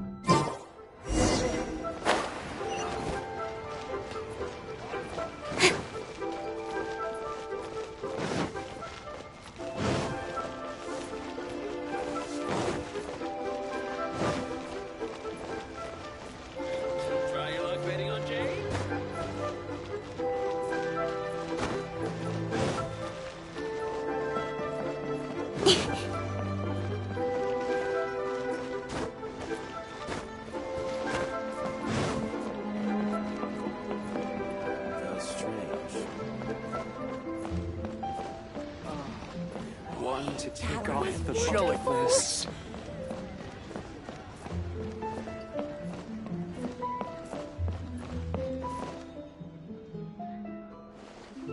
Liyue opera is really something, but Liyue opera performed by Miss Yun, now that's something else! Thrilling performance! I've never seen anything like it before in my life. Your reputation is well deserved. Well, I've had the pleasure of seeing the talented Miss Yun on stage many a time in the past, but the songs still sound fresh and new every single time. It's been barely a few days since I last saw you perform, but once again, Yun Jin, you've progressed by leaps and bounds. Oh, you're far too kind, both of you. I'm still new to the profession, but I promised myself when I joined the troupe that I would strive to develop myself as a performer every day. And I wouldn't be where I am now without everyone's faithful support. Nonsense, you're too humble, Miss Yun.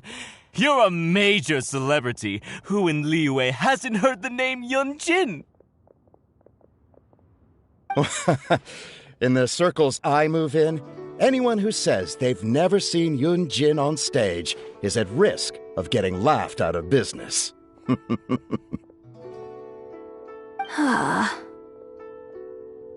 As it happens, I have a business meeting at the Xinyu kiosk with a client who is also a big fan of yours.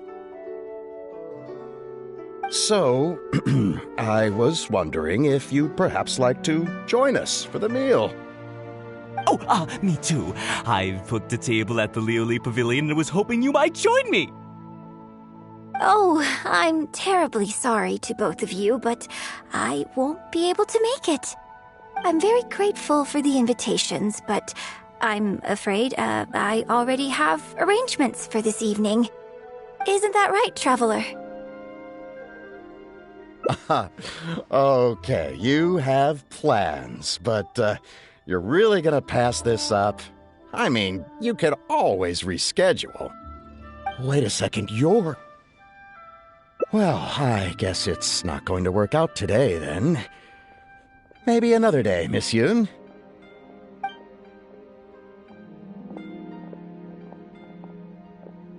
Huh, they took off pretty quick. Do they know something I don't? Haha, I guess I'll be leaving too.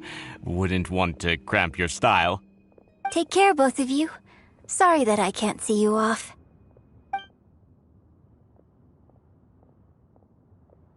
Whew. Thanks for coming to my rescue. Again. Look at you. You're a national treasure. Even Gentry Moutsai is in awe of you. I feel a little sorry for Xinyu Kiosk and Liuli Pavilion. I just hope the food won't go to waste. I don't think we'd be able to get a seat this late. But it's fine. I have a better place we can go.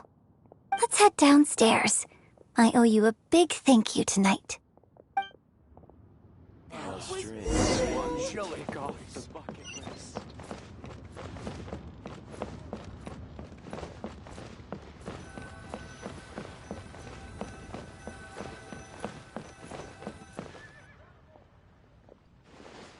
Miss Yun? Oh, wow, it's really you! I have just a few questions, if you don't mind. Hey, get back here! Oh, ditzy girl, you don't have a clue what you're doing! Are you a journalist? If you'd like to arrange an interview, you'll have to liaise with my manager. Sorry, Miss Yun. Don't mind her. She's just new and still learning the ropes. We'll leave you alone.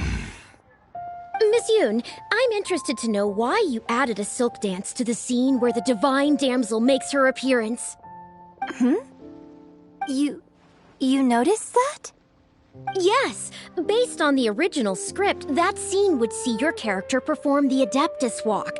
But the addition of the silk dance meant that the whole way you carried yourself was so much more... animated.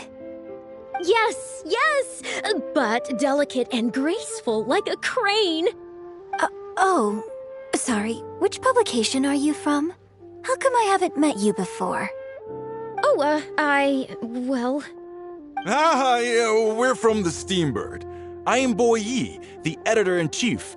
And this young lady is Shuryun, one of my journalists. We were based in Fontaine. Just recently we made the move back to Liyue. Oh, I see. You're from the Steambird. Then it's no wonder. Your journalist has clearly done her research. That's very kind of you, but really, my level of knowledge is very basic compared to yours. Hey, Miss Yoon is throwing you a bone here. Make the most of it, okay? Talk to her! Talk to her! Actually, I'm afraid there's somewhere I need to be, and I'd really need to clear this interview with my manager.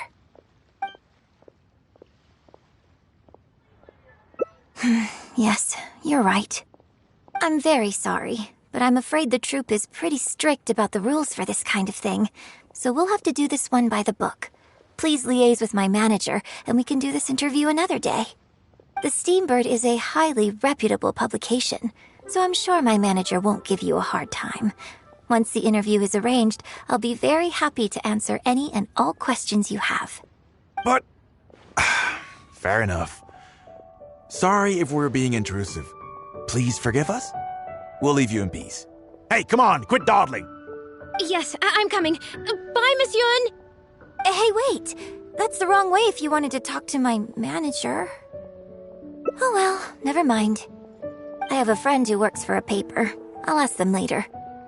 For now, though, the top priority is making good on our plans. Now that I think about it, I've turned down 3 social engagements tonight. Come with me. Our plan is the only one remaining, so let's make the most of it.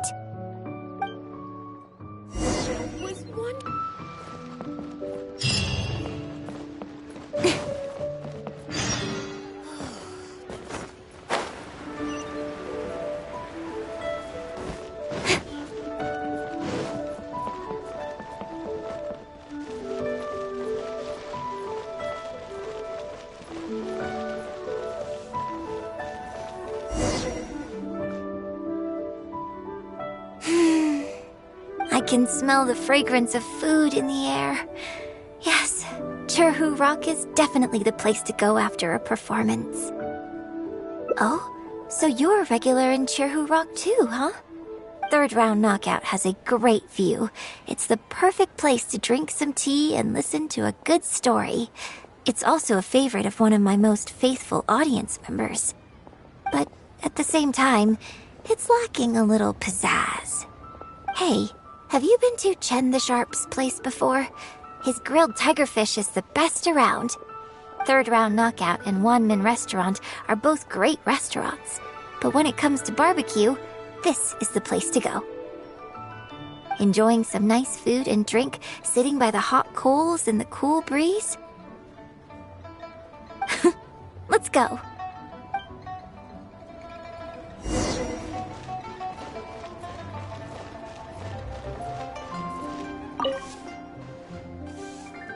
Tigerfish! Grilled tigerfish, hot off the grill! Oh, hey there. Is this a Miss Yoon which I see before me? It's been a while. What'll it be? The usual? Yes, please. I'm out with my friend today. Let's start with a plate of stir-fried meat and a handful of skewers. And of course, some grilled tigerfish. 2, please. One with just a hint of chili. And the other one, Got it. Your grilled tigerfish will be ready soon. Do you want any drinks with that? Yeah, I don't advertise it though, because it's just something I'm experimenting around with for fun. Miss Yun likes a drink with her barbecue, so I ended up getting her to try them out for me. So would you two like some tea, or? Anything new? Well, I managed to scrounge some milk from Dongsheng next door. A merchant from Mondstadt told me a while back that there's this popular drink doing the rounds there called milk tea. I tried my hand at making it too, but the response has been kind of lukewarm. Still way off being ready to add to my menu. Tea with milk? Sorry, milk tea? It might not be the best thing for my throat, but if I'm just having a little taste, I think it should be fine. Oh, but what about you? Anything you want to drink? Okay, let's get yours in first. And then, I'll have one of each if that's all right. I'd like to try them all. Okie dokie. And here's your tigerfish, fresh off the grill. Come on, let's enjoy it while it's still hot. Piping hot barbecue and a nice cool drink is the best sensation.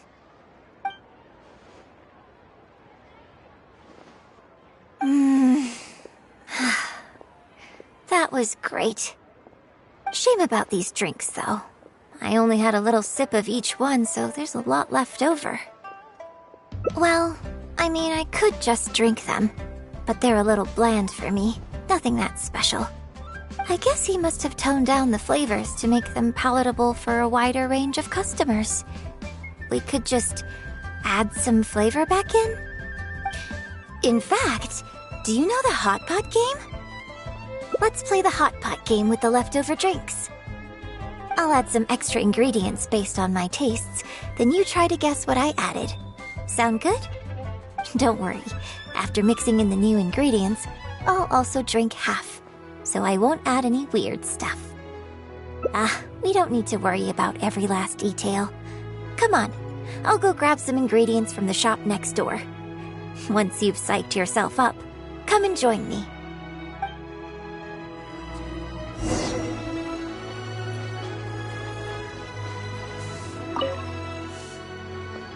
Okay, get ready.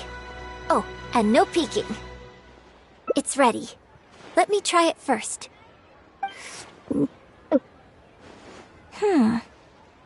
Pretty good. Your turn.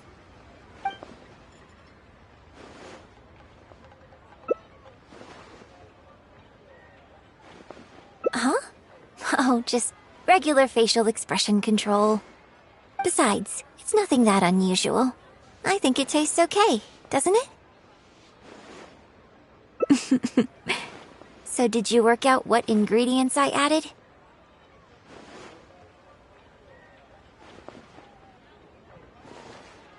Close, but not quite.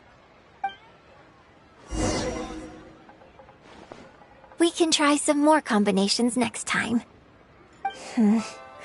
I wonder what kind of new flavors I could create with some more traditional teas, like pine nectar or snow blossom.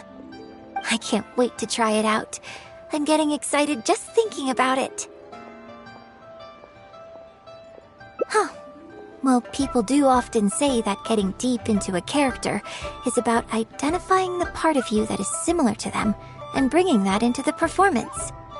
So in that sense, I can't say it's incorrect to conflate an actor and the characters they play on some level. But there are many more sides of me than the few you see on stage.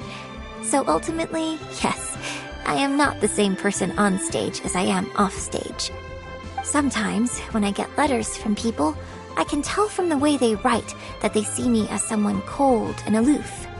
I can write back, but I have to be very careful about what I say. Likewise, when I get invited along to banquets and so on, I have to make sure to keep myself calm and composed the whole night.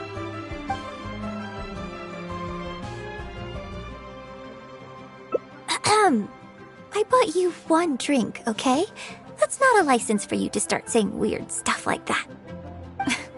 Well, never mind. You seemed like you were being sincere. I'll let it go. All I was trying to say is that everyone has many different sides to their personality. And if you get fixated on just one of those, there's so much you'll never discover about a person. I mean, if we hadn't had the chance to hang out and chat like this tonight, there are things about you I might never have gotten to see. Like the mighty and distinguished traveler, diligently reviewing my hot pot drinks. Me? Serious? On stage, I guess, but off stage. Just think of me as another one of your friends. Just one who happens to have a flair for the dramatic. So, friend, what shall we do next? Something to remember today by? Get a photo? You mean capture this happy moment for posterity so we can look back on it later? Sounds good. Let's have the food stall in the background. Now, how should I pose?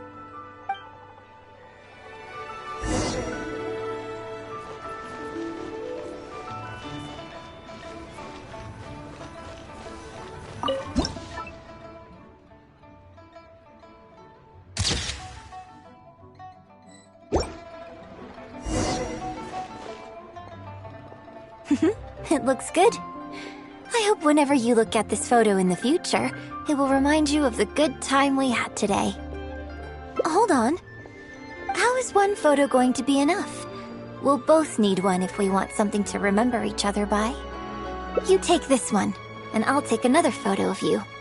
But could you find another location for us?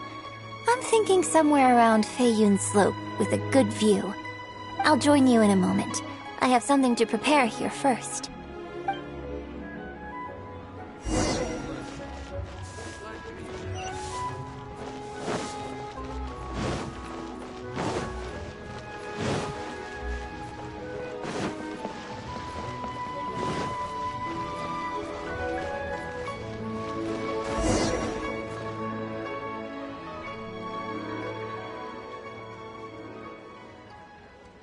Sorry to keep you waiting so long. The view here is great. The lights, the buildings, it's the ideal spot. I could see you chose it carefully. Yes, this angle is perfect. Okay, strike a pose and close your eyes. Yes, please, quickly now.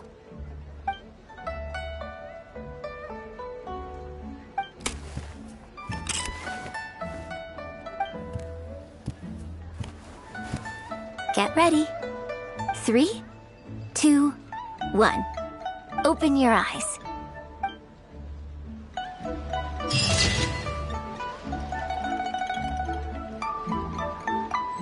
Thank you so very much, lady.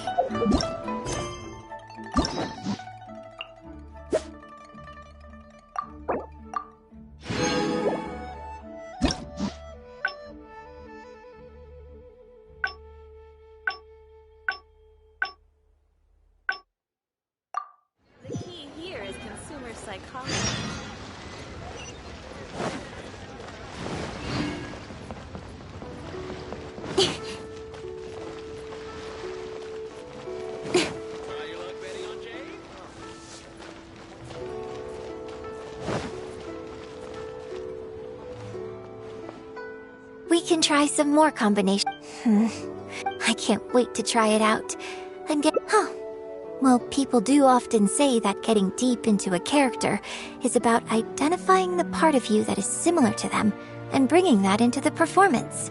So in that sense, I can't say it's incorrect, but there are many more. Sometimes when I can write back.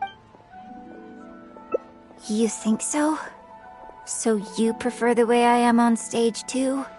It's fair enough. After all, every detail of my onstage presence, from the songs to the costumes and makeup, is carefully crafted for maximum appeal. And I've worked hard to try and cultivate an image that appeals to everyone, regardless of age or gender. But if I can't lighten up and joke around, even with my closest friends when I'm off stage, that's a real bummer. Never mind. Talking about this is just going to kill the mood. Tonight was about me showing my gratitude to you. So, did you have a good time? Is there anything else you want? Like something to remember the evening by? A souvenir, perhaps? Anything you can think of? Okay, here you go. Well, people ask me for autographs all the time. Usually what they want is a signed picture of me on stage. Apparently that makes it more valuable. Yunning suggested that I keep a bunch of them on hand at all times to make things easier. Ah, yes! That one is a picture from the Divine Damsel of Devastation. I have one just like it on my wall at home. Hey, are you guys talking about Miss Yoon's autograph photos? I have one in the store too. Well, what do you think? Is this souvenir valuable enough for you? Well, fish. Get it while it's hot. Welcome to Second Life. Satisfaction guaranteed.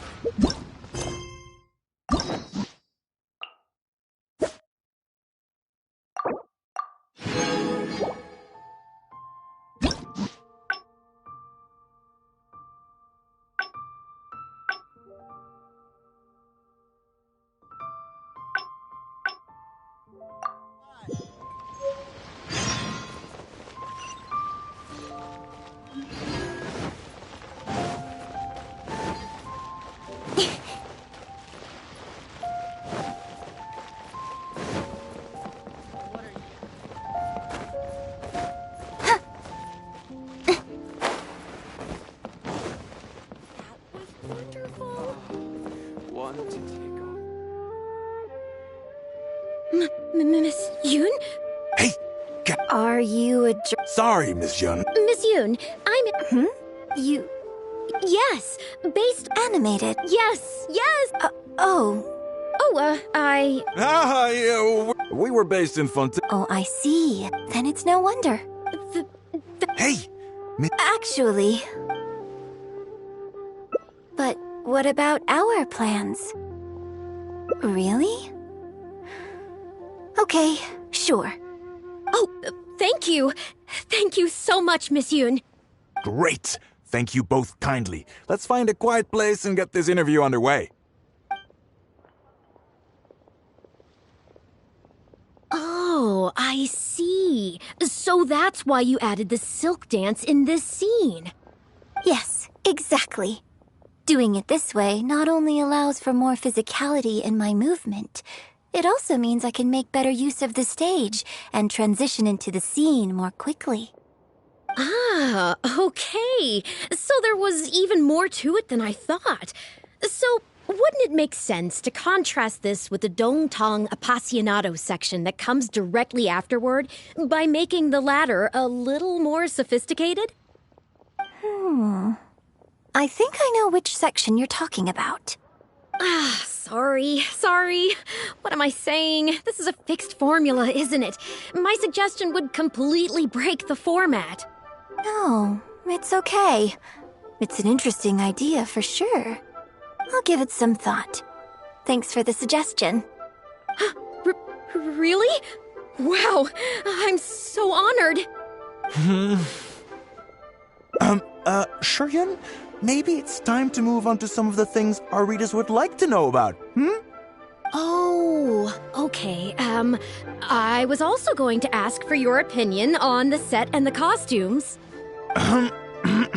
Yes, well, I'm sure Miss Yun has countless pearls of wisdom she could share on her chosen craft. But, not all of our readers are quite so, artistically literate, shall we say. A lot of them really just want to know more about you. You know, what does Yoonjin do when she is off stage? Excuse me? When I'm off stage? You know, you're a major celebrity, and a lot of our readers are interested to know what life is like for you, what kind of place you live in, what kind of things you eat, clothes you wear, things you buy, that whole side of things.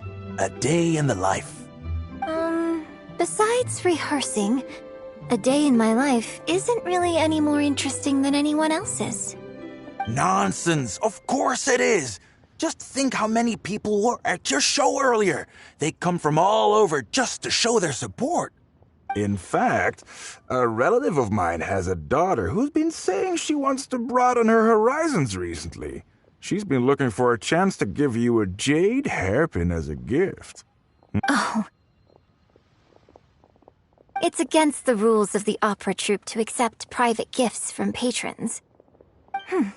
Could someone out there be accepting gifts for the troupe under false pretenses? I must get Yunning to look into it. I mean, it wasn't a big deal. Just something she said. Forget I brought it up. So, I saw Gentry Maotsai and the Snezhnayan gentleman come down from upstairs. Are they patrons of your shows, too? So, what are your thoughts on Snezhnaya and the Fatui? I'm sorry. This is my first interview, and my notes are becoming a total mess. I might need a moment to pause and reorganize them a little. Otherwise, I'll never be able to work all this into an article. Mr. Boy, maybe you should take a look too. Don't be ridiculous! Stopping an interview halfway through to organize your notes? What are you talking about? Hey, all right. Miss Yun, we'll just be a moment.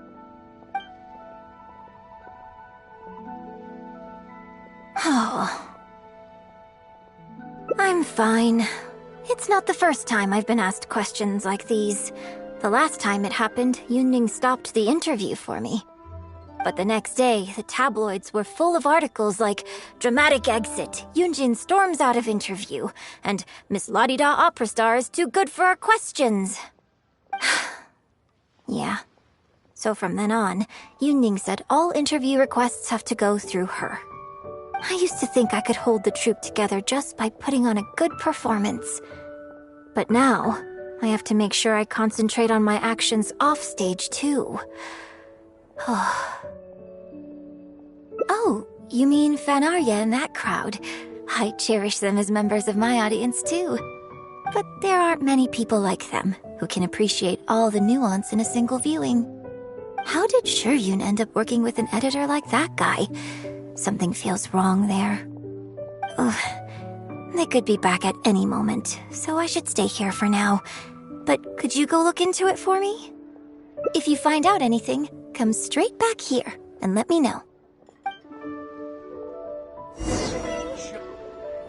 They must have left the tea house by now. Let me know if you find anything out.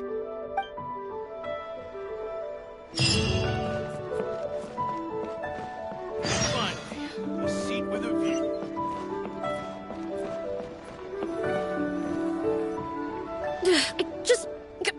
How can you be so cruel to Miss Yun? Shh, keep your voice down. Whatever you got to say, it can wait until we're out of earshot. We'll both be in hot water if Yunjin finds out. What's wrong with you? Why can't you get it into your head? Quit asking dull questions and start thinking about how to win over our readers. Do I make myself clear?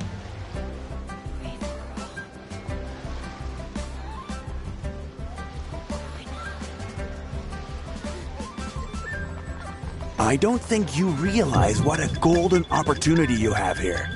How many journalists would give anything they had to trade places with you right now? Huh? Ever think about that? You just don't get it. Miss Yun has put her heart and soul into... Enough! Stop yelling in public! Or do you want Miss Yun to hear about all the lies you're spreading about her? Me? You're the one making everything up! Well, you sure seemed pretty happy chatting to her, so don't act like you ain't a part of this. And don't forget the contract you signed. Come. We'll continue our little chat over there. You need to listen and learn, young lady.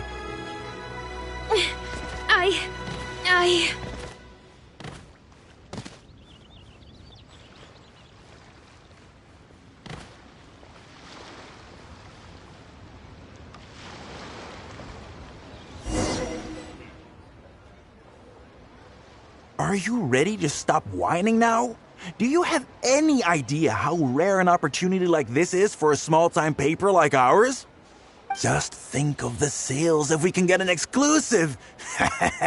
We'd have enough to cover your salary for 2 lifetimes. But what about us pretending to be from the Steambird? Aren't you worried she'll find out? You really think she still would have talked to you if I hadn't told that little white lie? Besides, what have you got to be afraid of? As long as we make it sound like an eyewitness account, how will she be able to refute it? Heck, if she actually presses the issue, I'll probably have to thank her for keeping it current for me. This is horrible. I will not let you treat Miss Yun like this. I don't know who she thinks she is anyway. Oh, I sang a couple of shows, so now I'm a national superstar. Give me a break. No one wants to read about your sopranos or your falsettos. We give the readers what they want. That's how this business works. Case in point, that blonde gal seemed to be getting along pretty well with Yunjin. There's definitely a story there, even if there isn't. Ugh, that's enough! I'm reporting you to the Millilith! Report me? What for? Libel? Identity theft? Good luck with that. I haven't written anything. Where's your proof? You better tread carefully, Missy. First you neglect your own duties, and now you're trying to get in the way of mine? You signed the contract. You know full well the consequences. If you sabotage this interview, I will make sure you lose everything you have. I will ruin you. You understand? Why? Oh, why did I sign that contract?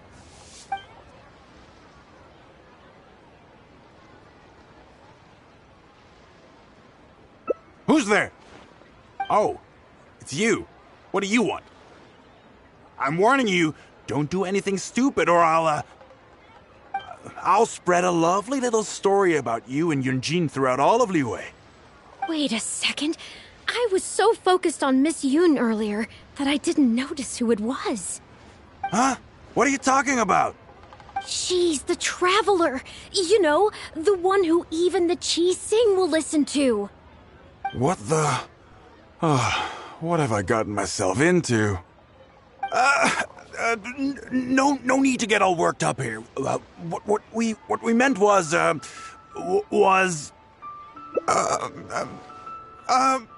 yes, quite right. You are quite right. I'm disappearing into thin air as we speak. Just my luck. I'm so sorry. I had no idea it was going to turn out like this.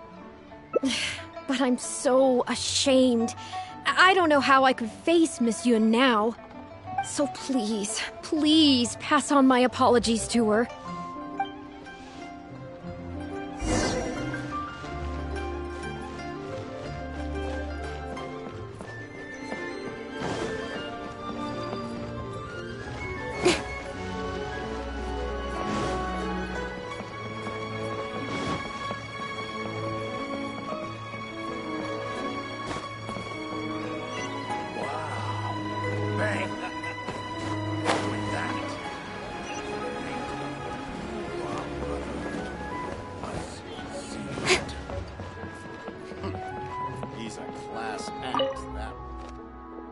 Did you find anything out?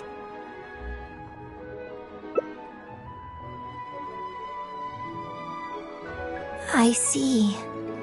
Well, it's not unexpected. It's just a bit of a shame that I didn't get to talk with Shiryun for longer. She genuinely understands opera and has a passion for it. That's not something you can act. If I had the chance to talk with her more in depth, it could well provide me with some fresh inspiration. Yunjin. Did you agree to another interview without notifying me? These tabloid types are total scumbags, all of them. Who knows what innocent detail he might end up turning into the next big scandal. Sure, nothing might have come of it today, but who knows where it'll go tomorrow. Short of catching them all in their lair in one fell swoop, who knows when this is going to end? I'm sorry. I was careless on this occasion. Well, wallowing isn't gonna solve anything. Come on, go tell everyone in the troupe to be extra cautious during this time. Gee, oh Lord, bless us. Spare us any more offstage drama. You do tell the cleverest shit out.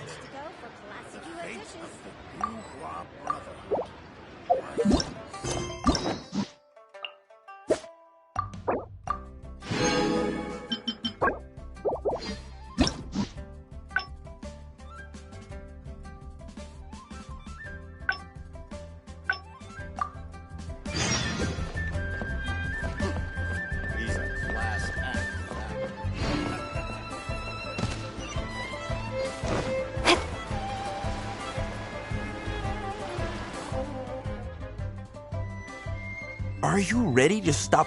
Just think of the. But what? You really? As long as we. This is horrible. No one wants to read about. Case in point. That's Report me. You'd better You sign. Well, think very carefully about what you're going to do.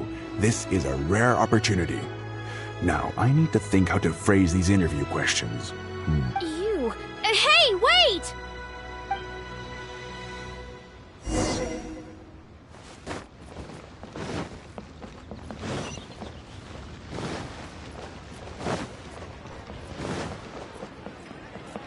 Bang. And with that, fate. Did you find anything out?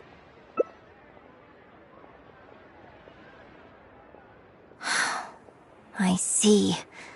I knew there was something fishy about that editor-in-chief. But this is a bigger plot twist than I expected.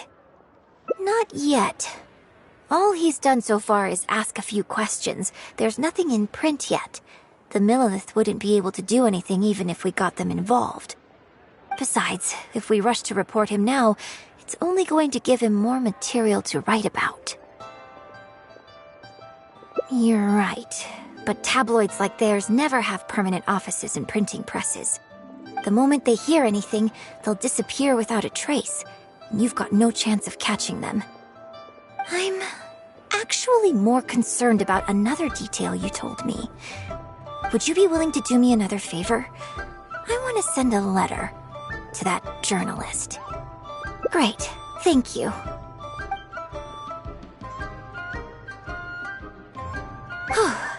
The editor should be here soon, so I'll stay here to deal with him. I'll have to rely on you to deliver the letter. If everything goes well, we should be able to get some breathing room for a while.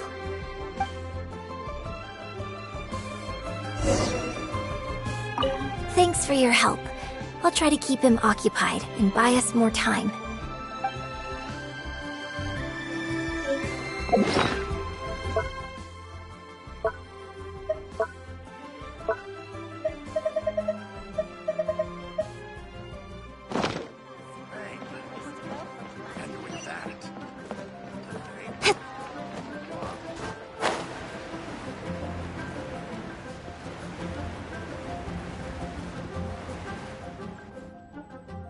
I've had it with you. Do you think contracts are just bits of paper?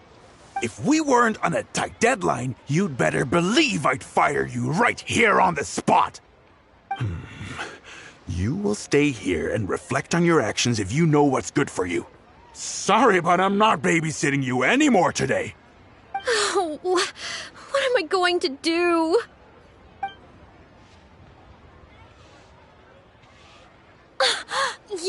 You're the one who was with Miss Yun earlier. Oh, really? Miss Yun wrote me a letter? I'll read it right away.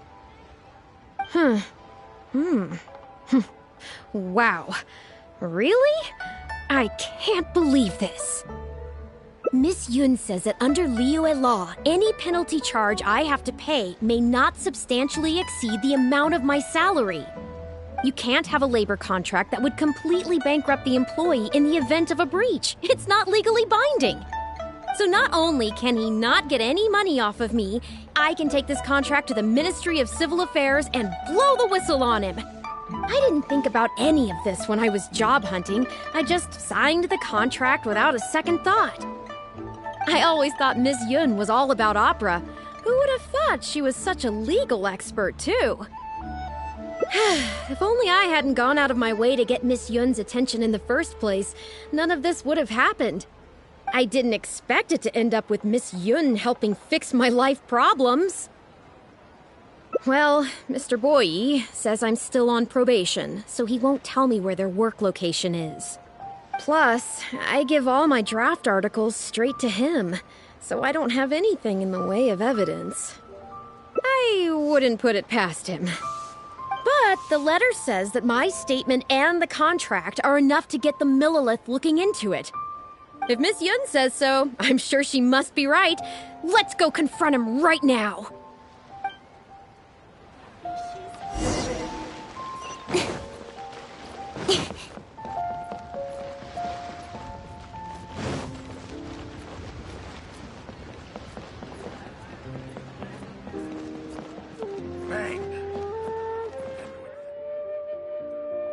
Okay, I think I've covered this topic pretty thoroughly now. Unless you had any more questions? Well, what can I say, Miss Yun? You have so many wonderful qualities. Let's not quit while the ball's rolling, huh? Otherwise, I'll think of something I didn't ask later, and by then, it'll be too late. So, hey, where's that, friend of yours who was here earlier? You guys seemed, pretty close. Not intentionally avoiding the interview, surely. You're finally back. This poor gentleman's been waiting for you. You're with Shiyun? Hey, what's going on here? Hey, Shiyun, don't forget the contract you signed. The Traveler clued me in. This contract you made me sign? It isn't worth the paper it's written on. Isn't worth the paper it's written on? Don't be ridiculous. It's all there, clear as day. Don't you think I did my research? Research? Oh, so you're a news editor. But you also have an interest in law? Yeah, she's new, and she's making a fool of herself. She doesn't get how this all works. My apologies. Now, back to our interview? No, it's okay. In fact, I found myself delving into some legal texts recently. It's all so intricate and complicated that it's very difficult to take it all in. The contracts of our opera troupe are a case in point. I'd finally finished reading through the relevant documentation from the Yuehai Pavilion when suddenly the Qixing announced a new interpretation. So I'm just curious. How can you be completely sure that you didn't miss anything when you were researching this? I'm pretty sure I read everything relevant. Under current legislation, the penalty terms in my labor contract are unreasonable and exploitative. I could report you to the Millilith for extortion. Nonsense! That's ridiculous! My goodness. Sir, it seems that we should probably bring this interview to a close here. Don't listen to her! I run a legitimate business. Everything we do is above board. Oh, I have no doubt about that at all, sir. But this reminds me of a case I read about not long ago.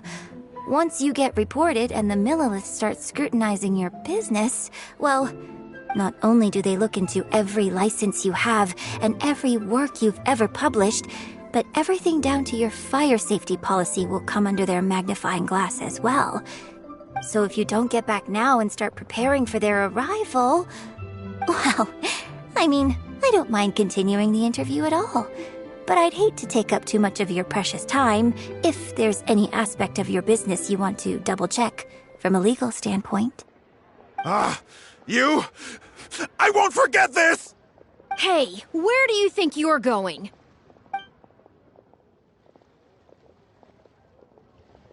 Miss Yun, why did you stop me? Right, and the contract I have is enough to get him arrested, isn't it? I'm not a legal expert. I haven't the faintest idea. All that was just an act, aimed at getting him to show us the way. An act?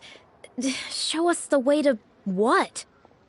Yoonjin, the Millilith are after him. Based on his movements, it looks like Boyi is heading back to his headquarters. I really hope they teach these tabloids a lesson they won't forget. It'd sure make my life a lot easier. Yes, I had Yunning report to the Millilith while you were delivering the letter for me. The penalty terms in Shiyun's contract are too severe.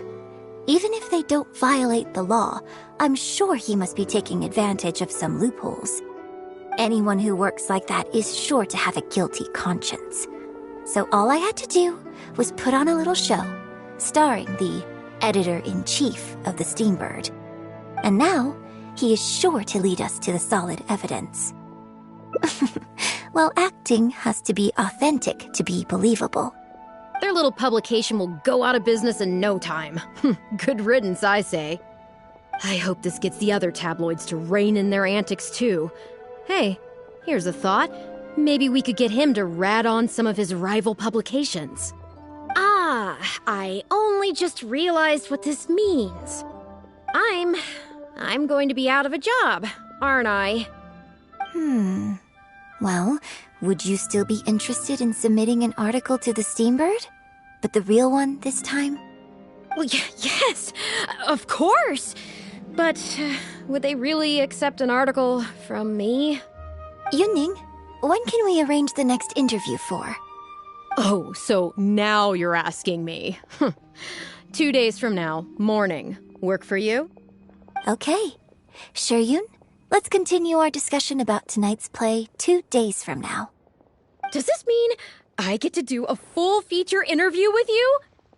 Okay, I think I know what I want to write about. Thank you, Miss Yun. Don't mention it. I'm sure it will be a source of inspiration for both of us.